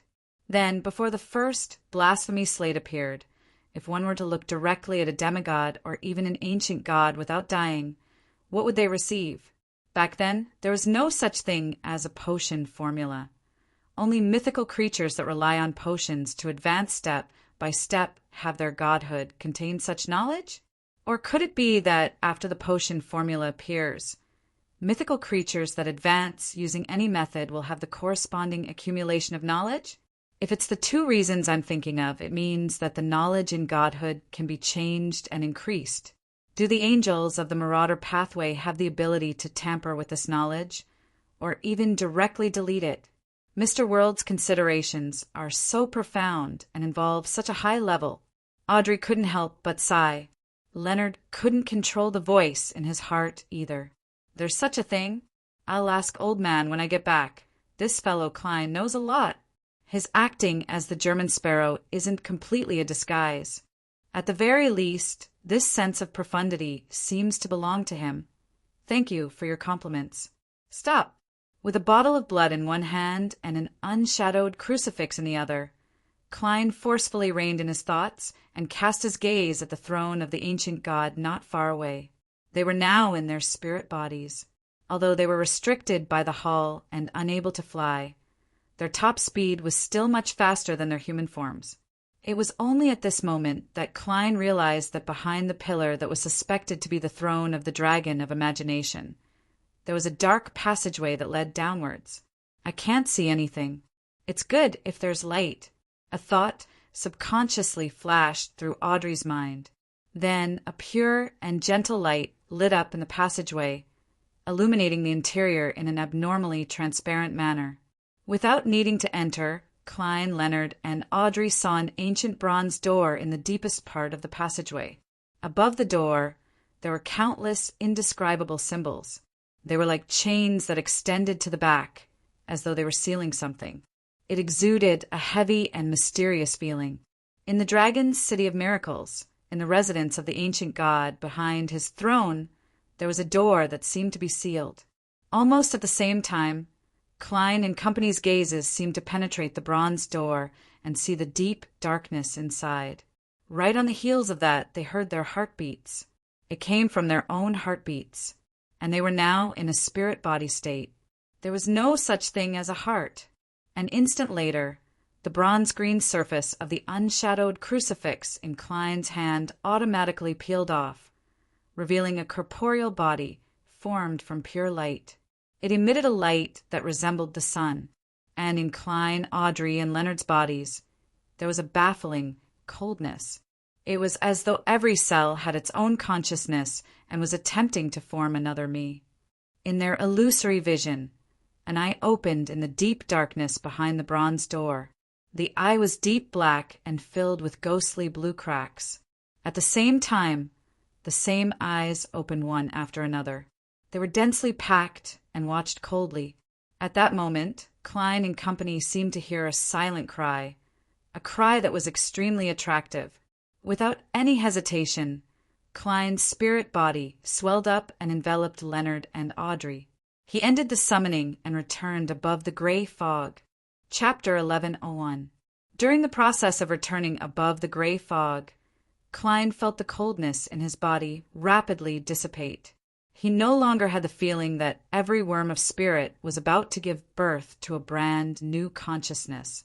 In an instant, the long, mottled bronze table appeared in front of him. He saw Miss Justice and Leonard's spirit bodies gradually turn clear from the thin gray fog, but they also maintained a certain degree of blur. After the gray fog that swirled around them sank to the ground, Klein asked, "How do you feel now?" He habitually used German Sparrow's tone, but he immediately recalled the time in the Hall of Truth. His inner grumbles, divergent thoughts, habitual analysis, and slandering of Leonard had been completely exposed. He was no longer able to maintain his original image in front of Miss Justice. "It's all Leonard's fault." Sigh. I'll just treat it as following the doctor's advice. Not only did I not wear a thick mask, I even took off the thin ones. This thought flashed through Klein's mind before he forcefully stopped his thoughts and looked around warily. He still hadn't escaped the fear that his thoughts would be said out loud. Fortunately, this was no longer the place he had named the Hall of Truth. There was no longer any magical things that couldn't be resisted with normal abilities. Clearly, Audrey and Leonard also had similar post-traumatic stress disorder. One of them pursed her lips tightly, while the other sat up straight, as though they had instinctively thought of something. After a few seconds of silence, they recalled that the World German Sparrow had just asked about their condition, and they hurriedly pulled their attention back on track. "I feel like something has been purified. I originally had the illusion that I would split into a second personality." "No, it's not a second personality. It's as though a consciousness that doesn't belong to me is awakening in my body. Oh, it's gone now. Praise be to Mr. Fool." Audrey began a rather professional self-analysis before sincerely expressing her gratitude. "This is to thank me for being able to calmly accept dangerous thoughts." Thankfully, in the Hall of Truth, Miss Justice and Leonard's thoughts didn't turn towards the Fool. Otherwise, I definitely wouldn't be able to resist answering. That would be over. My shame would make me lose control on the spot and collapse into a pile of worms of spirit.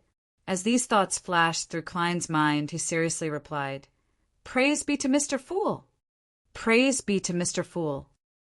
As a believer of the Evernight goddess, Leonard echoed hesitantly before quickly changing the topic. "I don't have any more questions.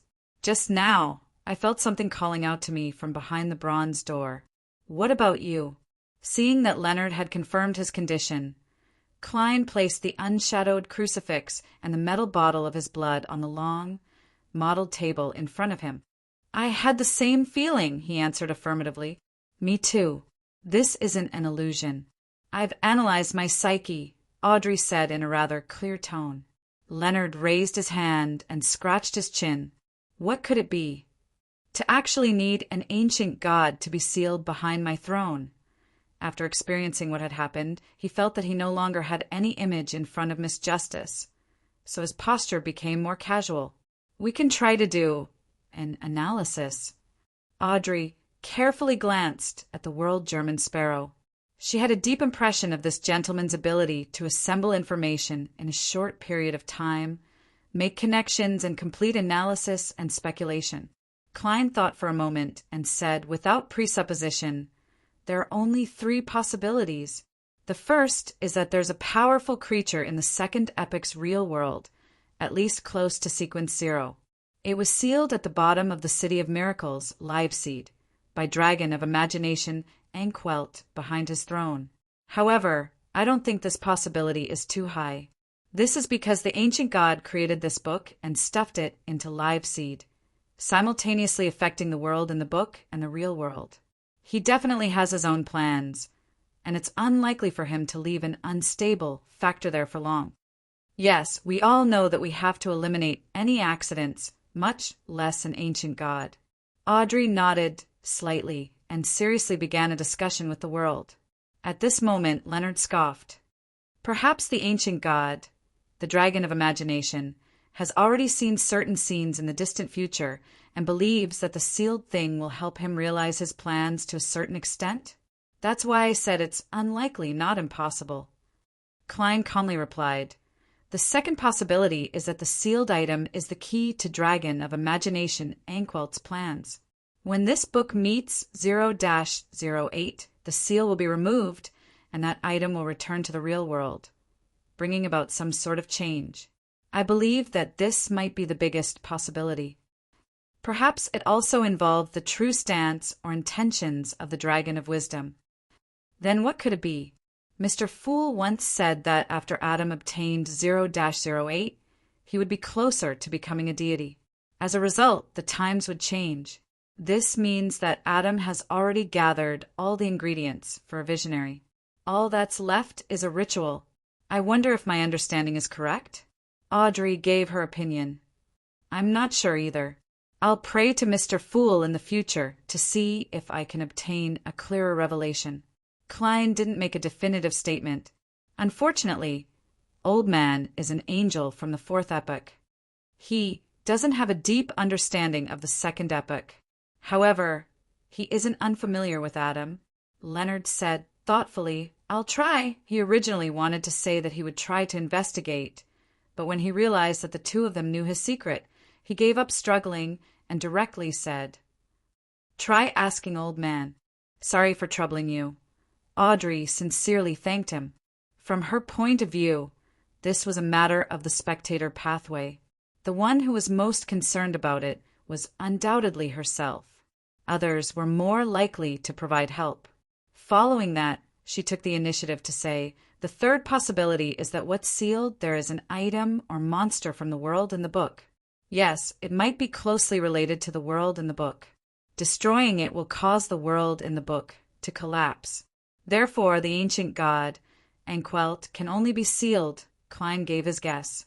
Audrey pondered for a moment before saying, "Yes. Regarding this possibility, I have an idea." Seeing that Mr. World and Mr. Star had cast their gazes over and were waiting for an answer, she slowed down. "I'm considering it from a psychological point of view. Since the world in the book was imagined by Anquelt, the sea of collective subconscious there must have been caused by him. There are imprints of his psyche, emotions, and feelings. Perhaps the City of Miracles, Live Seed, sealed the most extreme of these things. It's some shadow in the Dragon of Imagination's heart, some fear, or some extremely terrifying things imprint in his consciousness. As long as he hasn't truly defeated them and hasn't eradicated them in reality, the world in the book's collective subconscious can't be destroyed. He can only seal them. If we ignore them, they will gradually contaminate that sea, causing the development of history to deviate from its predetermined trajectory." Leonard was even more focused than when he participated in the internal meetings of the Nighthawks, or even the Red Gloves. After listening, he couldn't help but mention, as an ancient god that rules over the sky and the mind, what can leave an indelible shadow in him and produce such intense fear? "I don't know." Audrey shook her head frankly. "If we analyze it purely from a psychological point of view, since it's sealed beneath the throne, at the bottom of the City of Miracles, and there's a passageway that extends all the way down, it means that the source of the shadow and fear might have come from underground. Therefore, the Dragon of Imagination would seal it, block it underground. Otherwise, why wouldn't it be beside the throne, deep in the hall, in a special prison, or somewhere else?" Upon hearing Miss Justice's words, Klein immediately thought of the magician's and Judgment's encounter. According to the information provided by the Sanguine, they discovered an ancient castle of indeterminate age. At the bottom of the ancient castle, there was a bronze door. It seemed to seal something terrifying from underground. Once one approached the door, or stayed too long around it, they would be corrupted and die a tragic death. It's an ancient castle that was built to defend something. It was originally guarded by humans from an unknown era. After the Sanguine discovered this place, no one dared to enter it.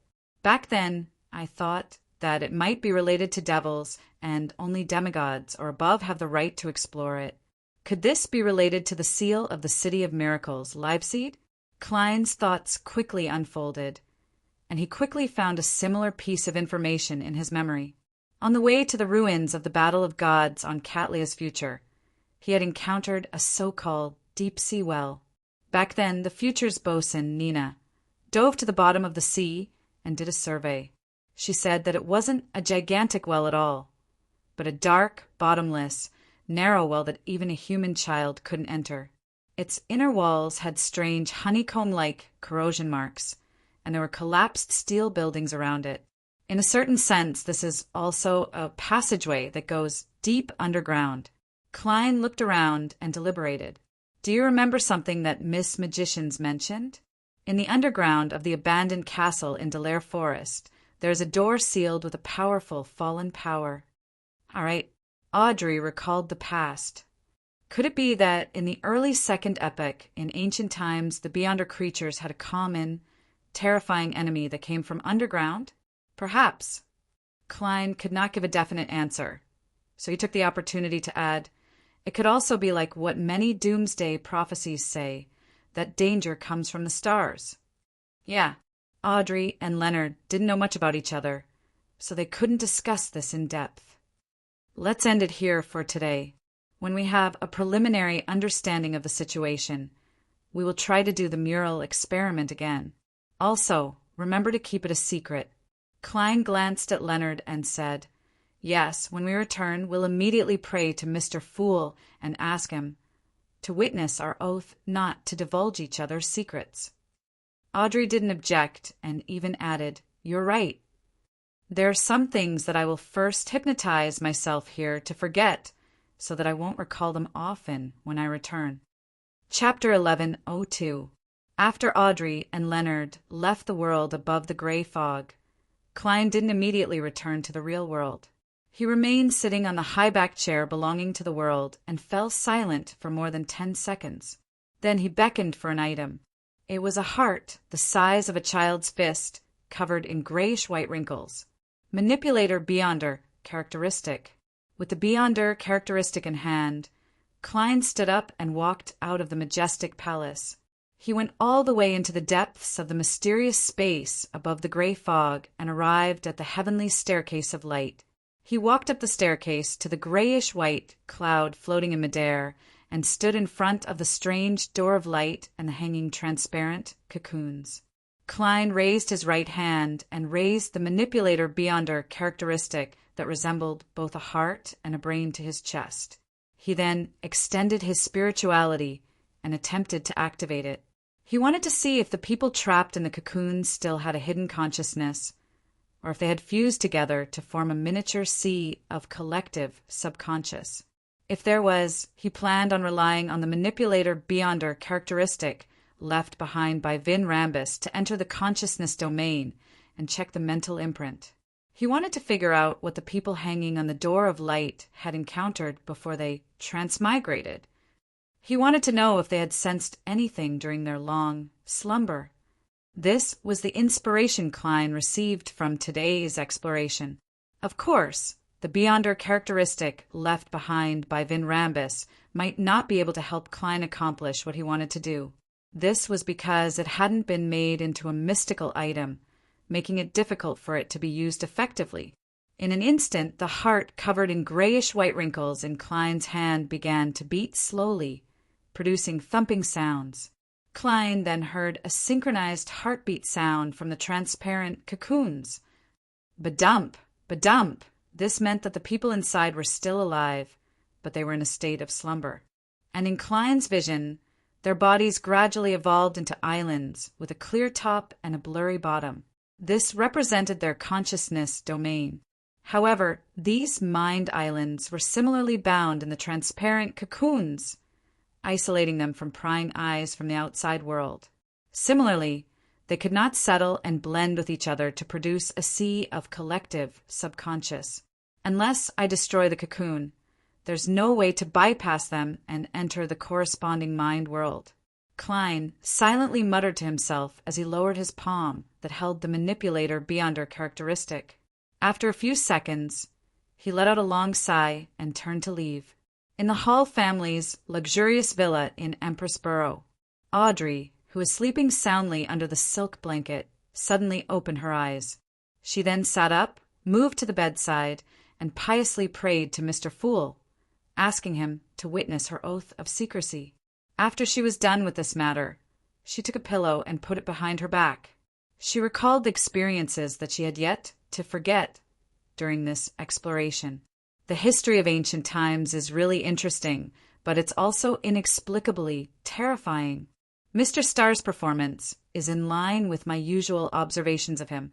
He's rather undisciplined and casual. His thoughts easily spread out and are difficult to control. But at times he appears to be experienced, sharp, and rather reliable. This isn't contradictory. Many people are such a combination. Mr. World is indeed a gentle person. He doesn't look expressionless, but he's always muttering in his heart. The conversation between him and Mr. Starr can be made into a play. It's said that he's a crazy adventurer. When he sees a target, he doesn't consider the danger. He doesn't care about the environment and will directly draw his gun and shoot. At the final moment, I thought that he would attempt to approach the bronze door, but in the end he escaped. No, he escaped so decisively. As Audrey thought of this, the corners of her mouth curled up slightly. Then she made a conclusion. Facts have proven that in the mysterious world, unless one has completely lost their rationality or given up on thinking, there won't be any beyonders who truly act crazily. Being careful, not looking at things you shouldn't see, and not listening to things you shouldn't listen to are the main themes here. Audrey, you have to keep this in mind. 7 Pinster Street. Leonard returned to his body. He quickly thought of a way to communicate with Pallas Zoroast. Then he pretended as though nothing had happened and said in a deep voice, "Old man, I have something to ask you." In his mind, Pallas' slightly aged voice immediately laughed. "You have to remember this. The more you ask, the more likely I'll be able to guess what you did tonight.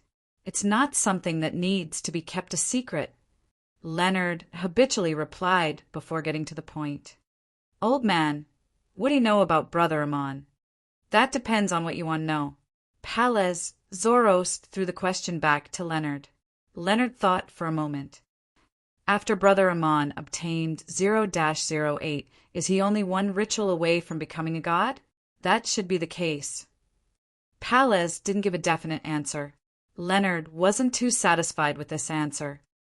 "I remember you once mentioning that in the early days of the Solomon Empire, the 2 kings of angels, Medici and Ouroboros, were rather afraid of the Amon brothers. This means that they are really very close to the divine throne." This was something that Pallas had occasionally mentioned in their previous exchanges. This time, Leonard had also received confirmation from some of Mobit's answers. I only said the first half. I didn't tell you that Amon and Adam were already very close to becoming gods at that time." Pallas denied Leonard's statement. "There are too many possibilities that make Medici and Ouroboros afraid. It's not just that he's very close to the godhood. We can't make a firm judgment just because of that." This sequence, one angel cleared his throat and continued, "Being very close to the godhood is one of the possible reasons. Being very close to becoming a god is one of the possible reasons. Adam and Amon's unique authorities and how difficult they are to deal with are also possible reasons. Just like Adam, you never know if he is sitting right next to you. You don't know if he is planning what you do. You don't know if you'll voluntarily walk into his traps. I'm talking about you, not me. Of course, I also have to be on guard against these things. If I'm not careful enough, it'll be very easy for me to suffer. As for Amon, he has all sorts of ideas and has a practical spirit. It makes it impossible for others to guess his goal, making it difficult to guard against him. Furthermore, he is very good at deception. There's always a conspiracy behind him. In that era, apart from true deities, no one was unafraid of him. Even true deities had to be wary of him. Otherwise, it's unknown when he would steal some of their authorities." Leonard nodded indiscernibly and diverted the topic in another direction. "Old man, do you think the spectator pathway has any secrets?" "There shouldn't be any secrets for those below Angel. As for those above, I'm not sure," Pallas Zoroast said after a few seconds of thought. Without waiting for Leonard's response, he added with some hesitation. "I heard from Medici before. He said that high-ranking beyonders of the spectator pathway are the least likely to lose control and go crazy, but they are also the most likely to lose control and go crazy." "Why?" Leonard asked in surprise. Pallas Zorro scoffed and said, "I have some guesses, but I lack evidence and logic. I don't wish to tell you for now." Pallas Zorro scoffed and said, "I have some guesses, but I lack evidence and logic. I don't wish to tell you for now." "You actually don't have any thoughts or guesses, right?" Leonard mumbled out of habit and on purpose. "Don't play such tricks in front of me." The slightly aged voice wasn't affected at all. Leonard didn't dare to ask further as he deliberated for a moment. "Old man, I went to a real dream this time. There were quite a number of spiritual remnants of ancient figures. Do you know a viscount named Mobit Zoroast?" "Mobit?" Pallas Zoroast's voice suddenly aged a lot before it returned to normal. "He's a direct descendant of mine. He went missing after a large-scale war. I originally believed that he had been killed by Ammon or Jacob in passing, so I couldn't divine the murder. Now, from the looks of it, things aren't that simple." "Indeed." Leonard gave an affirmative answer. Then he diluted the surface and said, "He's been dead for a period of time. All that's left of him is some spiritual remnant. In that real dream, he became husband and wife with an elven singer." Pallas quietly listened and fell silent for a moment. "That's good too." Leonard originally wanted to say that Mobit would also call him old man, but he suddenly couldn't bring himself to say it. All he could do was end the topic there. After witnessing Leonard and Audrey's vows, Klein returned to the real world. He tidied up the altar in the room, took out a pen and paper, and drew a complicated symbol that was a mixture of peeping and concealment. He wanted to summon a Rhodes and ask it how it had confirmed that Roselle's travels had appeared after the disappearance of the City of Miracles, live seed. After waiting for more than 10 seconds, the full-body mirror in the room glowed faintly, as if there were waves of water rippling inside. In the dim light, silver words popped up one after another. "Exalted, great, benevolent master, your insignificant and loyal servant, a Rhodes, has come to answer your summons. Do you have any orders for me? A few questions." After Klein answered, he was not in a hurry to ask about Roselle's travels. He planned to start with a less sensitive topic. He thought for a moment. "A Rhodes, there's an abandoned ancient castle in Drake Forest. Deep in it is a bronze door. It seems to be sealing some power that comes from underground. Do you know what it is?" Just as Klein finished his sentence, the faint glow on the full-body mirror's surface suddenly extinguished, turning pitch black. Above the pitch-black darkness, pale words appeared one after another with the feeling of liquid sliding down. "I come from underground, P.S. Thank you, Mr. Wong, for donning a diving suit and tipping a Silver Alliance member." Chapter 1103. "I come from underground." Upon seeing the ghastly white words appear on the full-body mirror, Klein felt a chill run down his back. His pupils dilated as he instinctively wanted to switch places with the marionette next door. And in the room where his valet was, Anuni, who was lying silently, had already opened his eyes. The corresponding spot in his stomach swelled up before shrinking back. It was as though there was a second heart growing there, one that beat extremely slowly. At the same time, the scene that Rhodes had presented when answering him about his origins flashed across Klein's mind. Large amounts of black, sticky liquid surged out of the holes in the ground. They twisted and expanded, growing out hands and feet of varying numbers, turning into monsters. During this process, a point of light was spewed out along with the black liquid and landed on a rock. It fused with the rock and turned into a silver mirror with ancient patterns with black gems on both sides. It was a Rhodes's true body. It really came from underground. Furthermore, this underground is the same as the underground sealed by the bronze door in the abandoned castle. I actually didn't make the connection before. There's nothing I can do about it. There are too many things that involve the underground. Most of them don't have any special meaning, just like coal. Yes, before today, I didn't believe that there was anything special about involving the underground. Klein controlled the urges in his heart and ignored the horror of Rhodes's answer. Without any change in expression, he said, "What's the exact situation?" The ghastly white words squirmed and changed, giving him a baffling feeling as though he was about to cry. "Great Master, I'm not sure about the exact details either. I only gained true consciousness when I came to the surface and became a mirror. I don't have any memories of the past. By the way, there's something that might be related. Do you want to hear it? Speak." Seeing that Rhodes's attitude was fine, Klein heaved a sigh of relief. The color of the words on the full-body mirror surface recovered a little, turning rather white. "Didn't I say it before? I see a pillar of support and dominance from you. And apart from being able to hear a strange calling, I also have a similar feeling towards the underground. This makes me feel warm, making me wish to return and submit. This might be the reason why I became your servant." "What? The things underground give off a similar feeling to the gray fog? They both involve a pillar of support and dominance?" Upon seeing Rhodes's answer, Klein jumped in fright once again. If it wasn't for his clown powers, he might have lost his composure. At this moment, he inexplicably thought of a joke he had seen in his previous life and transplanted it to himself. What? The thing that the ancient gods feared came from underground? What? Rhodes also came from underground? What? I'm from the underground too? This is simply funny and terrifying. No, this might not be a joke.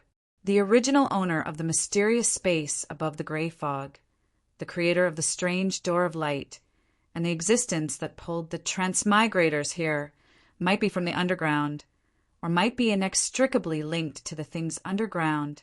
Thoughts raced through Klein's mind as he thought of many things. When the indescribable shadow loomed over him, he smiled slightly and mocked himself in his heart. In any case, there are new clues and directions for the gray fog's transmigration investigation. Klein composed himself and deliberated before asking, "What's the matter?" What do the major churches and secret organizations know about the underground things that must be sealed and isolated? On the full-body mirror, the white words turned back to silver. There's basically no knowledge. It seems to have been hidden by some power. Isn't that a secret? Klein's brows twitched slightly, but he ultimately didn't say a word. The silver words on the mirror continued to appear. However, there are still some legends that exist in a number of secret organizations. In those legends, the underground is described as the lair of devils and evil spirits. It's the source of the corruption of the human heart, the primordial sin and evil. The first one is wrong. The underground things that need to be sealed probably have nothing to do with devils and evil spirits. Legends are actually similar to mysticism symbols. Don't look at what it says. Strip away the exterior and understand what it symbolizes. It symbolizes the fear of the underground, from the body to the soul, from consciousness to emotions. Klein's thoughts raced as he nodded slightly. It's your turn to ask a question. Great Master, your loyal servant, Rhodes, has a tiny suggestion. Would you like to hear it? On the full-body mirror surface, silver words appeared one after another. Speak. Klein could vaguely guess what kind of suggestion Rhodes was going to give. Before you return to your divine throne, try not to investigate matters related to the underground seal.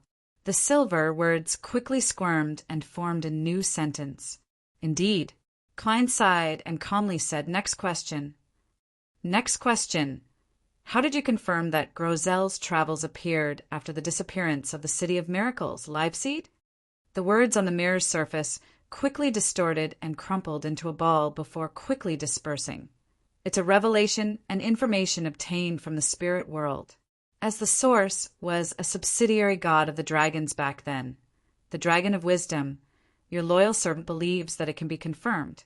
Great Master, is there a problem? How direct? After sighing, Klein instantly thought of how the dragon of wisdom, Harabergen, had likely entered the world in the book and approached the bronze door behind the ancient god's throne.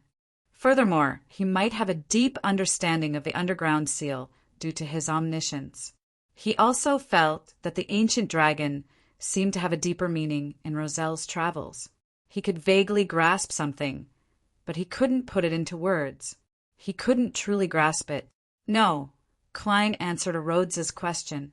Then he asked a tentative question. Why didn't you mention the dragon of wisdom's true name? Because I don't dare to directly reveal the true name of a deity. A Rhodes used a tactful method to give a definite answer. Klein nodded and did not ask any further questions. It's your turn. Great master. Do you have any more questions? The silver words quickly rearranged themselves on the slightly dark surface of the mirror. No, let's call it a day. Klein shook his head. After saying that, he recalled what happened last time and added, No, I'll summon you again. When there are new questions, I'll summon you again. The full-body mirror lit up as the silver word shimmered. Yes, master. Your loyal and determined servant, a Rhodes, awaits your next summoning at any time. This time, it wasn't a simple drawing, but a cat's paw with a white background and a red heart. There's something new every time. The corners of Klein's mouth twitched slightly as he looked at the full-body mirror in the bedroom, returned to normal. He stood in the darkness, bathed in the crimson moonlight that shone through the curtains. He stood there quietly for a while before returning to bed and using cogitation to quickly fall asleep. The next morning, on a Monday morning, Klein woke up 15 minutes earlier than usual. He brought his valet Anuni down to the first floor and said to butler Walter, I had a nightmare last night. I want to go to church before breakfast. Although butler Walter was surprised, he wasn't too surprised. After all, as long as the cathedral was open, there would be people going at any time. He quickly arranged for a carriage to send Don Dantes to the door. When Klein arrived at St. Samuel Cathedral, the door wasn't open yet. He waited until 8 before following the first batch of believers into the hall. He found a seat in the first few rows and sat down, facing the dark sacred emblem. He closed his eyes and focused on chanting the goddess's honorific name in ancient Hermes in the serene atmosphere. The Evernight goddess, who is loftier than the cosmos and more eternal than eternity. You are the Lady of Crimson, the Mother of Concealment, the Empress of Misfortune and Horror, the Mistress of Repose and Silence. After chanting the honorific name, he switched to normal Rouen and said almost silently, There's an ancient castle in the middle of Delaire Forest. There is an ancient castle in the middle of Delaire Forest. There is an ancient bronze gate in the depths of the castle. It is sealing a powerful fallen power. How should I eliminate the hidden problem there? Klein wasn't testing the deities, but reporting it openly. As for what the church's reaction would be, and what he could glean from their actions, that was another matter. After repeating it 7 times, he began to pray seriously. Time ticked by. In the dark, quiet, and peaceful cathedral, Klein stood up and walked out of St. Samuel Cathedral with his valet, Anuni. During this process, he didn't receive any revelations, nor did he see the Evernight cloister's matron, Ariana. This feedback itself also indicated an attitude. That was, he hadn't reached the level of understanding the underground seal. East Borough, in a 2-bedroom apartment, Furs pulled up the blanket and covered her head. She hated the curtains here because they were too thin and transparent. They couldn't block out the morning light, and this would seriously affect the quality of her sleep. I have to change it. No, I might have to move again soon. Just as Furza's thoughts were wandering, she heard the sound of the bedroom door opening and Zio's familiar footsteps. With a whoosh, her blanket disappeared, and a letter landed on her. Your letter. It's from Pritz Harbor, Zio reminded her. Teacher's reply. Furs suddenly sat up, tore open the letter, and quickly scanned it. After a moment of silence, she said, I have to go out. My teacher has already arrived in Backlund. This letter should have arrived 2 days ago. The letter was dated and addressed. The mailman here isn't that responsible. Zio glanced at her friend and said, "Is there still time?" Thankfully, teacher said he would wait for me for 3 days. Furs hurriedly got out of bed and began changing her clothes. She had a feeling that she would be able to gain a deeper understanding of the House of Abraham and obtain the Traveler's Potion formula and certain beyonder ingredients. Chapter 1104. Sherwood Borough, 22, Hope Street, Hattricken. Outside room, 2016. Furs directly passed through the wall without attracting anyone's attention. Then, she knocked on the door according to the agreed rhythm. Before long, Dorian Gray Abraham, who had broad shoulders and thick arms and was dressed in a black formal suit, unlocked the door and turned the knob. The gentleman quickly looked around and made way for Furs to enter. "I never expected you to become a scribe so quickly." After closing the door, Dorian carefully checked the door lock before turning around and sighing. By the standards of this era, he was already considered a middle-aged man, but he was still a Sequence 7 astrologer. He had no hope of advancing. As for his student, Furs Wall, she had only taken about a year to go from Sequence 9 to Sequence 6. When comparing the two, Dorian couldn't help but sigh and feel sad. The bloodline of the House of Abraham was supposed to be noble and enviable, but now it was a heavy curse that left him depressed. "It's all because of your good teaching, teacher." Although Furs didn't like to go out and preferred to stay at home, she would still receive invitations from nobles from time to time. She was a best-selling author who participated in high society's literary salons, so it wasn't to the extent that she didn't know how to speak. Furthermore, she had indeed received a lot of help from her teacher, be it knowledge, money, formulas, or ingredients. Dorian glanced at her and shook his head with a smile. "It's not like you're the only student I've taught. In my memory, there's only one person who can compare to you in terms of advancement speed." He paused for a moment before continuing. "Next, your goal is Sequence 5 Traveler, and I have higher expectations for you. I hope that you can obtain godhood and become a Sequence 4 Secret Sorcerer. Of course, I also have a request. That is to wait until you really become a demigod before attempting to pray to a certain hidden existence. Listen to his answer and figure out what he is saying. There's indeed a certain level of danger, but for a Sequence 4 demigod, as long as one has the ability to withstand it, there shouldn't be any problems. Teacher, is this answer very important to you?" Furs knew what was going on, but she still pretended to be curious and confused. Dorian was silent for a few seconds, then let out a long sigh. "It's very important.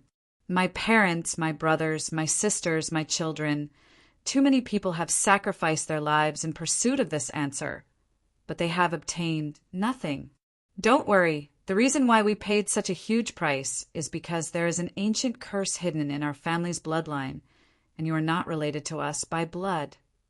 I don't expect to find a way to break the curse in my generation, but I hope to know where it came from and what is the cause of my death." At this point, Dorian took a deep breath and didn't continue. For some reason, at this moment, Furs directly felt the weight that had been accumulated generation after generation for thousands of years. It was really hard for her to imagine what kind of pain it would be for a person's grandparents, parents, brothers, sisters, and children to die directly or indirectly because of the same curse. Thinking of how her teacher had taken care of her, Furs, who had only received this care and love from her elders in recent years, opened and closed her eyes, lowered her head, and nodded vigorously. "I will work hard." Dorian put away her emotions and nodded gently. "The thing that's most commendable about you is your kindness." Furs was a little embarrassed, and she changed to a word that her teacher had mentioned: family. She remembered that her teacher hadn't told her about the House of Abraham. He had pretended that he, Lawrence, Elisa, and the others were members of a secret organization. In order to distinguish between what her teacher had said and what she had learned on the tarot, Furs had carefully sorted out the information before she left, in case she accidentally revealed information that she shouldn't have known. Dorian answered simply, In order to solve the problem of the curse, my family has joined that organization. He then changed the topic. Why did you move in such a hurry this time? We were targeted by the official Beyonders. Furs first told the truth before complaining about the postman. Dorian didn't say anything else and began to set up the ritual. She summoned the void creature, Malmax, who loved music, and made him spit out 3 items. The first was a crystal that was so transparent that it was almost illusory. The second was an ancient goatskin, and the third was a small hunter's backpack. This is the Beyonder characteristic left behind by a traveler. With it, you don't need to gather additional main ingredients. This is the traveler potion formula. This backpack contains the corresponding supplementary ingredients. If you don't have a good way to preserve them, try to digest the scribe potion within half a year. Otherwise, their spirituality will be completely lost. Dorian handed the items in her hand to Furs. Thank you, teacher, Furs said sincerely. Then, she unfolded the goat skin and quickly scanned through the potion formula, focusing on the ritual. Set up special coordinates in 4 completely different places in the depths of the spirit world that are very far from each other. What's the purpose of this ritual? Furs thought for a few seconds and asked her teacher. After consuming the traveler potion, you will uncontrollably begin to roam the spirit world. By the time you gain basic control of your powers, you will realize that you have lost your way. At that time, you can use the 4 special coordinates to return to the real world. Otherwise, you will be trapped in the depths of the spirit world for a long period of time. Not only is it dangerous, it will also assimilate you, making you lose your rationality and become a creature that relies on the spirit world. Although Dorian had no hope of becoming a traveler herself, she had seen students advance to sequence 5 before. Then there should be other alternatives. Furs muttered as though she was in thought. Yes. Dorian nodded. Previously, the organization had an item that allowed people to return to the real world directly from the spirit world. Unfortunately, it was lost. Without waiting for Furs to ask, Dorian said, If, and I'm saying if, you really become a demigod and fulfill that wish of mine, I will hand over an important item that I wield to you. This is a teacher's wish for you. One of the powerful sealed artifacts of the House of Abraham? Furs had some guesses, but she didn't dare to promise anything. She continued as before, I'll work hard. Following that, she continued the topic and asked curiously, Teacher, you just mentioned that sequence 4 is secret sorcerer. Then what about sequence 3, sequence 2, and sequence 1? Dory gave a laugh as he settled in. You're only sequence 6. Yes, sequence 3 is wanderer. Sequence 2 is planeswalker. Sequence 1's potion name is Key of Stars. Haha, thankfully you mentioned this problem.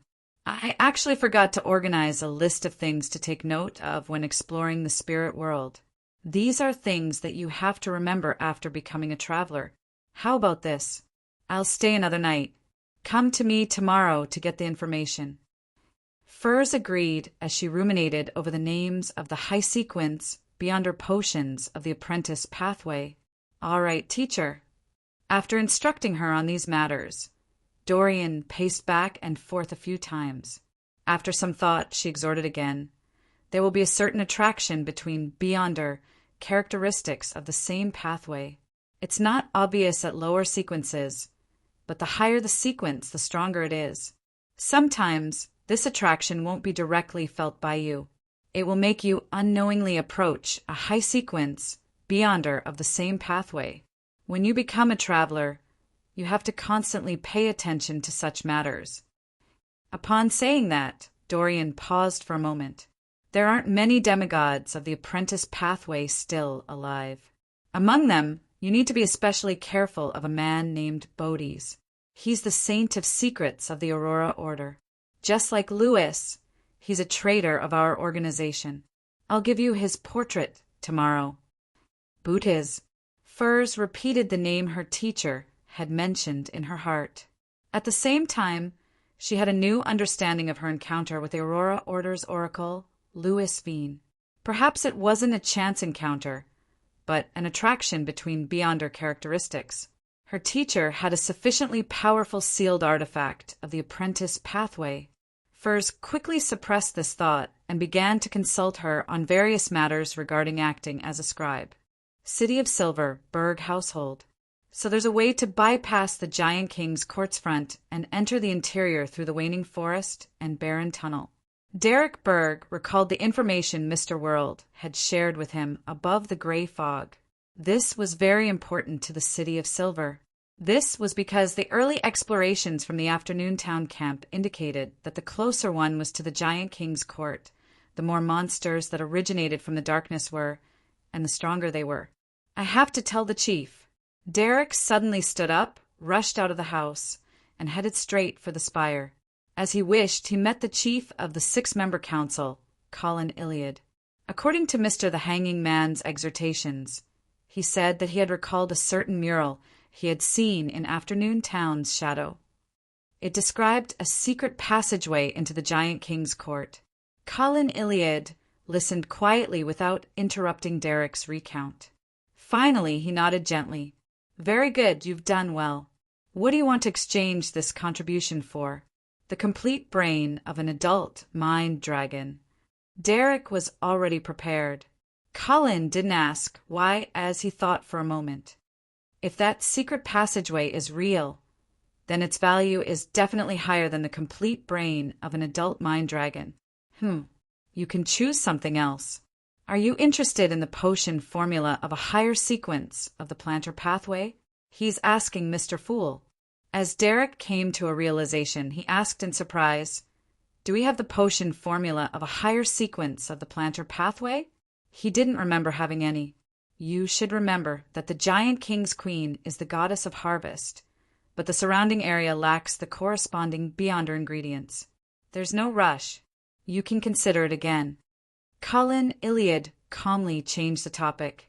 Have you already mastered the power of a priest of light? Yes, Derek replied succinctly. Colin fell silent for a moment as he looked at the teenager in front of him. What kind of saint-level sealed artifact do you want to choose? Lord of the Mysteries, Lord of the Mysteries. Chapter 1105. What kind of saint-level sealed artifact do I want to choose? Derek Berg subconsciously examined his own needs. As the sun pathway had a certain level of restraint against the monsters in the darkness, and he also had Thunder God's Roar, he didn't have much desire for offensive or support-type sealed artifacts. And the experience of being beaten up while making friends made him subconsciously wish for a mystical item that could provide stronger defense. As these thoughts flashed through his mind, Derek suddenly came to a realization. He understood that the essence of the question wasn't what saint-level sealed artifact he wanted, but which saint-level sealed artifact could exchange for the Creator's cross from Mr. Fool. He hesitated for a moment and frankly asked, Your Excellency, do you have any suggestions? Cullen glanced at him and left his original spot. He slowly walked to the window and turned around. There are 4 sealed artifacts that are relatively suitable for you. The first one is called the Sword of Silver Dawn. It was left behind by an elder who died 1,300 years ago. Holding this straight sword can hide one's malice and certain actions, effectively interfering with divination and prophecy, and obtain exaggerated strength. It can bring a dawn against evil and degeneration to the surrounding area. It can also stir up a destructive storm of light, creating an invisible and sturdy defensive wall around the wielder. Every time it is connected to the ground, the protective force will be unshakable. At the tip of the hilt is a statue of a human head with a single eye and a huge mouth. It has the characteristics of a living person. Feeding the corresponding herbs, essential oils, and medicines to this statue will cause the Sword of Silver Dawn to produce different effects, such as lightning, freezing, purification, burning, rotting, and exorcism. This sword has strict conditions for using it. It's impossible to pick it up if you're less than 180 centimeters tall. It's difficult to unleash its full power if you're less than 200 centimeters tall. In addition, the statue of a human head at the top of the hilt is very talkative. It's always chattering. If the wielder doesn't respond to it, perhaps at a critical moment, the sword of Silver Dawn will suddenly give up resisting and even attack its owner. If the wielder is willing to talk to the statue, he will be on the brink of madness. This is what I want, a sealed artifact that's good at defense, Derek muttered to himself. He didn't interrupt the chief's explanation as he quietly listened to him continue introducing the sealed artifacts. The second item is the Twilight Mask, which came from the previous chief. It's a mask made from a skull. It can conceal malice, thoughts, and behavioral tendencies, making the wearer seem like a dead person without any thoughts. As long as you wear this mask, you will have the power of a true giant and the right to rule over the undead. Any living creature that looks into the eyes of the wearer will die immediately. Even if they have divinity, they will still be severely injured. And even if there is no eye contact, the target that the wearer sees will slowly wither, just like crossing the river of death inch by inch. The person who wears this mask can also create the terrifying twilight storm. Anything that is tainted by the dim light will decay, rot, wither, die, and lose its sense of life. Most attacks other than purification are ineffective against people wearing the Twilight Mask, just like how no one can kill a dead person. This Twilight Mask is very powerful, but it's also extremely dangerous.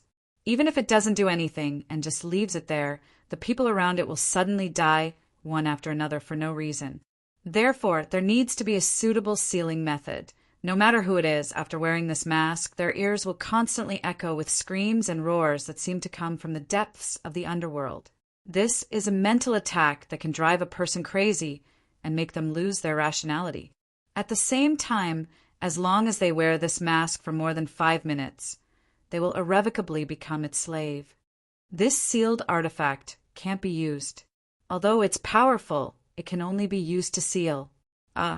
Only a mighty existence like Mr. Fool can ignore its negative effects. Derek opened his mouth, but he didn't say a word. Colin Iliad recalled the information and continued. The third item is called Life's Cane. It can control beyonder creatures with low intelligence, reducing their madness for a short period of time. It can use incomplete spirits and all kinds of materials to complete extreme life refinement. This can create ordinary humans that can live for a long time. It can also create different dolls that are used for combat and all kinds of matters, including stone golems, earth golems, and steel golems. Any living being that has been struck by this cane will have an increased tendency to go crazy and lose control. Their bodies will also have a certain chance of mutating, growing watermelons, mushrooms, wheat, and other things. Of course, these are inedible and will cause contamination. As for the living beings that have been struck by the cane, no matter how serious their injuries are, they will be healed, except for those that have already begun to lose control. This cane will fill the surrounding area with vitality.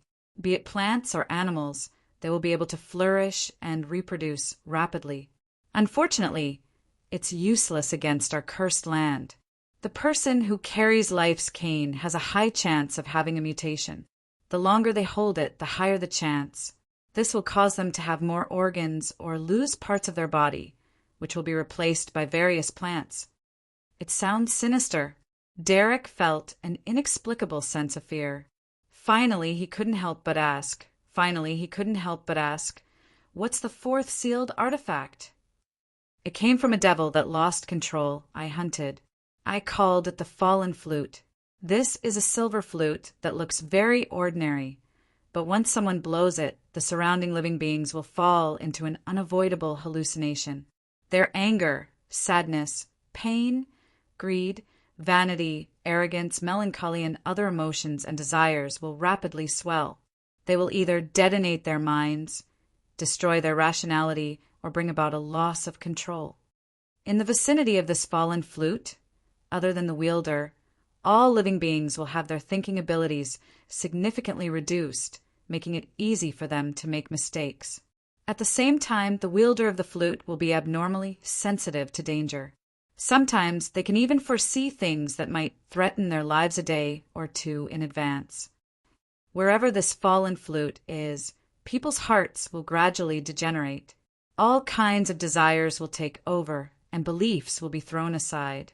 The wielder will also turn a little cold, unable to find normal emotions. The more times it is used, the longer it is carried, and the deeper the level. And this might very well conflict with one's own pathway or corresponding acting, increasing the risk of losing control. After explaining the fourth sealed artifact, Colin Iliad's light blue eyes, which seemed to be filled with stories, turned to look at Derek. "What do you have in mind?" "I need some time to think," Derek answered in a rather practiced manner. "Indeed, this is a very important matter for you. You can't make a rash decision," Colin said with a nod. "In 3 days, we will set off for the afternoon town camp. Tell me the answer before that, and give yourself time to familiarize yourself with the sealed artifact." "Yes, Your Excellency." Derek bowed seriously and left the chief's room. He wasn't in a rush to return home and pray to Mr. Fool.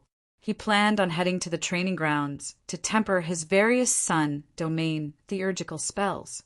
This was a habit that was engraved deep in the blood of everyone in the City of Silver.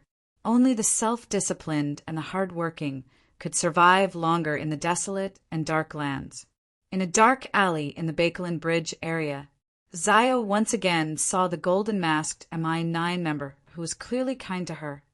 The Judge Potion formula might take some time, the golden-masked man took the initiative to say. This was because, although the investigation on Zio didn't continue, it wasn't declared to be over. Zio pursed her lips and nodded, as though she had finally made up her mind. "I don't want that formula anymore." "You've given up?" the golden-masked man asked in surprise, but he couldn't hide his joy. Zio didn't directly answer as she turned her head to the side. "I'll exchange all the merit points I've accumulated for gold pounds." After hearing her answer, the golden-masked man nodded in relief. "It's best that you understand. Let bygones be bygones. You, your mother, and brother will have a brand new and beautiful future. Yes, if the merit points you've accumulated are exchanged for gold pounds, it'll be about 2,000 pounds. I'll help you fight for a little more. After that, you can continue being a peripheral member of our MI9. Having an official identity is very useful for unaffiliated Beyonders." Zio fell silent for a few seconds as her lips quivered. "Thank you."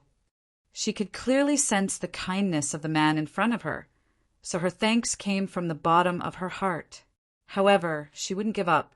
The reason why she chose gold pounds was that she had already reserved the Judge Potion formula from the world's German Sparrow. This crazy adventurer even claimed to have the subsequent disciplinary paladin potion formula. And at the same time, giving up on the surface could help Zio effectively dispel MI9 suspicions. After briefly explaining the progress of the previous commissions, Zio bade farewell to the golden-masked man and left the alley. On Tuesday morning, Furs went out early again and went to the Hat Trick Inn in Sherwood Borough to meet her teacher, Dorian Gray. This is the matters to take note of when exploring the spirit world. This is a portrait of Bootiz. Dorian covered her mouth and yawned. Then she handed a thick stack of paper to Furs. Furs wasn't in a hurry to read the information as she cast her gaze at the portrait. It was a black-robed man who wasn't 40 years old. His brown hair was slightly curled, but he gave off an abnormally hard feeling. His dark eyes were so deep that they seemed to hide countless things. This is the Saint of Secrets. Furs rubbed her fingers and used her trickmaster powers to burn the portrait. "Not bad. You're very cautious." Dorian nodded in approval. He then carried his suitcase and said to Furs, "I have to return to Pritz Harbor." Staying in Backlund for too long will arouse suspicion. Furs knew that the situation in Bakeland had been tense recently and that she wished for her teacher to leave as soon as possible. Therefore, she didn't hold him back and watched him leave the room. Then, with the help of door opening, she went all the way to the alley behind the inn. Just as she got her bearings and turned into a street, she suddenly saw a man in a black trench coat walk over. The man swept a glance at her before naturally looking away. As for Furs, the muscles on her back suddenly tensed up. Her eyes reflected the man's appearance. He wasn't even 40 years old. His brown hair was slightly curled as though it was abnormally hard. His dark eyes were deep, as though they hid countless things.